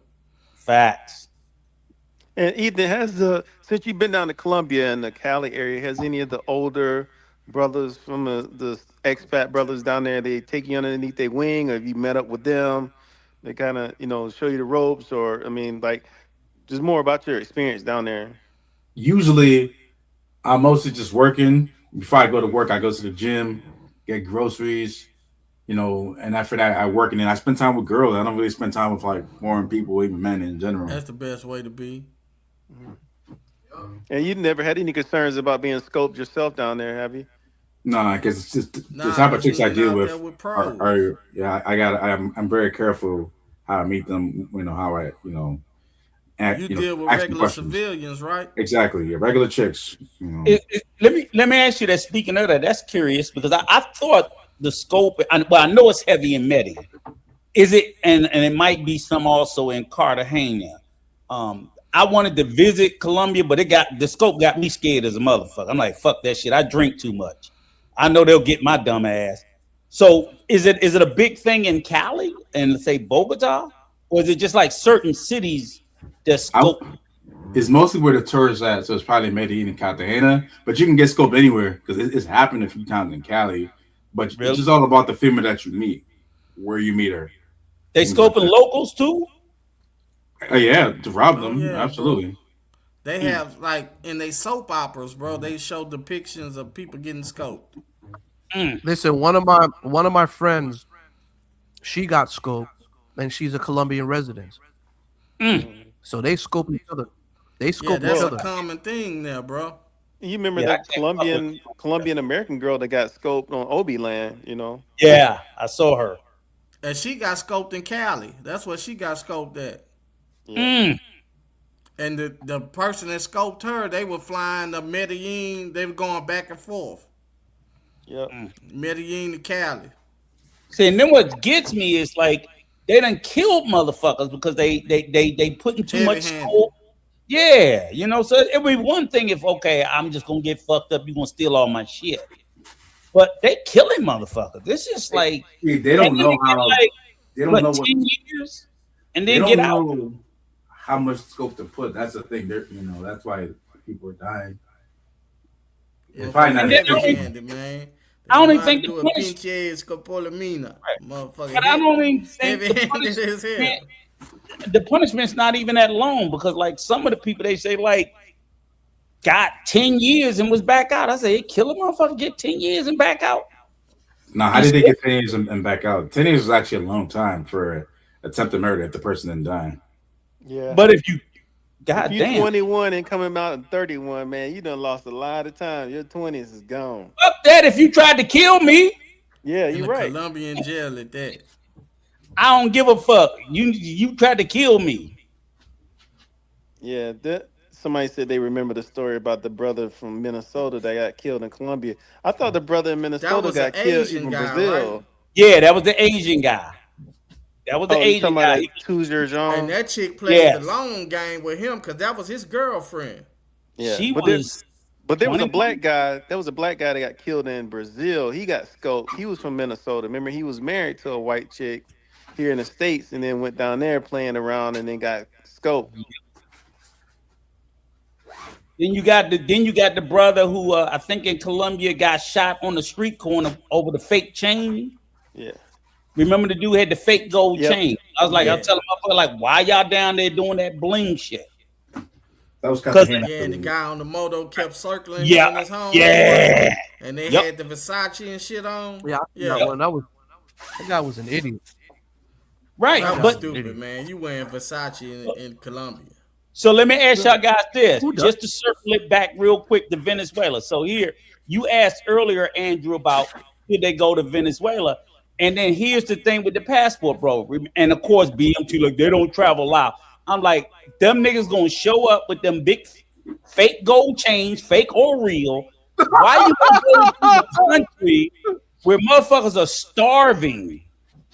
Literally, in Venezuela, they don't have gas. A lot they're drinking water off like fucking public gutters, all this shit. So why would you go to a starving country with starving people trying to bling, knowing that's what most of them gonna do because they don't know how to go and travel quietly, travel low. You don't even want to use the U.S. dollar nowhere in Venezuela right now. You know how much money you get back with the U.S. dollar? Tax. Yes, the money back. And then look, remember the guy? Who was it? The guy that got robbed on the live in the hotel with all the fucking money. Was that Brazil or Colombia? When he was like, "Look at this money in Colombia," and he was on the live, and they rolled up and robbed his ass. This is what I'm talking about. Now BMT will jump in here and say, "They not passport bro. They not passport bro." No, you say that shit because they got robbed. But if they hadn't got robbed, you'd have been letting them fly the flag. Fuck that shit. You don't get to run the flag when they do something good, but when they do something fucked up, deny it. It don't work that way. I mean, here's the thing about passport bros. I mean, if you really think about it, it's like we were talking about earlier, a guerrilla army. A guerrilla army does not have any identifying marks. They're just fighting. They're not, and passport bros, you don't have a passport bro membership card or passport bro discount when you get into the hotel. We all could be considered passport bros when we travel. It's just because we're black, even though passport bros is diverse, but they're gonna say, "Oh, this is another passport bro." Like we have nothing to do with each other. Like Ethan probably doesn't claim by my behavior, man. Yeah, but Ethan, Ethan probably doesn't claim to be a passport bro. Do you claim to be a passport bro, Ethan? No, I do not. But Drew, the problem is that the people in the passport bro space painted us all as passport bros. They did it because remember when they was pushing that market, never right? But this is what I'm saying, Ronan. I never claimed to be. You never claimed to be. Nobody on this panel never claimed to be. But when you went into the passport bro spaces, what was they saying? Black men traveling. That's all they said. They all of us as passport bros, whether we wanted to be identified that way or not. They did this shit. They did it. So my thing is, okay, so when one of us fuck up, don't say he's not. Because when those 5 dudes, remember those 5 brothers in Colombia, those 5 old heads, I'm an old head. was beating up that yeah. fucking hooker because they didn't want to pay her, right? Yeah, I remember See what I'm that. saying? Link is in the chat, Orlando. Hit the link. All this shit was happening. Oh, that's not a passport, man. Get the fuck out of here. But you know what though? You know, out of all of them them old heads, I'm an old head. I'm telling you. You know, That you look say we have bad, bro. Floyd and Austin who once claimed it. But you know, Jay Rello never claimed to be a passport bro. But from he was the beginning. From the Yes. beginning, since the But- $100 incident, he never claimed that. 1,000%. But here's the problem, Drew. You can't say I'm not a passport bro and I'm always in passport bro spaces. I'm always fundraising off passport bro. I'm always doing passport bro shit. I'm entertained.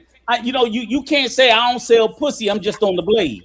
So Motherfucker, if you Rico, on the blade, think you about selling pussy. the passport bro is this. The passport bro is the shark. And then the shark has those little fishes that swim underneath him. Yep. That's what the dudes are. They just God there. damn. Don't you just say that. I can agree with that. They just there. They not passport bros. They're not Leechers sharks. and shit. He called them They not leechers. sharks. Right. They just hang on for like the scraps. Right. But if you it's always a funny thing, but you can't delineate now. When the movement was hot and heavy, when Austin first said I'm a passport bro, fuck them black bitches in America, come to Brazil, right? Everybody wanted to be a passport bro. That's right. That's right. But I'm saying that was when it was already part of the biggest gang you can possibly be part of. You know That's what I said too, Ronan. It was wildly popular then. At the So time, all it was a I'm unit where black men were having fun and Right. seeing So women. But all then I'm saying it got hard. is, and I always said this because they try to deny. I said passport bros were brothers who they started out in the black manosphere. Yeah. And the black manosphere basically bullied them, punched on them, smacked them around, and kicked them out. So they was I like, hate to say this, Uncle Rico, but this is paramount to Crips and Bloods. Remember, Yes. gangs started off protecting the neighborhood. yes. You know what I'm saying? And then Yeah. they flipped the vice lords and all of them. They all started off protecting the neighborhood from the white folks and the bad cops and all that. And then they all flipped to selling drugs and doing all kind of massive illegal shit. It almost sounds paramount to that. And how come it's always associated to a black community that does shit like that? Yeah. Because Hey, I want to answer this question. In the chat, BMT too. started this shit. Go ahead, Drew. It's not a question, but the statement says Jay Rello was immediately rejected by the so-called passport bros. Why would he? That's why he doesn't claim it. But if you go to World Star Hip Hop and look up the Kenya incident, it says passport bro, blah blah blah. This dude has never claimed passport bros. It don't matter. It don't matter. Like I said, he never claimed it. If you go out there and say passport bro beats up woman in Kenya, passport bro loses $100. I'm talking about all the J-Rel incident. Passport bro has accident in the DR. You know, it's all J-Rel. Negative headlines. That's Yeah, it. but look, you know, Drew. Here's the problem though. This is my problem and my issue where I had with BMT. Because remember, BMT trademarked the name Passport Bro. Him and No Excuses Entertainment. BMT created the app called the Passport Bro app. I said my problem is if you cared about the name Passport Bro, then every time there was something negative that was done and they called it a passport bro, you should have been the loudest motherfucker screaming from the top of the mountain that we as passport bros, we repudiate, we denounce, and we do not stand by. But you sat quietly silent and said nothing because you wanted the sub from them. So what you did more than said silent. He come out to defend Austin Holloman. Exactly. Ever since the first incident. Right. And look, Blue Collar, this is what makes it crazy. So I said, so if you talk to Phil Knight, the owner of Nike, you're not going to say, oh, Nike. You're not going to say nothing in Nike name because immediately they out with cease and desist letters, police. If you want to defend the name, you must defend it. But he wanted to be fucking lazy and say, oh, I'm going to let them muddy the waters and they should figure out the difference. No, we ain't going to figure out the difference, motherfucker. If you don't distinguish what you are different from the shit, you are the shit. And that's what he did. He sat on his ass and he let the J Rellos, the Austin, the NYC, and all the shit that now he wants to delineate from. It's too goddamn late. That's You didn't because do it when you needed to. That's because he wanted to take credit, and push his brand when they were Thank doing good. you. They wanted But they then- wanted the benefit off but that some of little them- 5 minutes of fame. Right. Thank That you. shit bird Austin This is Holloman why- was getting at the time for the Brazil This is incident. why He a had a lot lot of of military, followers. right? This All is of why them a just lot of was jumping military on board, guys man, trying to and a get lot them. of Gen X older guys, even though y'all are calling us haters, it came to a point where being silent is being complicit in the actions of the younger ones that are traveling. So now you got old Crusty Rico, myself, and other people saying, look, this is not the way to fucking move around the planet. Even from military, we're taught to do no harm, travel in packs, understand the culture, all these things. And then as you gotten older, I mean, you used to have to dress up to even get on a fucking plane. Okay, it wasn't no casual ass, put a fucking bonnet on and wear some pajamas and you can get on a plane. No, that wasn't acceptable. But again, the younger crew has not learned, and like I said, they just expect so much without having to earn the respect. And you're ruining our name as Americans. Now, my brother Black Man Travels used to say, hey, I can move the way I want to move, and nothing nobody else does affects me. Well, laws are being changed. Visas are being restricted. You can't film certain places anymore without blurring out the background. So, yes, you little motherfuckers are fucking it up for everybody else now. Spots have been blown up.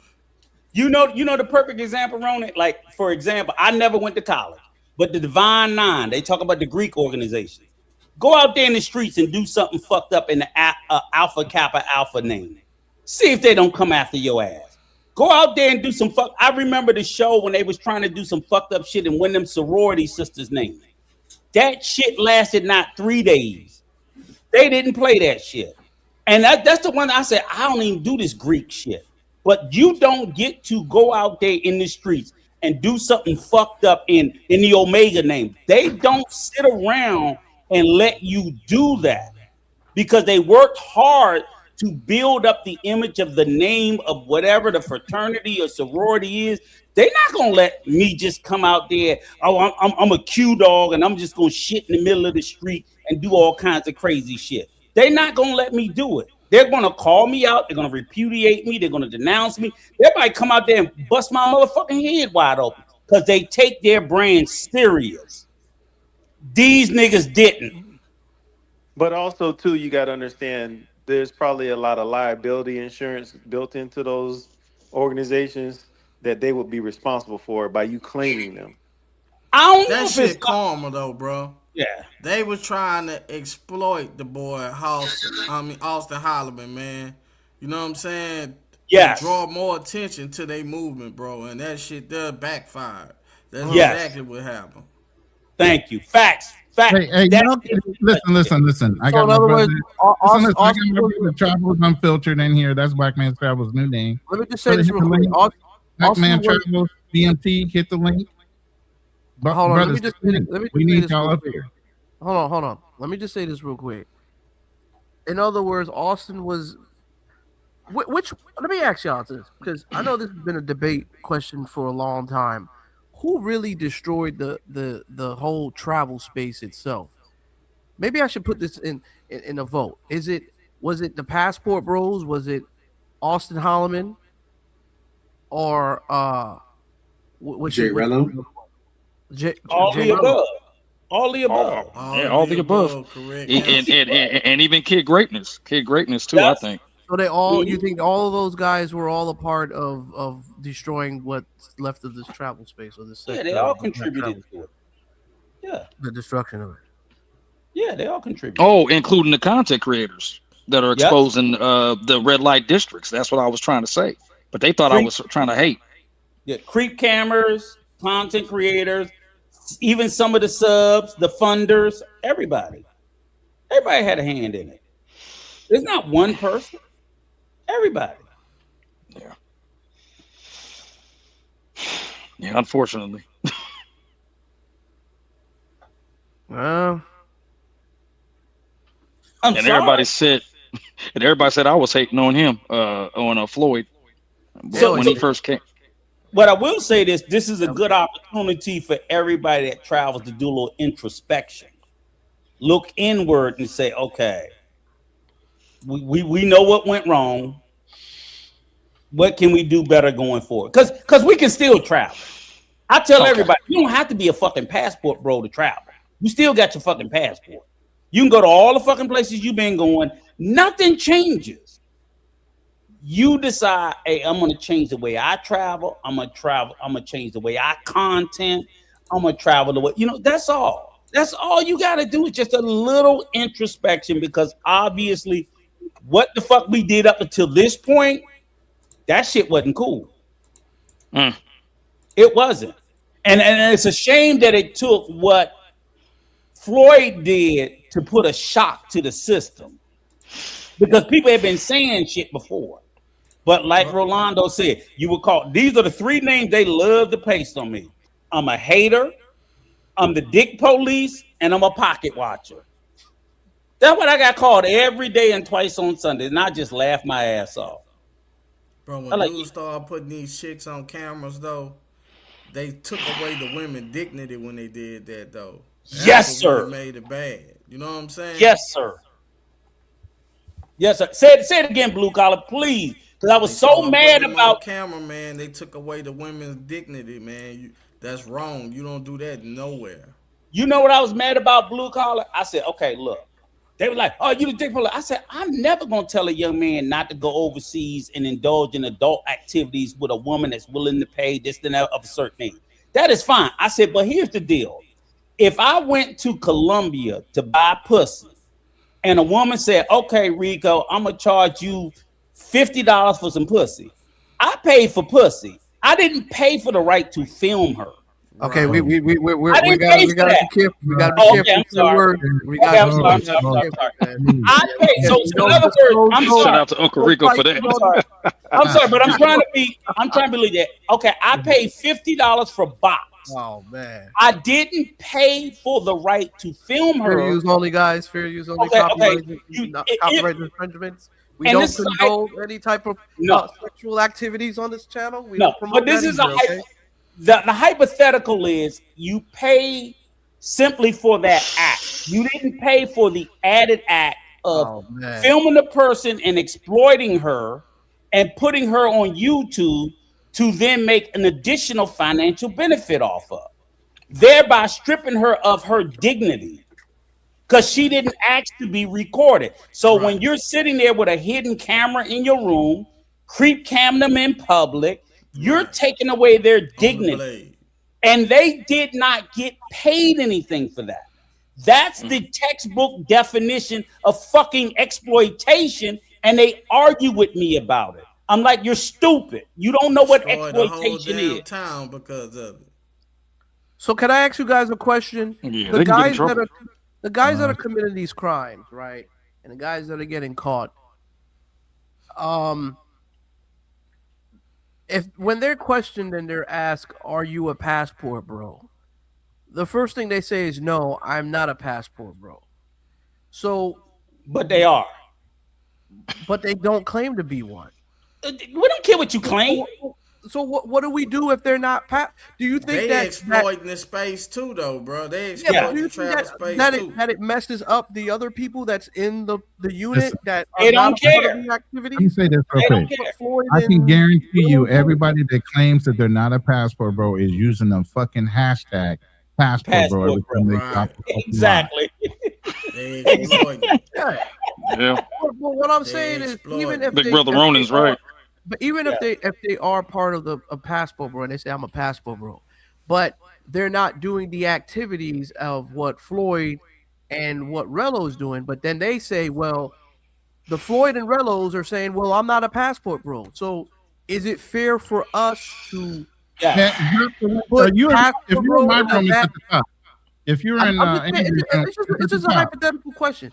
Is the top of the link, BMT? It says open panel up there. It's just hypothetical. Hey, Andrew Show. But aren't they equating that with S tourism, passport bros? Yes. Now they are. Yeah. Well, specifically. Well, the government sees them as a criminal organizational group Well, now. the Brazilian government specifically. That's Brazilian. So, Yeah, that's what they but see. is it really? But is it fair if these guys that are actually doing the crime saying that they're not BMT should be passport hitting the bros? link anytime there too. So keep an eye on the back. Hey, Andrew. Hey, I'm gonna drop down. All right, y'all. All right. All right, Rolando. All right, you guys have a good night. Yeah. I'll BMT see you. should be hitting the link Rolando anytime G. because he's in my room right now. The link is at the top of the chat, BMT. Hey, I'm here. Can you guys hear me? Yeah. Yeah. Go ahead. Yeah, What's man. up, brother? What's going on, man? How's everything? Good. New name, new year. Yeah, man. Look, taking care of a little baby right now, but I wanted to chime in real quick. I think this whole thing is not going to affect black man traveling, period. I think a lot of you guys are doing a lot of fear mongering. My son, who was 22 years old, he went to Colombia, had a great time, no issues. So it's kind of like interesting how guys got to do this and that, whatever. Dude, just keep your nose clean. Don't do anything stupid. That's it. If you go there with good intention, no one's not going to mess with you. If you go there with bad intentions, then yeah, you're going to get the smoke. So this whole thing about fear mongering, oh, guys got to do this and that or whatever, you don't have to do that. Just move accordingly and you'll be all right. That's the problem. The moving accordingly. A lot of these. Well, I kids mean, here's the learn how to thing. move. We can't teach men how to be men nowadays. Dudes want to go there with knucklehead intentions. Let them be. Let them, get burned. I don't feel sorry for them. But if you go there with good intentions, you've done your research, and you go accordingly, you'll be all right. It's just like this whole fear mongering, like, hey, you can't go to Colombia anymore. Colombia's the size of Texas. When I've been to 7 cities in Colombia, I never once had an issue there. My son just got back from Colombia. I have friends who've been to Brazil, same thing, no issues. Let me ask you a question, because I don't think we said specifically. I kind of said the same thing you said earlier. I said don't travel so loud. And we were talking about Venezuela because they were talking about people going to Venezuela. I'm like, don't go down there trying to be loud. Who wants to go to Venezuela? They were asking about it. That wasn't me, because I say you shouldn't go. I'm saying, who wants to go to Venezuela right now? You'd be a total dumbass to go to Venezuela. I agree with you. It's a lot of dumbasses. You would be surprised. You got There's some people people saying they want to go to right now. Venezuela right now. You'd be surprised. A lot of people want to go. Yeah. I agree. You got BMT in the building. What's up, brother? You got something you want to say? Hey, what's good, panel? What's good, everybody? What's on, Ronan, my man Ronan. I see my man Ethan on the show. Andrew, what's good? What's good, bro? It's been a minute. What's going on? Travel Unfiltered. What's good, bro? What's up, man? What's going on, guys? What's going on, BMT? Not much, man. Krusty, come on, brother. You here now. Now y'all both on the panel. We can get this. I'm listening. No, I was just listening to this. He's waiting on your opening hour. I was just listening to this. I was just listening to this hit song, this Bass Passport Bro song with a couple of million views on it. So, yeah, I was just listening to J. Cole rap his little verse on it. That's all. Well, what's good, though? What's good with the panel? What's wrong with the Passport Bros now? The same shit that's always been wrong with them. Well, who? Can you name some names, man? Give me some names. Start with you. Oh man, everything is good. My brother. You the one that made the app. I'm living a beautiful life here in Thailand, man. Recently married. I'm just doing me, brother. Oh, you recently married? Congratulations! Congratulations for that. Brother. Congratulations, man. But then you know what? If in fact that's true, you as the leader of the space should be showing us all that. You should be remember. No. As the leader of the space, let me finish, sir. Sir, you trademarked it. You have the app.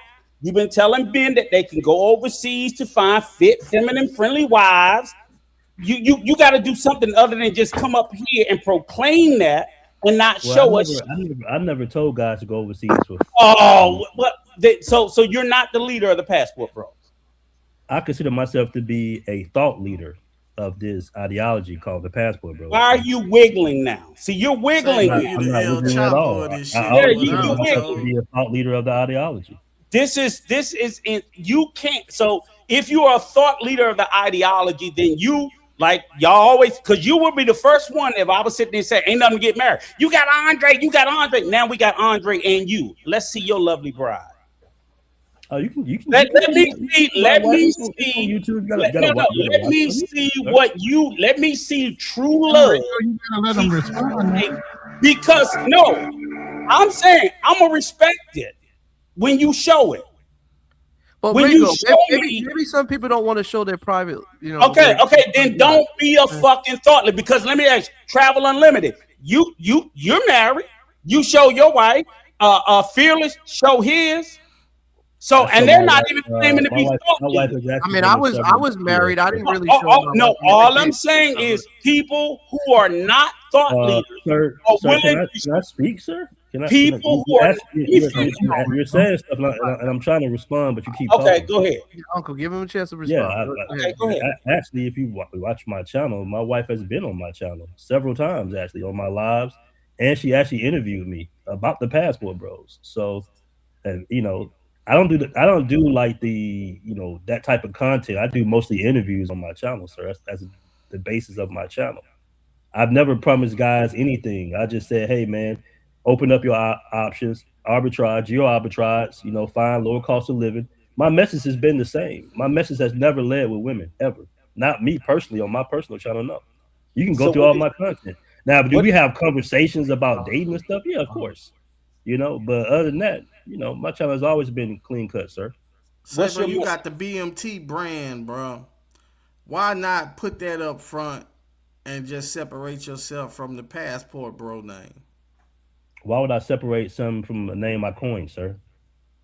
Yeah, that's his you brand. You coined it or you popularized it? Because you didn't coin it. Actually, I did coin it, sir. You didn't coin it. It was coined before you, sir. Okay, well, that's your opinion. Popularized. Okay, all right. Let's be honest.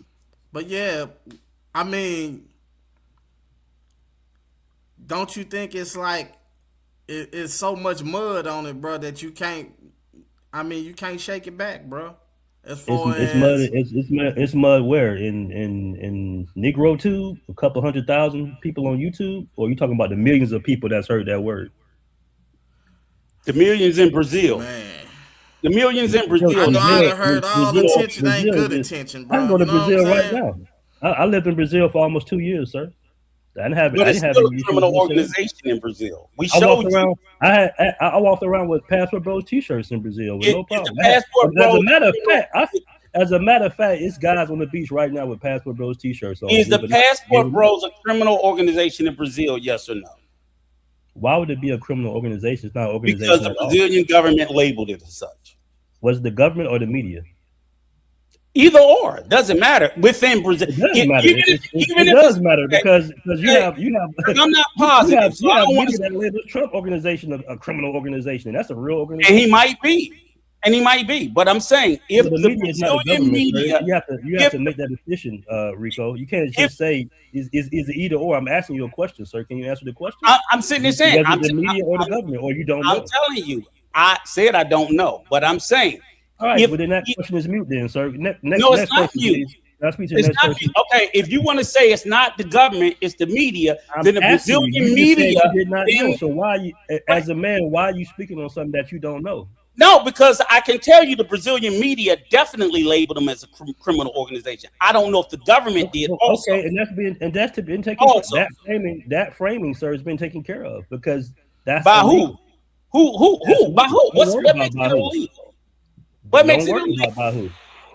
See, exactly. You can't tie any brand or term to a criminal organization legally. You can't prove the illegality of the term. What the hell are you talking about? You sound you said it's illegal. You sound very ignorant right now, Rico. Go ahead. BMT, man. You got your heels dug in, man, as far as the name Passport Bros, bro. I wouldn't say I had my. I would not to interrupt you, sir, but I wouldn't say I had my heels dug in. I would say I'm a thought leader for what I define as the Passport Bros, and you can define it the way you define it, but I define it a certain way. Man. Can you give us how you define it? I just gave you less than a few minutes ago what I define as living your best life overseas, geo arbitraging. That I already defined it, sir. That's all. That's all Passport Bro is living your best life overseas, geo arbitrage. Yeah, that's my definition of it. That's all it is. That's my definition of it. So what's with all the mongering? Why all of a sudden? I don't know anything about the mongering. You interviewed a bunch of mongers. You've interviewed I've interviewed hundreds of people, sir. Okay, but you interviewed a lot of mongers that you knew were mongers before you interviewed them. So I don't know what people do in their personal life, sir. Are you saying I need to be involved in somebody's personal life? I need to ask them who they fuck in the So you gonna tell? I didn't say who they fuck. You gonna tell me you didn't know that Jay Rello? Hey man, hey. You gonna tell me you didn't know Jay Rello was? Hey, do you participate? You're pretending you didn't know Jay Rello was a fucking monger before you interviewed Jay Rello. I interview a lot of people, sir. I interview a lot of people. So you interviewed someone. I interview who I want to interview on my channel. I don't disagree with that. I don't disagree with that. But you said that you know what? I would be more fearful of the guys you put on your channel. Sure. That have you said, see, you're sitting here, you come in here and you want to pretend like it's about this noble moral space, and it's not. I'm just saying that the space, I'm telling you the space is what you knew it was. Andrew,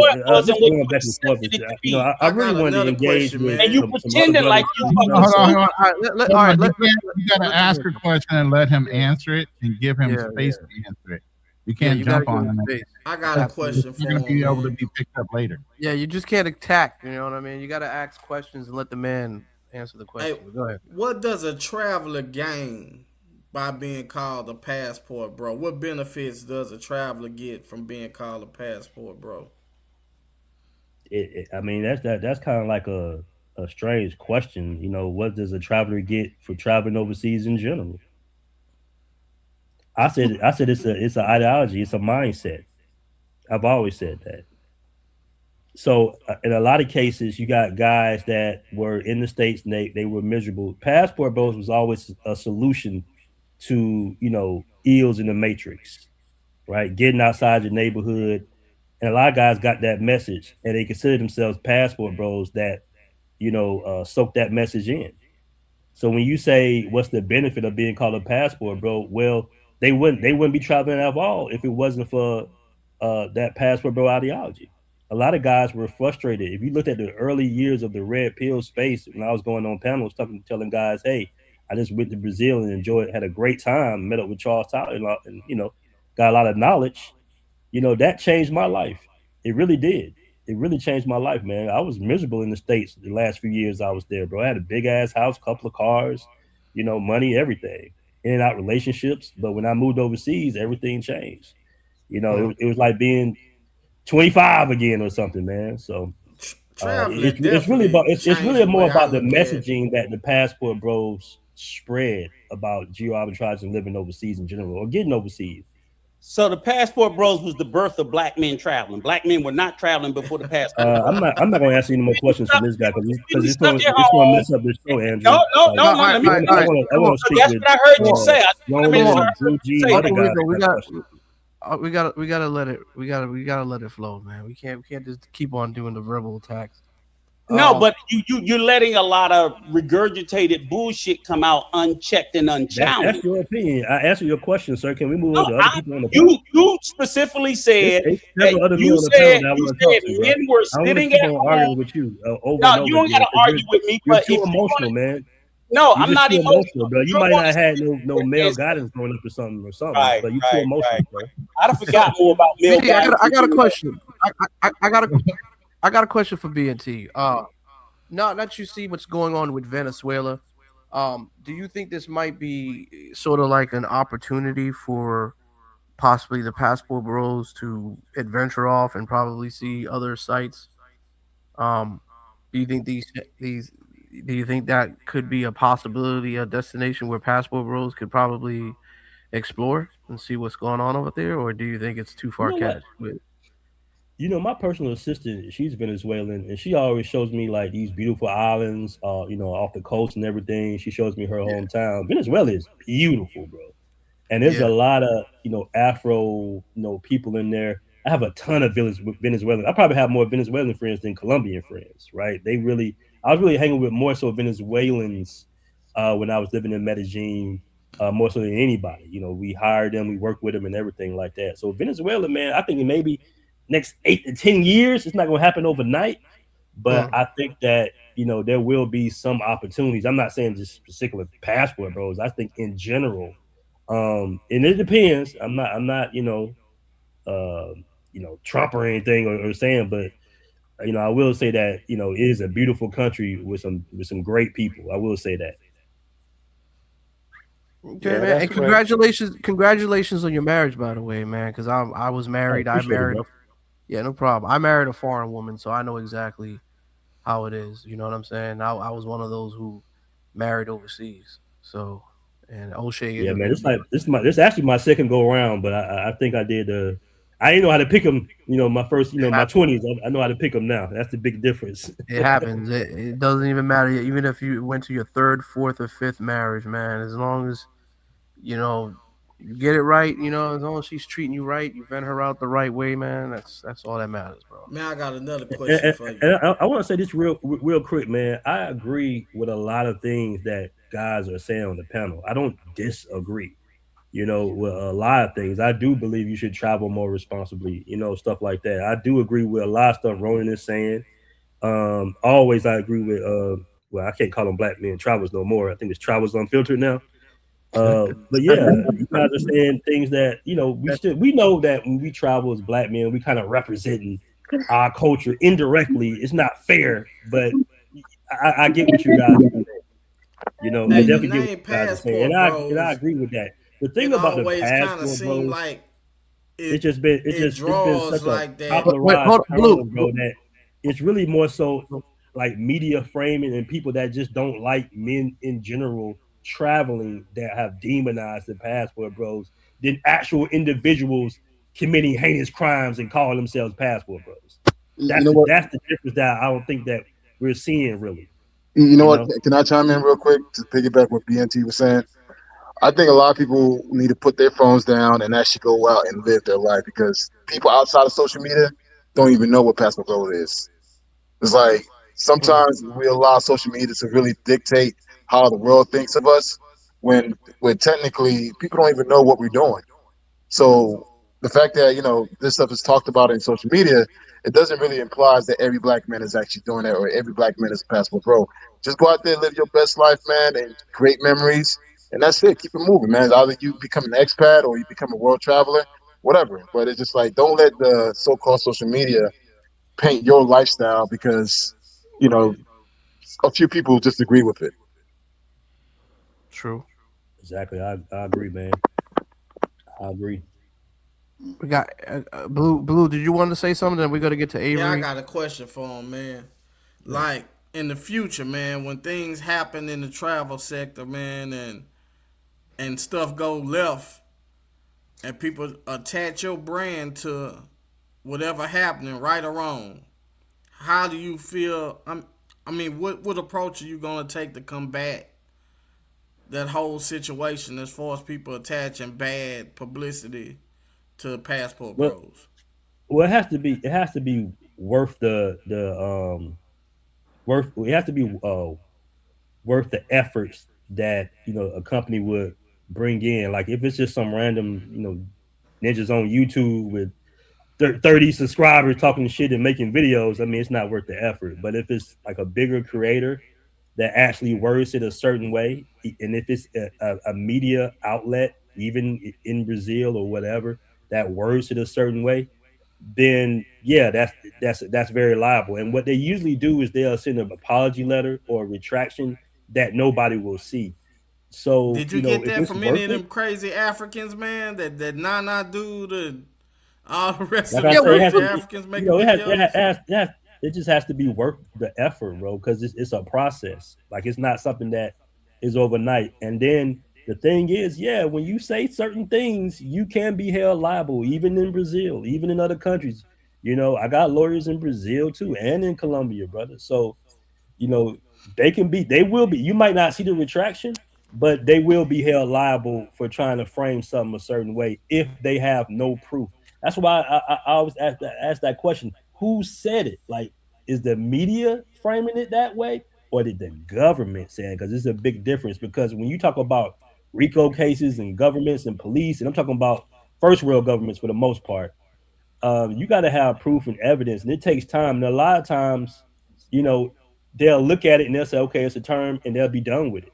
It's like a fruitless tree, and law enforcement and governments know it. They don't chase narratives and YouTube gossip, you know. And the thing about these media outlets, a lot of these media outlets have lost their power and they sway. The reason a lot of stories don't have any legs after a few days is because it's literally nothing there. There is no procedural process in trying to execute anything against a term called the passport bros. It's a big nothing burger. And any law enforcement would tell you that shit. Oh yeah, It's just that man. simple. Venezuela, That's Trump like going that's to like get saying Maduro I'm kind gonna of buried the investigate the whole Floyd Republicans. Well, thing. which Republicans are you going to investigate? Or I'm gonna investigate dudes that wear Nike run tracksuit. Like it's a big nothing burger. And I can say this comfortably and say this too. Yeah. Hey, BMT, quick question for you. What I guess going forward, how do you intend to protect your brand, the brand that you created? I was on a panel with you months ago, and I recall, I mean, I told you, I said, hey man, you really should get the clip of Austin, Floyd, J Rello, them saying they're not passport bros, and make that as a short within your content. Because like I said, these guys have kind of somewhat hijacked what you created. And that's my question going forward. What are you going to do? Because you are media, you have a lot of power to protect your brand. What are you going to do going forward to protect your brand? Well, I mean, like you said before, they have all denounced, passport bros. It's just that in this type of space, people want to promote their own narrative. So they say, they'll call them passport bros regardless. And like I said, it has to be worth the effort, man. Time is money. And in some cases, you just gotta let the noise fizzle out. Like I'm not about to sit there and go back and forth with a dude with 5,000, 7,000 subs doing thumbnail because he wants attention. You playing their game, swinging down instead of swinging up. So I'm just gonna let that noise fizzle out, and then I would strategically contact the people that actually have some type of reach, Yeah, basically. and that's what I was saying earlier too on the panel is that I don't know if you heard that part where Jay Rello had never claimed to be a passport bro ever since he came onto the space. But if you would go to World Star, it says passport bro, passport bro this, Right, exactly. passport bro $100, passport bro beat a girl in Kenya, passport bro crashed the car in DR, and the dude has never ever said I'm a passport bro. Right. And like I said, man, a lot of these outlets, what they'll do, because I mean, I've gotten apology letters and all that stuff, and keep in mind, there's other guys that have interest in the Passport Bros brand as well. It's just not me. But I will say on my side, of the coin, at least, I've received apologetic letters and retraction letters, but nobody sees them. And in a lot of cases, it wouldn't be wise for me to go on my YouTube channel and say, hey, this platform printed a retraction or sent me a letter. I'm not going to do that either. But what usually happens is they'll frame it a certain way. They have a big platform, and then they'll say, oh shit, is this behind it? Oh, okay. Sorry. Yeah, we won't do it again. And that's be that. Can I ask a question? Yeah, go ahead, and then we're gonna get to Ivory because I know Ivory. And I'll just shut up after this. Did you get an apology from Anton Daniels? Because he shitted all over the Passport Bros like a week ago. No, and I'm not making this up. I'm not making this up. Anton is Did you get an apology or a retraction from him because he shitted all over it? The video is still up. The video is still up. I seen you in the chat begging him for an apology. Did you get one? Yes or no? Or are you going to sue him? Yes or no? Well, this is the thing, man. Anton. No, he's a big one. He's everything you said. Can I answer? Okay, go ahead. Anton is a brilliant content creator, and I've spoken to Anton, and it might be such, when it comes to content creation, drama sales, and you never know. He might be on the channel Okay, soon. so that's a no. Soon. Okay, that's a no. I'm All not right. gonna say no. I didn't say I said anything. I'm just saying he's a brilliant content Okay, creator. but And when you look at what Anton said, Anton is protected about what he said. Anton didn't frame it in any type of way that Passport Bros were doing something he illegal. shitted all over the Passport Bros And after he his can voice. and he can do that. The He can video do that. is up. The video Yeah, he is can do up. that. He's legally That's protected facts. to I have ain't an Did even you opinion. do that bro, to and I was him? You offended by said the shit if they he were said. big, you would Yeah. go after him. Hold It's on, cool. hold on, It's a big. Uncle. We gotta let the man talk. No, but this is the bullshit. I let him tell all that bullshit, and when I ask him about a big content creator, he come with this bullshit. It's not. That's your opinion. Hold on. Let me answer with this. Like I said, the way Anton framed it, he's a brilliant content creator, and he said his opinion on the Passport Bros, which is legally protected by law. It's a big difference than saying Passport Bros are corny dudes and saying Passport Bros is a criminal organization network. That's what he didn't do.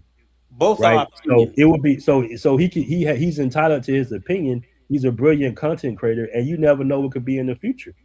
I think Maybe y'all he'll be on my show again. Man, Maybe I I'll be call on his cap show on that again. shit, I'm BNT, man. actually cool with. He would I'm call actually cool with perverts Anton. and all kinds of shit. I got a question. I got a question real quick. BNT, as far as legal actions go, right? The name itself is being tarnished and is being opposed as being a criminal organization.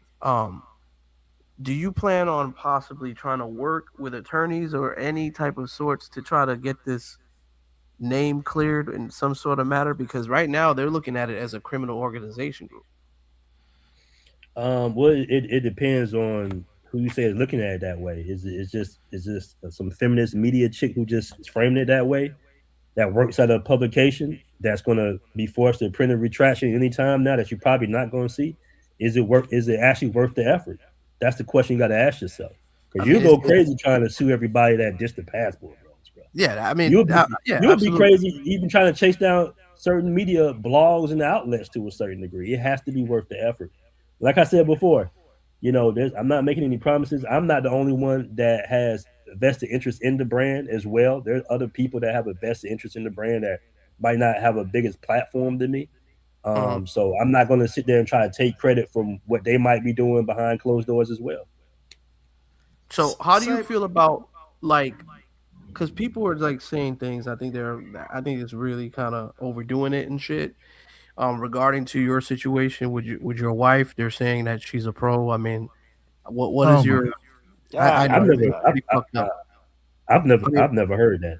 I've never heard that. This people are saying stuff, and I say, man, come on, man. I mean, you can't be too far catch with that, bro. I mean, that's another man's wife. I mean, we can't. I don't really touch on those I don't touch on those waters. You know what I'm saying? So people are asking me questions. When they say certain things. Well, like I said before, I haven't heard that personally. I don't know if you're just making that up as you go. No, I'm not making it up. I will say this. People are asking these in the comment shit. People are saying this in the streets. Well, I will say this. I would say this, and this isn't to the YouTube space. This is just to my guys on the panel, like Roland, and my brothers and everything like that. But I think y'all already know my wife is middle class Thai, bro. She has a great career, so that's not happening. And she's actually not from Pattaya either. She's like from 9 hours away.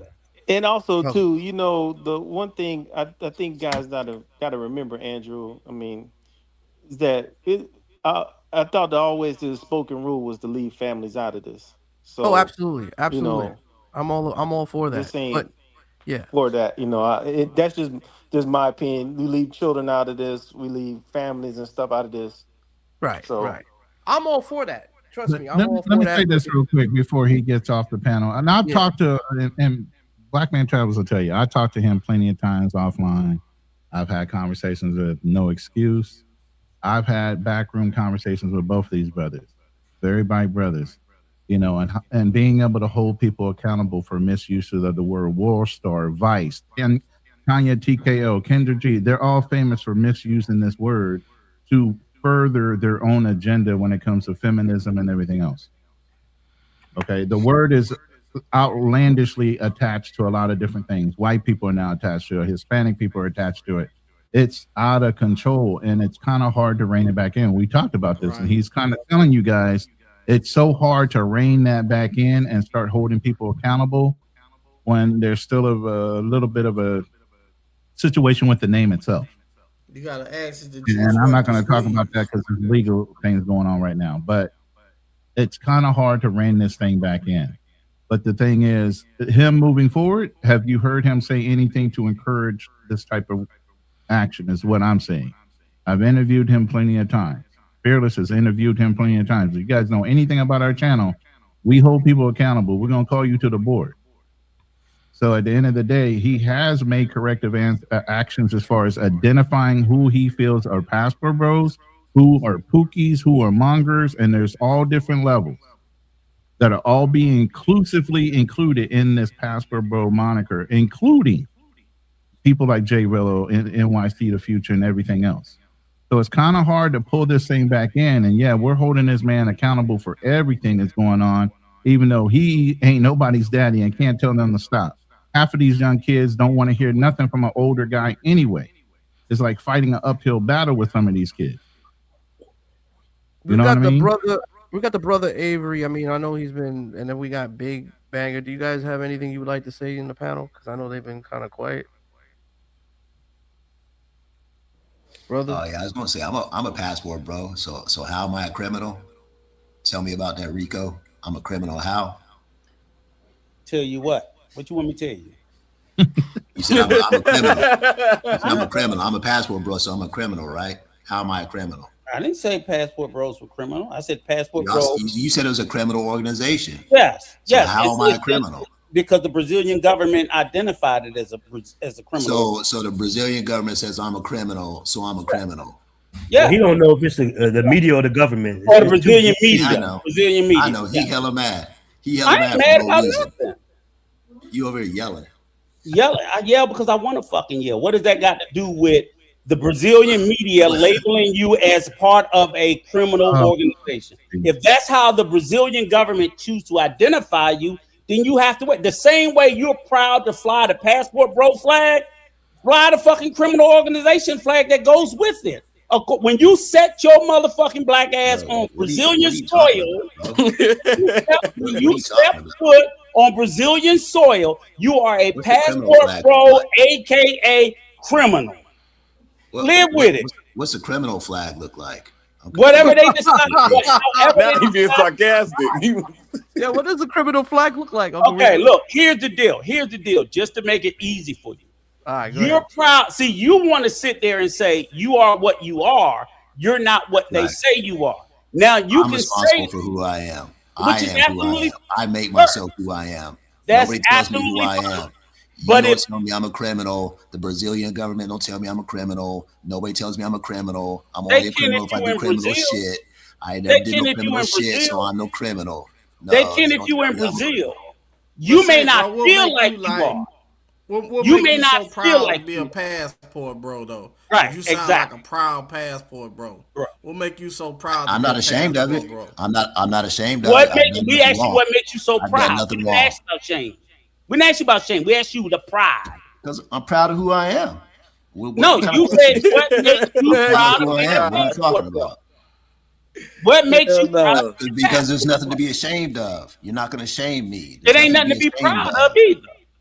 Well, this is part of the discussion I had earlier in the panel too, is that you're never gonna check into a hotel or Airbnb or go to a restaurant and say, I'm a passport bro. I mean, that's just like I think you said, it's an ideology. It's something that you're. But I mean, nobody's ever gonna say this is what I am. You're just gonna be like, hey, I'm just Avery and I'm traveling. It's not a formal organization. So why you beating your chest about it then? Why are you mad about it? I'm not mad about it. Why are you mad? Why are you yelling? Hey, why are you yelling? No, I'm not yelling. You come up here asking about what, and I made it clear from the get-go. The Brazilian media determined based on what happened with Floyd. Blame your boy Floyd and BMT. They're not in charge of it. that people that's affiliated with the Passport Bros is a criminal organization. Who's a criminal. I didn't give it that who name. And what's a criminal? I didn't. They're not in charge of who's a criminal. I just told you who gave it to you. I just told you. Another question for BMT too, man. All right, guys, hold on. Let me just read this real quick from TF 7389 with a shout out. It says, "What qualifies the dude as being a passport?" I left the States 5 years ago. I'm an expat, been traveling around the world, and I met a Colombian woman in Colombia, and I date foreign women exclusively, so I'm qualified. So why not just be a damn expat, homie? Thank you. I'm both. What's the problem? What's the problem? Ain't no problem. It's just like, okay. Well, so one is like you're a traveler. You're an expat. Why are y'all getting all emotional? No, brother Avery, you asked me what the problem is. It's like I don't understand why grown men have to attach labels on themselves. Right. And that's you like asked running around calling yourself a Power Ranger or some shit. Expat's a label. But here's the deal. American is a label. What are you talking about? You asked what the problem is. You said you're an expat and a passport. Rico for a minute, man, so the panel can talk. Hold on, let me ask you. Man, Rico taking over tonight. No, but listen. The brother asked a question. One is you said I'm a passport bro and an expat. One has the label of a criminal organization. Shut the hell up. You talk like a female. You shut the fuck up because I'm not talking to you, okay? Bro. Damn. One is labeled a criminal. Okay, come on, guys. We gotta. Damn, that man won't stop talking. We gotta even it out. We gotta get a chance to talk. We gonna get back to BMT. Let's get to Big Banger, man. I know Big Banger's been quiet. You got something you want to say, brother? No, that's it. I just want to say I'm a passport bro. That's why I come up here. Rico super mad. People's mad about passport bros. I'm not a criminal. I've never done no criminal shit. I'm never going to do any criminal shit. But I fit the definition of a passport bro, and that's what I am. So I just came up here to say that. Appreciate y'all. Here go Uncle. There's people that you have a right to identify whoever you want to be, and like you said, nobody can tell you are who you are. Let me just get this out. Ronan. There you go, Uncle Rico. You got 3 members of the passport bro community, and they're saying that hey, not everybody's on the fuck shit like you'd see with Floyd and I never said they were. Yeah, as black men, as black people, we've been a victim of stereotypes for centuries, and it is disappointing for me to see black men furthering a stereotype against other black men. It's crazy to me. Did I? Let me ask you this, okay? And I'll be quiet. Did I further the stereotype? Matter of fact, I didn't. I think Andrew and Ronan, they started it with what the Brazilian media labeled passport bro. I didn't give them the label. I'm following the story that they led with. Y'all seem to be upset. Excuse me, no, y'all. Let me finish. Y'all seem to be upset because I'm saying, based on how the Brazilian media is looking at it, I see how they came to that conclusion. It was, and I had said earlier that I do think some passport bros have committed crimes. I do not see it as an organization. But yes, some like Floyd have committed crimes, and that's you seen one person, you seen 1 or 2 people commit a crime. Sir, you don't know how many. You put the label on thousands of people. Sir, you don't know how many I've seen. And I'm doing the work of the Brazilian government. I did not put it on hundreds of thousands. At no point, see, now you're putting words in my mouth. I sat there and said it's not a criminal organization. I said that, full stop. I said some. You just told me to fly the flag of a criminal. You literally said fly the flag of a criminal organization. I said, what flag? That's not what I said. Flag? Said exactly what you said. You're hearing what you want to hear because you sensitive. Hey, I'm gonna get on out, bro. All right. I want to ask you one more question, BMT. Hey, salute to BMT, man. Hey, salute to BMT, man. I appreciate you being on here, brother. You know you're always available. You're always able to come on. I want to ask you one more question. Damn.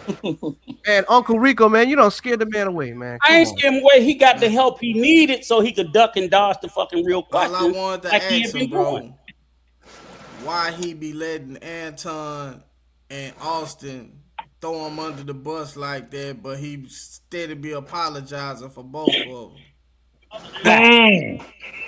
Facts. Well, I That's think all I wanted to ask, didn't man. BMT go at Austin though? Because like what I think when this Floyd thing came out, if you look at like we always say words matter, right? So Yep. I think when BMT released his version, it said YouTuber. But Austin, when he released Passport bro. it said passport bro. And I think that's the differentiation that kind of set BMT, but like, hey man, this dude in the passport bro, Austin, you know this. Why are you calling him a passport bro? Okay, Bro, Drew, but go to Austin shit on Anton Daniels' Passport channel and Bros see all what the you time. see. Yeah, I watched that. Go to I watched Anton it. Daniels, right? And Mhm. Anton Daniels tore them a new asshole, and BMT is in the chat begging, please, Anton, please. Anton I'm like, I Daniels don't say hear shit. Passport Bros are PDFers. They be knocking down lady boys and all kind of shit. Y'all boys be knocking down lady boys on this panel right now? The Passport Bros? No. Come on, man. Come on. Why do y'all care about Anton Daniels? Who's Anton Daniels? What's He's a that big name? ass. Who cares? Stop it. Who cares? Big old black guy from So? Detroit look like Mr. Potato Head. And I seen him on the sidewalk downtown Detroit asking white people for This hugs dude for funny, $1. dog. Yeah. You know what? Well, hell, you should have just slapped him on the back and ran away. You know he can't catch nobody in a foot chase. You ask who he is, but then you describe who he is, so you know how big he is. Who cares? You know how much. Who cares? Who But cares? sitting there, Fuck you talking about? because Avery, how long have you been living out of the country, brother?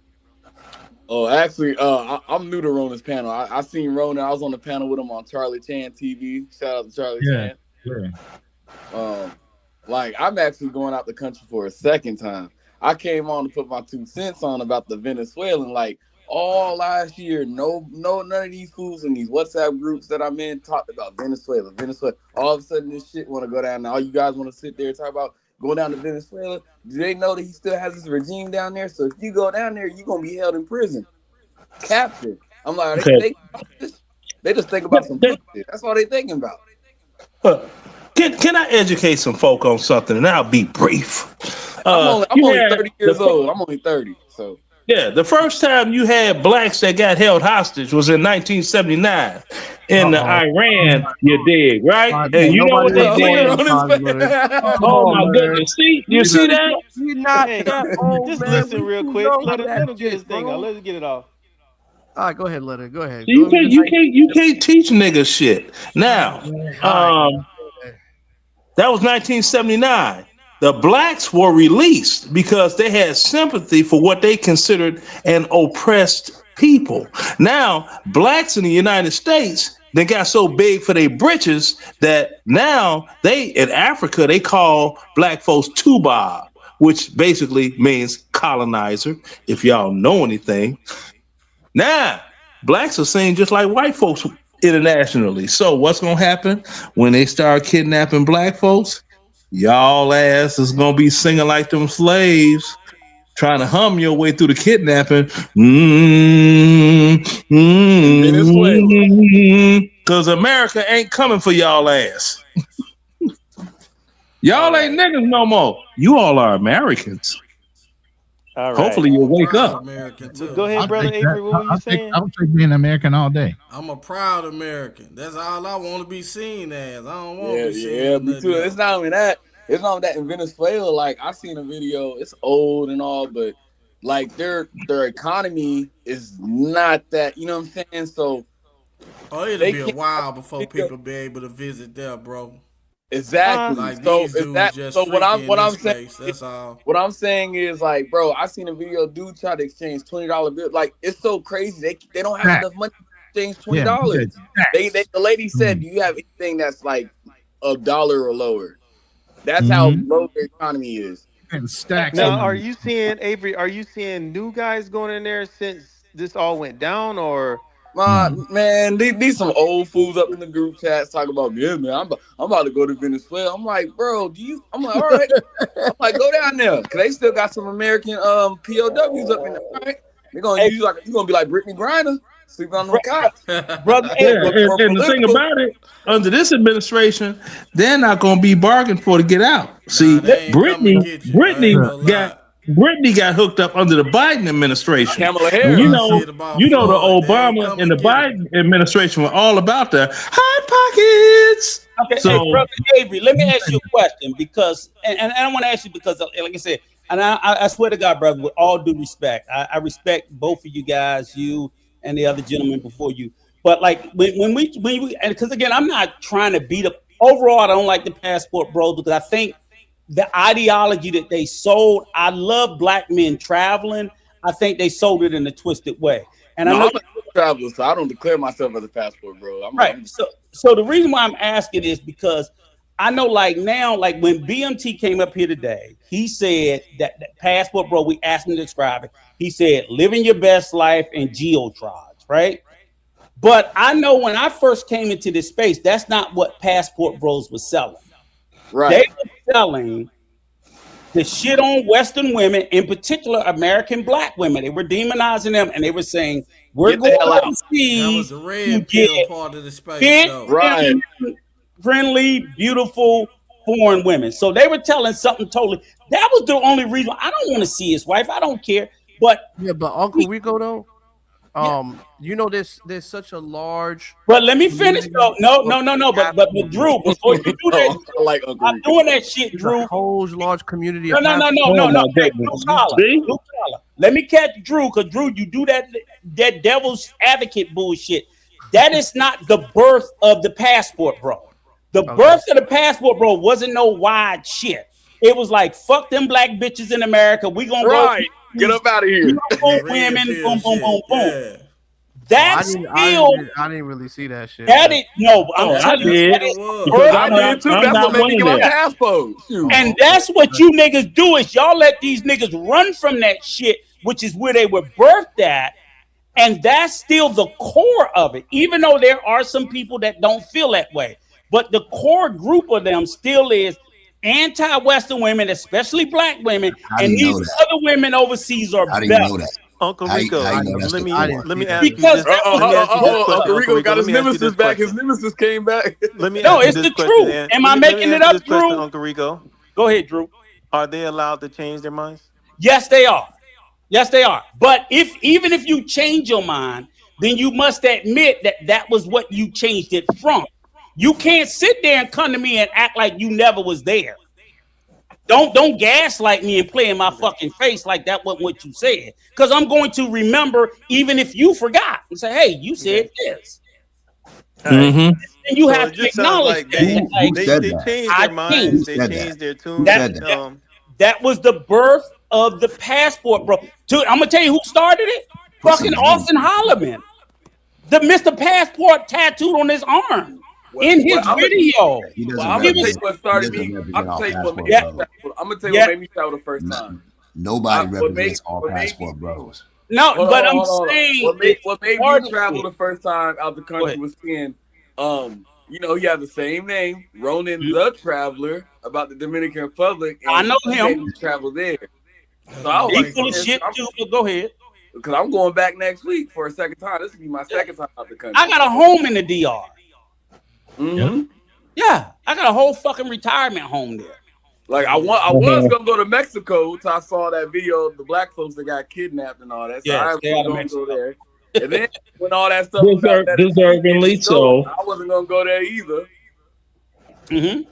You know, now when I do go to Colombia, I'm going to Cartagena, shout out the Rooftop Republic, go out there, have a good time. So, that's where it is with me about Colombia. But DR, I was having fun last time. DR is a wonderful. Here's the thing: DR is a wonderful place.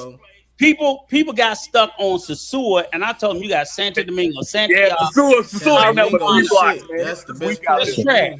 I'm being Santiago. I'm being Santo Domingo. I ain't going no Sosua. So what I'm saying is, I want young men to try. And when they started again, I know from the birth of Passport Bros came out of the Black Manosphere, and then they started their own movement, and they were anti-black women, and that was their thing. They were banging on them. These women were better. Now, when I started, and for full transparency, my wife is Salvadorian. So I've been traveling Central America, South America, Asia all my life. I'm like, these women are not any better. They're just different.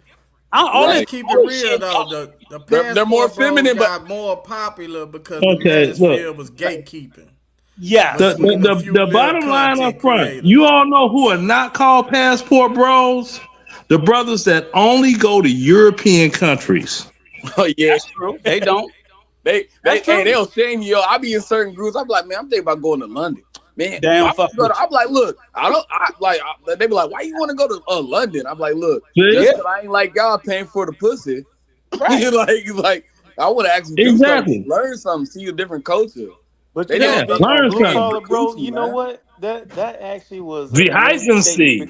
You know, learn your little Deutsch or something. Go to Amsterdam where they got that good. Bro, if I you want to go to partake. London. London is cool. Go to Rotterdam. You know what I'm saying? North of Amsterdam. Go where you can see something.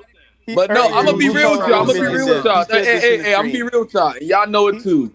Everybody always talk about Colombia and DR. Colombia, DR. Nobody talks about no other country. Hey, that's the main two you always hear about. Colombia, DR. Colombia. Because what about they are cheap places to go. Exactly, That's but a lot of those bottom guys line. they don't want to catch a 17-hour flight to the Philippines and stuff. Yeah, like that. Let me do with the hours. Check it out.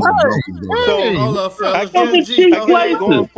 Going forward in 2026 is this, because I know Blue Collar Bro said this early in the stream. He said, you know, there needs to be a differentiation between mongers and travelers or whatever. Right. So that is the differentiation. If a person brings up DR, Colombia, Brazil, Thailand, that's the passport. Thailand, that's the passport. Well, the groups that I'm in, they don't want to hear that. They don't want to hear Thailand. The bottom line up front, if they bring up a cheap country that does not use euro as their denomination of currency or the British pound, they're a passport bro. And what I'm saying, brother Avery, but brother Avery, Honduras last year. One United States dollar is worth 26 Honduran dollars. Talk to your boy. Talk to your boy. I'm in Europe right now. I'm in Greece right now. I'm a passport bro. Right. I'm a passport bro in Europe right now. What are you talking about? Oh, you about to get Rico? Where you at in Europe? Where you at? Big Banger. This is what I'm I'll in say Athens, is, Greece. but I listen, told you, I'm in Big Athens, Banger, Greece. Big Banger. The reason why you wouldn't be perceived or thought of as a passport bro in Greece, because that's not where passport bros go. You just I'm sorry. I am a passport bro. I understand. Okay, hey, you ever hang out? Hold on. You ever hang out with Lamar? Shit, but you're not a passport bro in Greece, because passport bros don't go to Greece because they don't want to pay that much. You don't tell me who I am. I'm not saying you're not. Well, that's the thing. Nobody said you're a passport bro. You're not in one of them cheap countries. I'm asking you, have you kicked it in Lorette Lamar? Let me say that's this. possible. You're a passport bro alone. Hey, Big Banger. Costa Brava, Costa Brava, you get down to Costa Brava too. Costa Brava ain't no point. Hold on, Leonard. Let's say Big Banger. I'm talking about Greece. Lorette Lamar, Costa Brava. It's popping. You can have a real good time.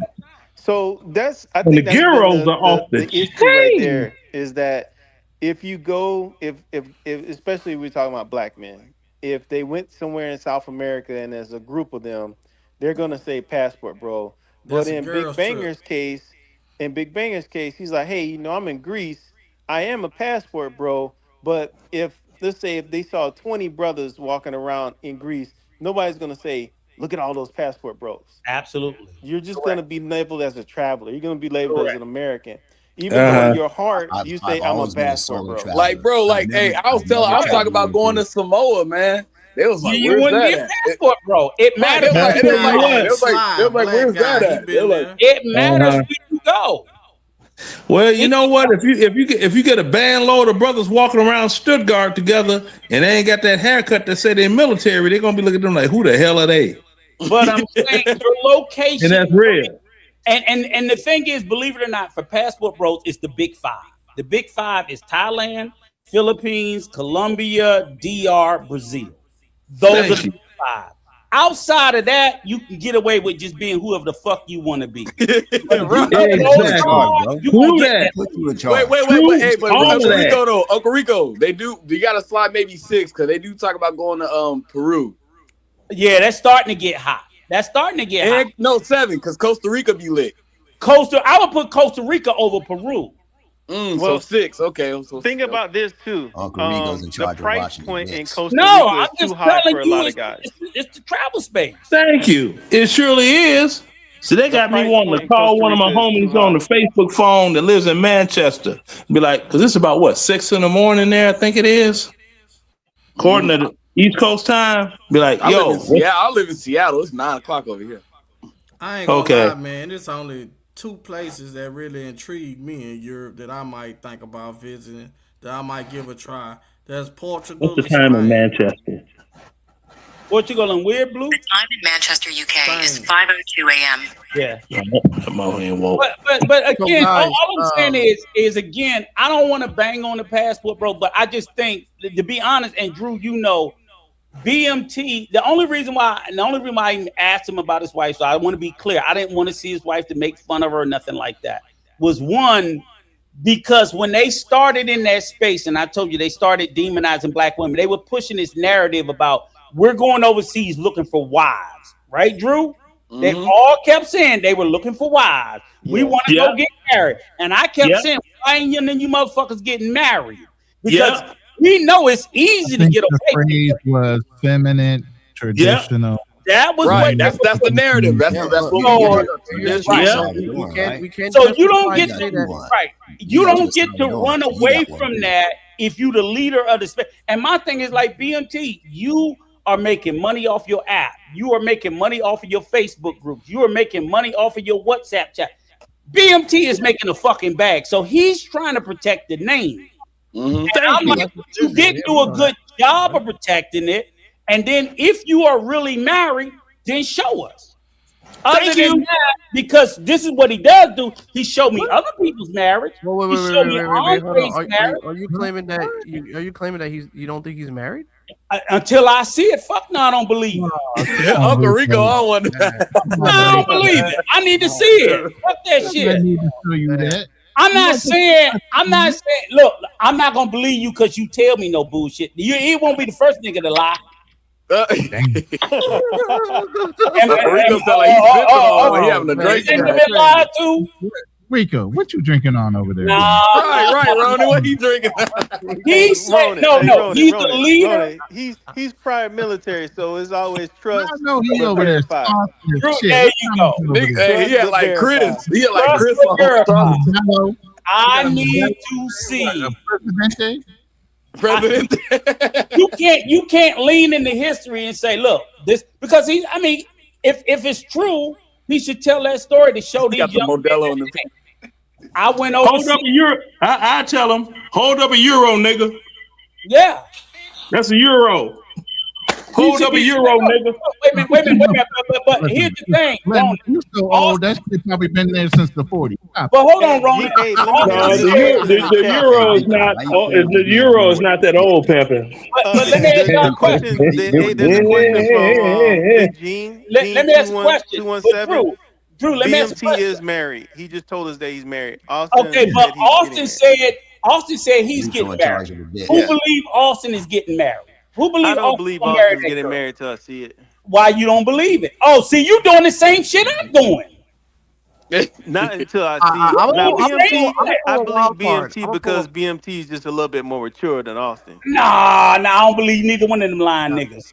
I think Austin might get married to the woman. I don't believe neither one. Hey, I'm gonna be honest. You know, y'all talk about the passport, bro. Name like, nah, I'm younger than you, right? So I came into this. I got my passport like a year and a half ago. So around that time, you know, things was bad. Like I'm younger, so dating for my age range, 25 to 30 in the States is cooked, right? But anyway, so when I started seeing Austin Holloman and J Rello really messed it up because the first video I seen when he was on that Cash App begging for money when he was at the airport. Okay. That's the one that got him so viral. And then NYC, and then they're doing all this weirdo crap. You know what I'm saying? And they're just making the name go down, But right? Avery, you a decent dude. But you was fighting me, brother Avery, about the name. Come on, man. Damn. But Avery knows that he's not a passport bro. But Avery, I want to ask you a legitimate question. What's up, Ron? Well, you going over there looking for a wife though? Listen, and then if you get a wife though, let me talk like I'm from Detroit. If you get a wife though, wait, how you Ron gonna was trying to support ask her you. though? Hold on. Let Ron ask this question. Let Ron ask this question. Let me ask you a question. Avery, real quick. When you saw the actions of what Jay Rillo did and that whole e-begging thing, the first time you were exposed to any kind of passport rowing or any kind of overseas traveling, did that make you want to follow or emulate fucking Jay Rillo's actions? Hell no, I saw it on Philip Scott's show, and Philip Scott said, "See, I knew it was gonna happen." Hey, I got a question for the panel. We seen the reputation of how old is this lady? Yeah, that chick is bad though. Austin, hey, I probably would have had a baby with her, homie. Is she an African joint? I would have. Come on, guys. You say I might have a baby. Whoa. Now just examine what was just said. I'd rather have a baby with her. Ain't nobody saying nothing about wife. They talking about baby. A chick that fine. I said a chick that fine. That's how young people talk. It don't matter. You talk about making a baby with a woman instead of making her your wife, then making a baby. I gotta get to the question for the panel. She does look that old. Thank you. People are saying that this woman is resembling a little bit of Austin's mom, a little bit, but we know maybe Austin is really close to his mom. You know, maybe some men want to look for characteristics. Maybe some men want to look for characteristics of what they see in their mom. You know what I'm saying? Maybe he sees something in her. I think, I don't know. I could be pulling a wild card here. You know what I mean? I like to play devil's advocate, but I think if Austin does settle down with this woman, in my opinion, I think he could destroy whatever he's got attached to as a negative light in his past. I don't agree. Switch it up and do couple content. You don't think so? You don't think You don't think he could be a better example if Austin gets married and he settles down? No. Austin's younger than me. No. Austin's like what? 4 years younger than me or something? Why not? Why not?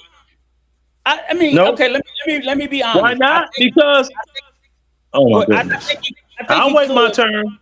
I think he could, but it's not going to be just because he married her. It's going to still be he married her, and he's going to have to show the receipts for a period of time. Because I'm not going to think. I think she's a beautiful young lady. I think she's a gorgeous young lady. Yeah, fine. I don't know anything about her, so she could be toxic as hell. I don't know. But if she's not, then I'll be happy for him. But he still got to do the work. And if he does the work, then I'll believe. But I'm not just going to believe because he found a pretty face. Hey, let me ask Brother Avery a question because we kind of skipped over something he said a minute ago, and I know you just joined the chat probably just like 30 minutes ago. But prior to that, the little joke I said, what I was gonna say was that earlier we talked about your age group. Yeah, and 30. The connection, like, and you were like, "Hey, man, I just gave up." Like, what was your breaking point where you just like, "Man, this is enough. Like, I've tried and I can't continue." Bro, I spent 10 years, all my 20s, man. I was like, it's cooked, bro. Then I started seeing all the red pill stuff getting popped a couple years ago. No, but I'm saying like when you were in your 20s, like your 20s to 25, when you first started dating, were you just just burned out with the whole like paying for everything? Like, in my younger 20s, I could, go on dates, get chicks. I could go in the mall. They give you that inviting energy and shit. Then like once COVID happened and OnlyFans came out, then they want to do Instagram baddies, and that just changed the whole dynamic. I'm gonna go back, bro. I feel like it switched around about 2013. Not for me. That's because you're older than me. But me, I feel like 2019, 2020, like for my dating group, it fucked up a lot. So that was my question was like, so you're in your early 20s, you had success here in the States, it sounds like, but then when you hit like 25, it was like, I'm done with trying. Was it that you were not having success with dating anymore? Like or I was getting dates. I was, smashing here and there. It wasn't frequent like it was when I was in my younger 20s. Okay, It was about consistency. Right. I could go to a chick in the mall, maybe get her Snapchat, at least get something. Bro, you try to go to a chick in the mall, they just look crazy, or they be like, "Oh, how much you gonna pay me for my nails and all that bullshit?" Yep, that's how like, they be. You know what I'm saying? You can't even, bro. I don't even hold the door open for cute girls no more. I'm like, social they want a price that comes with that. See, and then where I live, no, I'm gonna say this too. Avery, how old are you? How old are I'm you? 30. I'll be 31 this year. Like, I'm like, dude, like what I noticed, like in my city, and I worked in retail and stuff, like grocery store, and I see a lot of females coming with these dusty ass hood niggas, bro. Like all the time. And then they get knocked up, and then they try to spin the block on somebody later. You know what I mean? Yeah. But Let me if read. you had the opportunity to talk to you, you didn't have no kid. Let me read this super chat. Man. Let me read this super I chat was from a teenager in the 90s. Let me read I this hung super around chat. like all my older cousins and my uncles and my great uncles. I was Right. busting up grown women when I was 14. You know what I'm saying? Mm-hmm. Like, that was a good era to be around women because we ain't really had the internet. The internet wasn't there yet. I'm the internet generation. Internet, cell phone, all that's my generation. In 2005, I was Andrew's like got 10. a super chat, guys. He's got a. Hey, I got a super chat, yeah, because I'm trying. trying to get a word in. I can't say shit. Jim Rack, All right, 808 with a 999. He says, Rico, you want the man to show his wife so bad was weird-ish, man. I want to see the lady boy. Rico's responsible for the He's in Thailand. Let's see the lady boy. Oh, come on, man. Yeah, But nah, back to what we was talking about, though, it's just dating. Fuck your hero, niggas. But nah, dating in the States is good for me, so I just decided to go abroad. I was like, I'm not. But brother Avery, Hey, people, hey Rico, they say you didn't have that smoke. You didn't have that smoke for Rello. What happened with that? With you and Rello on because the fucking Razor was saving them. Oh, you know, people Razor say you sitting didn't- there and gave me all them rules and shit. People say you didn't have that. You didn't have that. Razor gave me Hey, about you know how Razor 12,000 be? motherfucking rules before I came up. Hey, Uncle Rico, you know how Razor be? You know, Rello, when he okay, talks guys, like- okay, guys, we got Rello, we got Rello. You can't do my this. business, guys. You can't do that. Rico, you can't do this. Oh, damn. Yeah, he give me all those rules. Oh. Hey, but brother Avery, let me just say, I definitely appreciate what you're saying about like women in the U.S. But what I will want you to know is like even when you go to date overseas, don't think no matter what country you go to that it's gonna be wildly that much more different because these chicks overseas, they got the internet. They just as grimy as the women. No, and Dominican women. Yeah, it's so bad in the DR. See, nobody look. See, we having a conversation. Nobody talking about this. A lot of people. We got this one in the chat. Look, a lot of people go to the DR. We got this one in the chat. I got to get my clown on for Razor Rays. Well, look, like a lot of people. Wait, what's going on? Ronan's doing something. Hold on, Ronan. Go ahead, brother. Avery. Go ahead.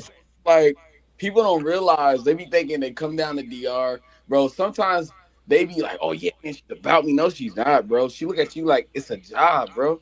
Like, they got Dominican boyfriends. Like that driver that picked her or moto. That's her nigga, bro. Like you don't. I realized that after my first trip. You know, I've been La La Land and all. You know what I'm saying? But when I started picking up, bro, half of these women be with these dudes since they're 11, 12 years old when they start fucking. You know what I'm saying? And they had like 4 kids.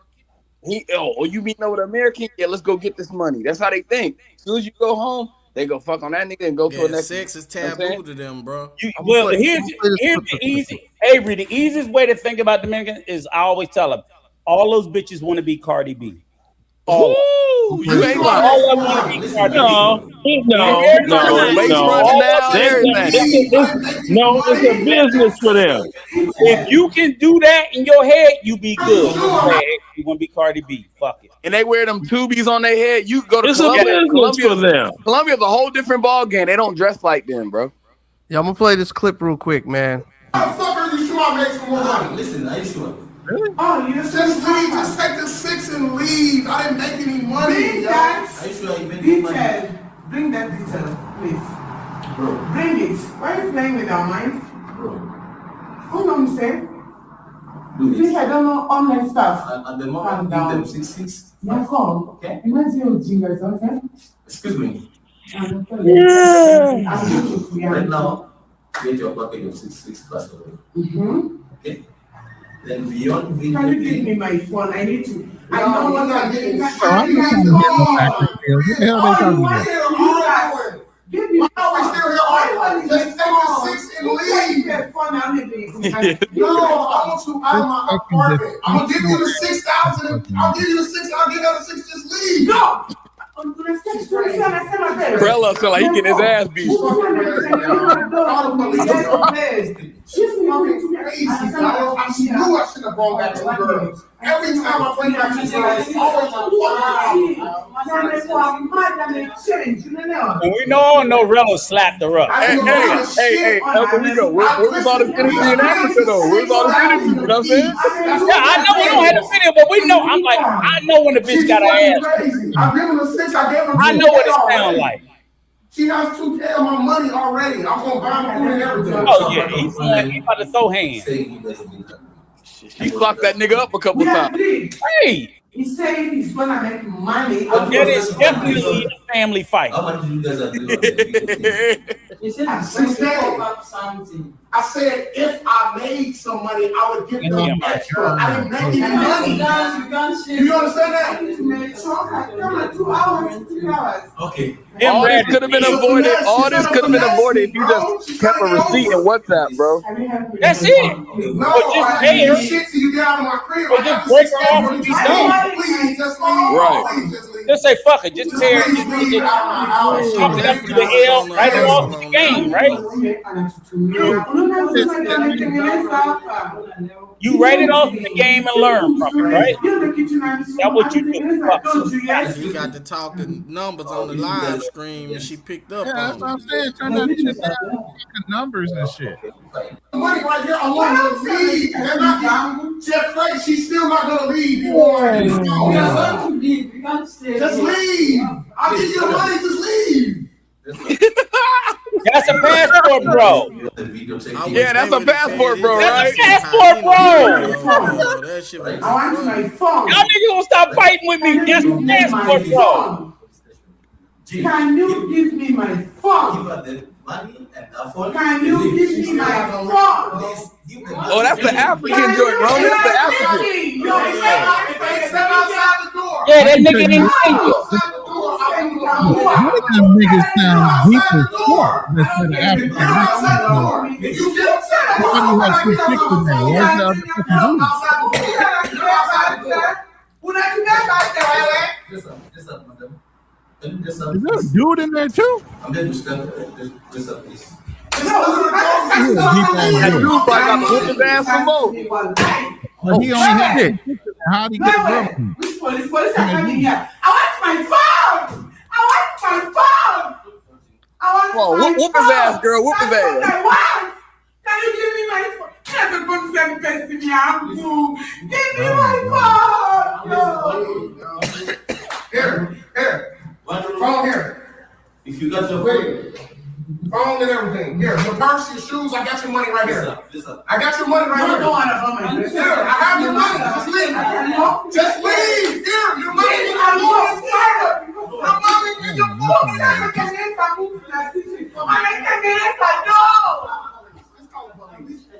Nobody in the world got that much bad luck. Drew, can you end this? Just leave. Give me my phone. Drew, end it.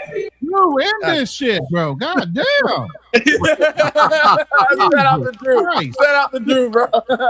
We don't need to hear it all. Nobody want to hear this dysfunctional ass bullshit. Give me my phone, Rello. Give me my phone. Now, look. The reality is nobody has this much bad luck. How the fuck do you always, every week, every trip, 3 times a trip, end up in some shit like this? Nigga, it's you. You bro, that nigga, that nigga was in DR. He was in DR. That was called the federales on it. You are in Colombia, in DR, in Africa, everywhere you go, nigga, there is you. Hey, real quick. Real quick. He was on. Shout out to Vacation Time with Ryan. He was on there like last week explaining how all that bullshit's an act. I told Ryan, I said, man, that shit he was pulling on your live, that wasn't him. That shit he be doing on his live, that's him. Yeah. Trying to sound all sophisticated and shit. Right. Like he all innocent. Nah, nigga. When he was on Razor Ray show? Nah, he was on Vacation Time with Ryan's live last week. Oh. But on every show, it's like you can't. I mean, the first time, okay, that ain't you. The second time, okay, bad luck. The third, fourth, sixth, seventh, eighth, ninth time, no, motherfucker, that's you. You got the worst luck in the fucking world. That's you. After a while. Oh, we got two Drews in the building. Which the real Drew? Please stand up. Here I am, man. It's just that you know how it falls off, and then you gotta get back into the studio. Yeah, I got you. Which one you want me to delete? Okay, the previous one. I'll fall off.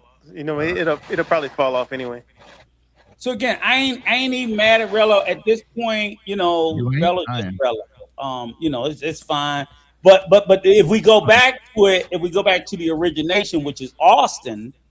And Austin, like I said, when he came into the space, they were still on that banging on black women shit. Because Austin, remember, Austin blew up. See, BMT came up here and said, first he lied and said he coined the term passport bro. He didn't coin it. He popularized it. It was coined before him.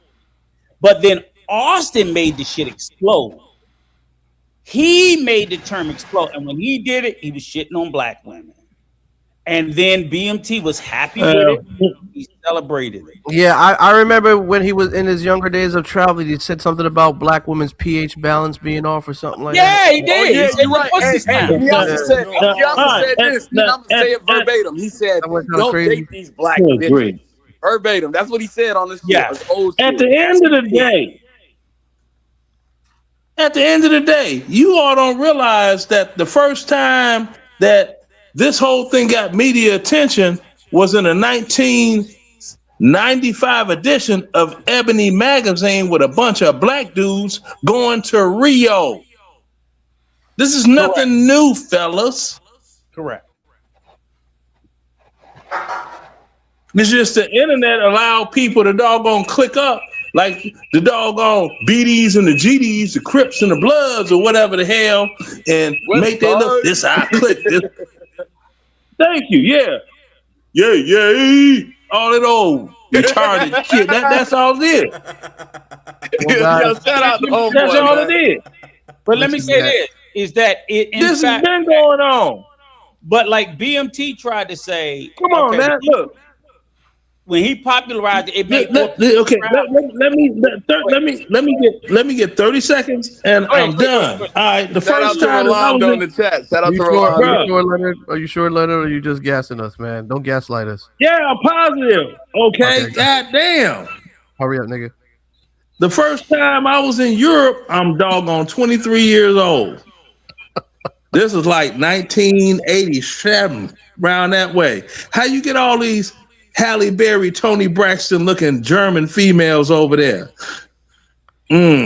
Guess they was busting them out since Vietnam or whatever it is.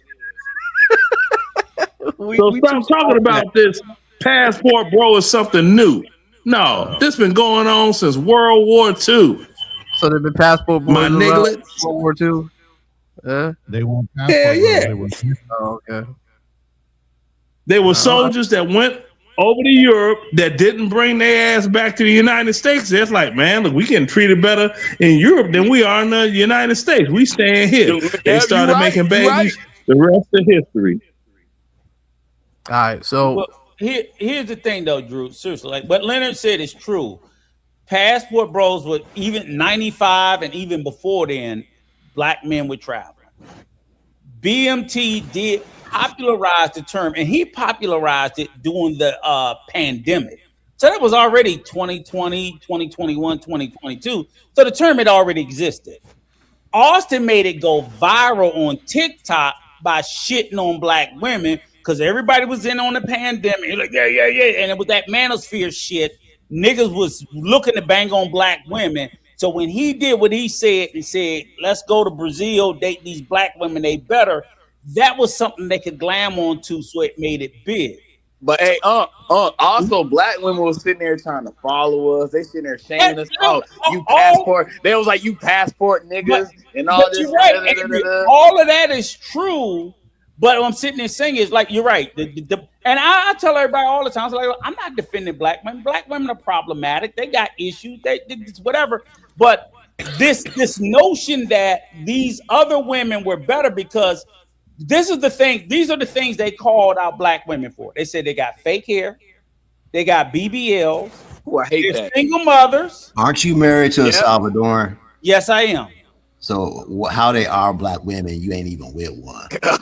Big Banger about to tell you. You want me to help you? Shout out to Big Banger. No. Oh, that's a mic drop. Let me tell you. why. Oh man. No. You know what I'm trying to figure out. This is what I'm trying to figure out. You got to demonstrate. This is what I'm trying to figure out. No, Leonard. How can all these broke ass ain't got no money brothers in the United States? How these broke ass pookies get more money, get more pussy than you educated can travel here, there, everywhere, brother. That's what I'm talking about. The pookies. Hold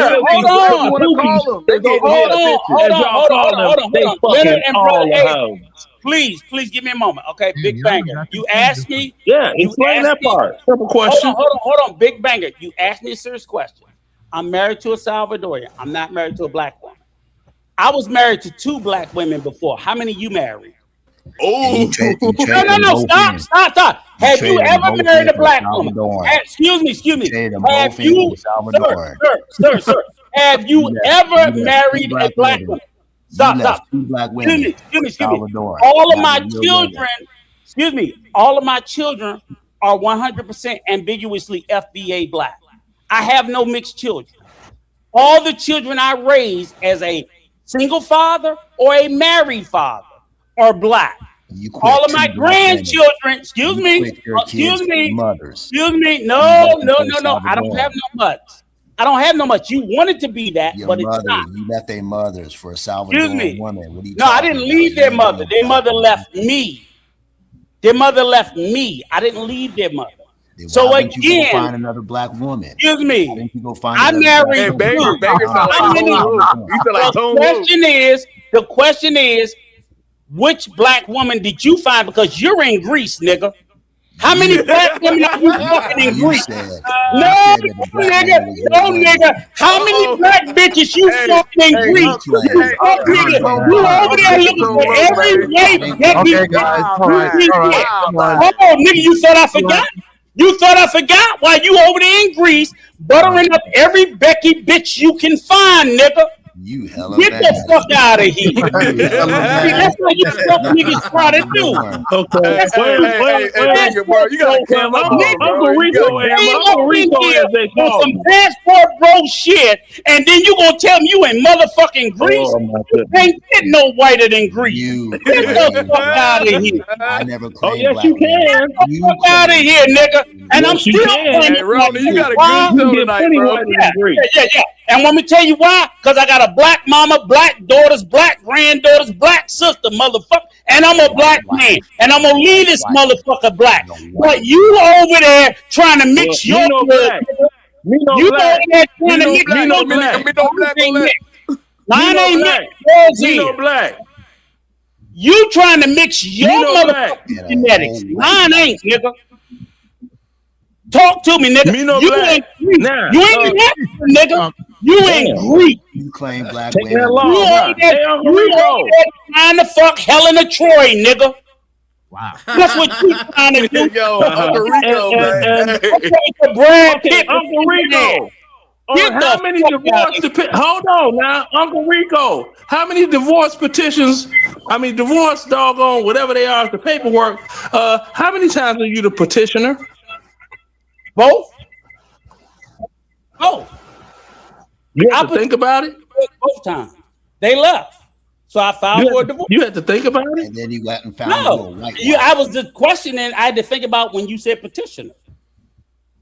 Petitioner is the person who files for divorce. There's only two things. Either you're the petitioner or you're the respondent. Exactly. It's kind of simple, bro. Yeah, it is. I was the petitioner both times. Okay, well, it took you a minute to figure it out because I was always the petitioner. Because I sniped them hoes. I'm like, you don't want to act right? Lawyer. And in addition,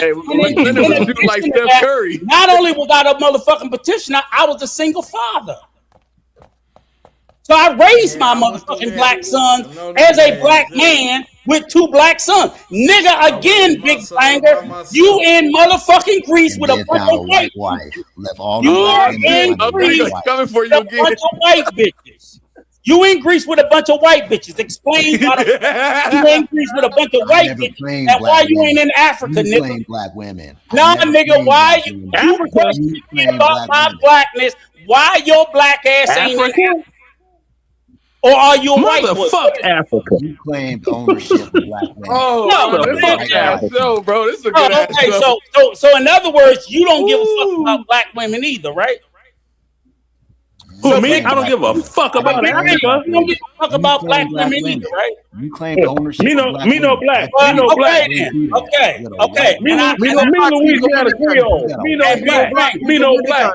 And Big Banger, I still claim ownership of black women. So black. since you don't, shut the fuck up questioning a black man who do claim ownership. So then you shut the fuck up. I ain't questioning All right. Break it up. Break it up. Break it up. Rico, I done got more pussy than you sneezed at, nigga. Stop playing, nigga. Here this go. But go ahead. I ain't even dealing with you right now, Leonard. This nigga tried to. You don't. You said that's because you can't. Me no black. You can't. Got fucked up. He got fucked up trying to G-check me in Greece. A nigga from Greece can't G-check me about blackness.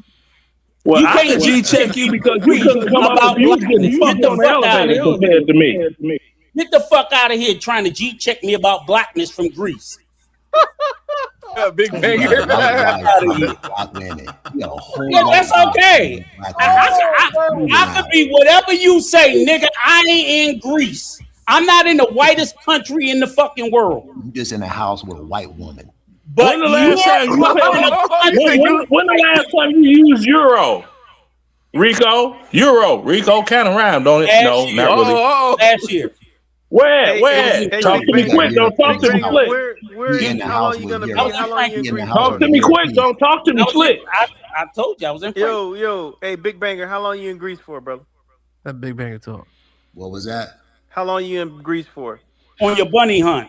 I'm gonna be here for another month. Bunny hunt. Back to Turkey. That nigga bunny hunting. So, get the fuck out of here. You married to a white girl. Get the fuck out of here, you bunny hunting ass nigga. You married to a white bitch. Get the fuck you on out of papers here. with a white bitch talking about black women. All right. Yeah, she is. My wife is white. She white. I'm crying over here, dog. And shut the fuck up then. Nigga, but you in the whole... I got a white bitch, you in a white country. That wasn't even good enough for you just to have a white bitch. You on papers. You had to make yourself white bitch. I got a white bitch in America. You got a white bitch in a white country because you want to be white, nigga. That's how bad it is. So that's how we're doing it now. That's how bad it is for you, Big Banger. All right, break it up. You want to be white. Get the fuck out of here. That's enough. Break it up. That's how you can always tell a busted ass nigga because they try to say somebody else want to be something that they not. Well, I tell you what, busted ass nigga. Me no black. Me no black. Me no black. Oh, he got me the no black. He got the. Me no black. Big Banger, are you say you going to Turkey next? You want me to say it again another color? Me no black. Me no black. Me no black. All right. That's it. Me no black. You want another damage? Hold on, nigga. Hold on, nigga. I got you. Hold on, nigga. Oh my God. You want me to go into my closet and grab a Trump 2020 hat, nigga? The cap. Hey, we can do this. Hold on, man. Hey, I ain't got nothing else to do. I ain't got nothing else to do but ill on nigga. The cap. Where we at right now? Hold on. Big Bang, are you a digital nomad? Trump 2020,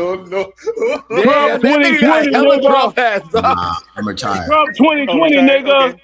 Part 1. All right, hold on. You retired. You Somebody retired said, grab military? that JD Vance Trump hat. 2020, nigga. Part 2. Hey, Leonard. Stop Stand playing. down for a second, Leonard. Bro, we gotta I unmute. We gotta unmute understand up, bro. what We gotta stand down, man. I understand that. Mute him up. Mute him. Hey, You gotta let cook. Let Big Bang. cook. Hey, wait a minute. Big Bang, you say you retired military, right? Yeah, I'm retired military. Oh, okay. Which branch you serve in? I was in the Army. Oh, okay, cool. That's probably why you got a love for Europe over there. A lot of Army people are in Europe. I left the States 5 years ago, bro. I'm traveling around the world. I was in the Western Hemisphere for the last couple of years. Now, then I flew over from Curacao to Amsterdam, and now I'm checking out Europe. I did by Venezuela. Years. And then I'm going to go to East Asia. Which one do you like the most? Some of my favorite country was Uruguay. Them people's really friendly down in Uruguay. Paraguay was cool. That's what I heard too, man. My boy. So yeah, I've been all over the world. That nigga loving them white countries. Uh-oh. Loving them white countries. America, He loving them white countries. Go ahead. You on papers with a whole white bitch. Retired milkman. You on papers with a whole white Get bitch. the fuck out of here, nigga. I'm not letting up off your ass, nigga. You talk that shit, and you better be ready for it. Uruguay. Yeah, nigga. Argentina. Everywhere they went, wash a motherfucker. Get the fuck out of here, nigga. I got a question, Big Bang. I'm not married to no white Get the bitch. fuck out of here. Hey, Big Bang, if you like, Excuse me, my fellow Army brother. Excuse me, my fellow Army brother. Now, will you let this here calm down, Uncle Rico? Will you let him know how many times you was deployed in harm's way and he was watching the shit on CNN? Talk to him quick. Don't talk to him slick. I went over 4 times. Oh, see, I like you already. White bitches. No, deployments, nigga. I didn't know Looking for white bitches. Walk around with a gun, looking. Look at we looking for white bitches in Afghanistan and Iraq. Is that how we do? We looking for white bitches in Afghanistan and Iraq. You on SEAL Team Snow Bunny. Get the fuck out of here. You run looking for white bitches. Snow Bunny Paraguay. I ain't heard you name one black motherfucking country. You in a white country. The United States is a white country. The United States is a white country. Is it a white country? Don't try to flip it. See, that's hey, look, blue collar. That's how you catch these. Is the United States a white country? They talk themselves right into a white country. Hey, Uncle Rico, you could have went to Canada. Put your white bitches out there. Is it a white country? Uruguay and Paraguay, the 2 whitest countries. All white countries. I'm not gonna try to hide my history. Yeah, the United States is a white country, and you running up in a white woman. Big banger. I don't need to hide my running up in a white woman. Because In a white country. So what are you talking about? and Drew know my history. I got a black Colombian. Since when is the United States of America black? I got me a black Colombian. You ain't got no black Colombian and no black. Hey, Big Banger, bro. You like white bitches? You could have went to Greenland. Right. That nigga ain't. You gotta be able to afford to do it. I got a black Colombian.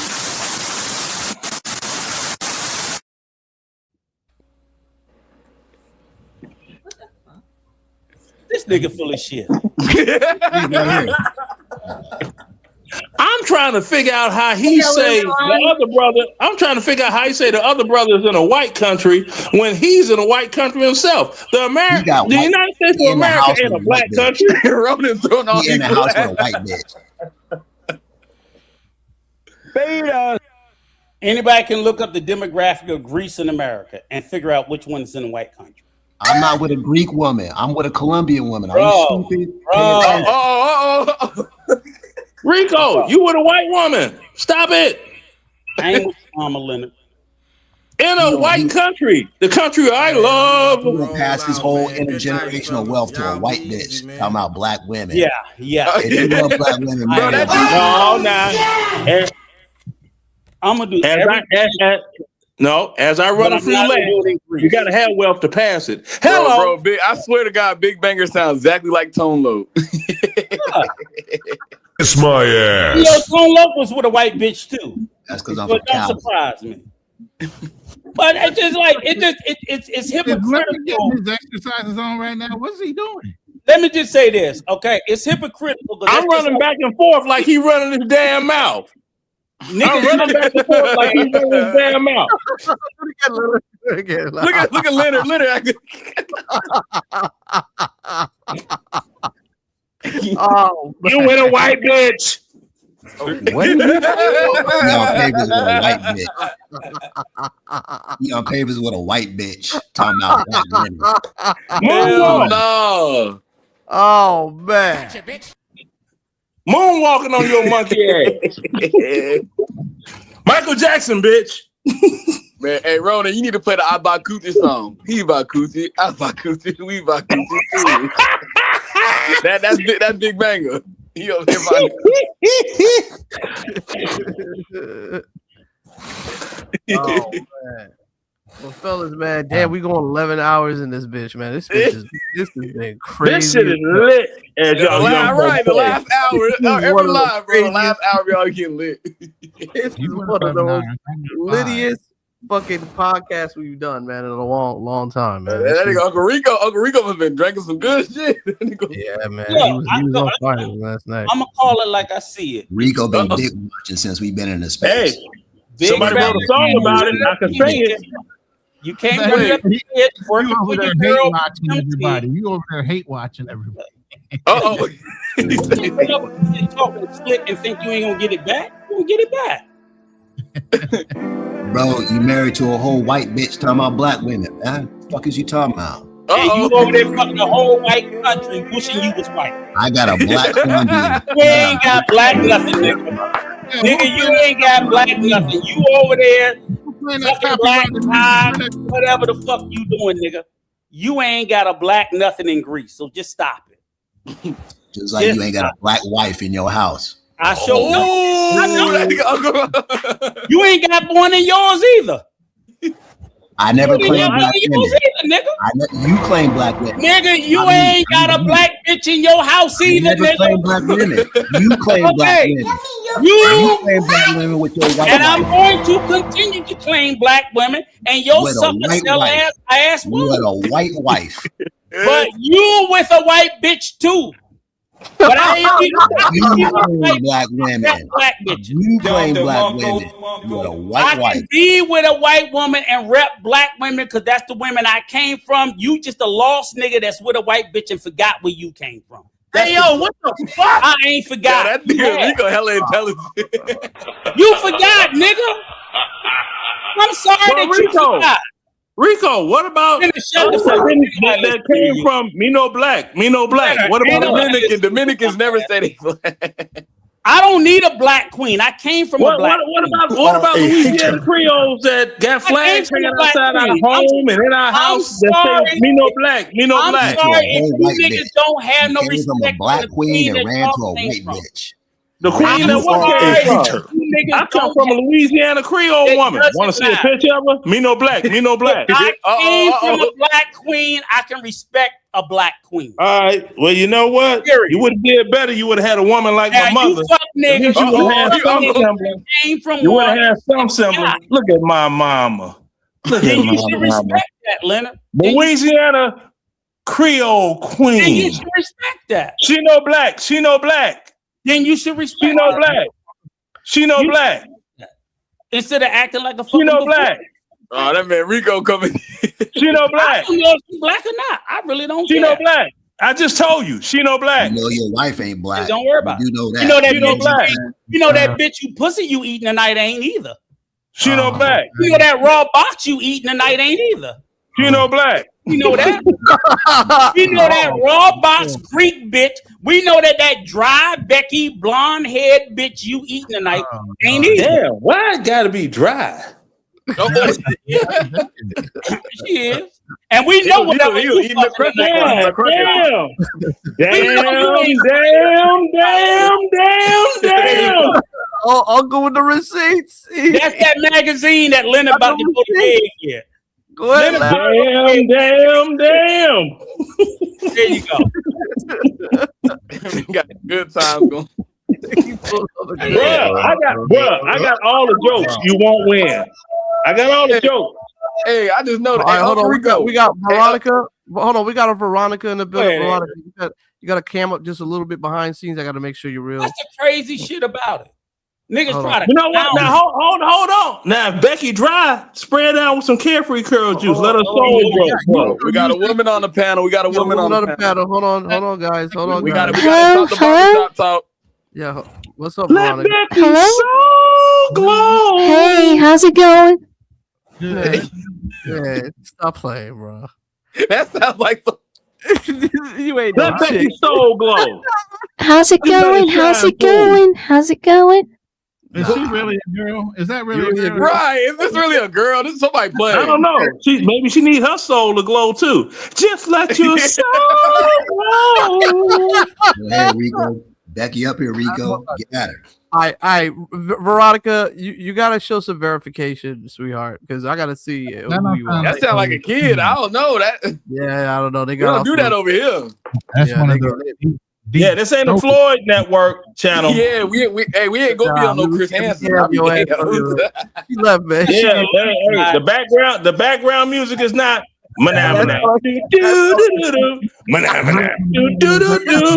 It sound like a dude pretending to be a chick, man. You hear that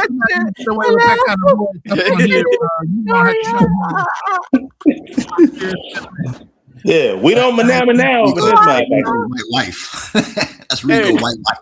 Hey, Rico, were you on Anton Daniels like a couple years ago? Were you on? No, I've never been on his channel. He's really. Well, that's good because Steve Johnson probably would have tried to hit on you too, calling you cute. Hey man, I'm glad you. No. The reason I'm asking because he sounds just like the guy that was getting on Quentin. No, like trap, Andrew. No, I never been on his channel because he anti-black. He do the whole black culture ain't. No, shit. he called Floyd in the passport bro sickos. He called him sickos. Okay. Hey, Rico, since you're so pro-black and all this other stuff, tell me one thing that the Democrat Party has done meaningful for Black America. Leonard. Go. I'm not pro-black. I'm not pro-black. So you just stop right there. Oh, you're not pro-black? No, I'm not. You married a white bitch. Okay, you all right then with me. You okay? Yeah, you okay? I thought you was a Wakandan from Niggerstan. Okay, I'm sorry. Not one of those. And I'm certainly not gonna listen to no white man from Greece say nothing to me, because a white man from Greece can't tell me shit. Okay, Big Bang. What about a Louisiana Creole that me no black? Can I tell you something? Talk to your white wife. But white people from Greece can't tell me shit. That's just that. We know you in Greece, nigga. You said you in Greece over there with white bitches. You can't tell me shit. You can't tell me nothing. You in the house with a white bitch. You can't tell me nothing. So how y'all arguing about who's doing what where? Why aren't you out there in Colombia or something, man? I got a question. Hold on. I got a question. Wait. I got a question. What's the question? So, Big Banger, and Brother Avery, are you guys familiar with the whole Floyd thing, right? Yeah, how they said you are in custody of the Rio de Janeiro police. So they kicked the door down that motherfucker. Big Banger, are you familiar with that Floyd story? Yeah, I'm familiar with the story. How if you guys had to give a prediction, how many years do you think Floyd's getting? 30. That's if they charge him in the U.S. Yeah, that's a dead man walking right there. He's dead over there. That nigga better hope he can get back to U.S. custody. Like, them foreign prisons ain't no joke. Yeah. Shit, Floyd gonna be in there 1 week. Nigga gonna be farting like this. Floyd lucky. Floyd better be lucky his ass don't end up in El Salvador. Gonna wear his ass out, literally. Oh man. 50 years, somebody says in the chat. That's if he can make it. Hey, Rico, your white wife know about them prisons there in El Salvador? She's Salvadoran, right? Can your white wife speak on it? Oh, here he goes. Here we go. Oh, damn. What do you want to know about? Yeah, Damn. What do you want to know? Ask your white wife about them prisons there in El Salvador. I know everything about them. What do you want to know? What do you want to know? El Salvador. What's the exchange rate? What's the exchange rate of the money? It's they use dollars over there. They use US dollars, so it's equal. Really? Yes. Are United States dollars used in El Salvador or some other form of? I'm talking about, but go ahead. Go ahead. Look it up. He said, "Look it up." Look it up. I don't know what the fuck I'm talking about. If you married to a white woman, your word ain't worth nothing. What you want to know? You asked me some other dumbass question from Greece. It's still technically legal. But we're not gonna forget you. They adopted American money 25 years ago for economic. You did. As a white man, that's what's going to happen in Venezuela. That's what's going to happen in I got Venezuela. another question, guys. Oh, hold on. So, hey, Big Banger, I know that you say your prior service and stuff. So, what made you draw into being a passport, bro? Because you as a military person, you've traveled a lot. Criminal organization. White privilege. It's white privilege. I like him. He said white privilege. I like that. Come on, Big Banger, give us your white. I left the States about 5 years ago, and I didn't really become familiar. I don't know if y'all remember when Oscar Holloman got in trouble in Brazil. When he got I was in Colombia.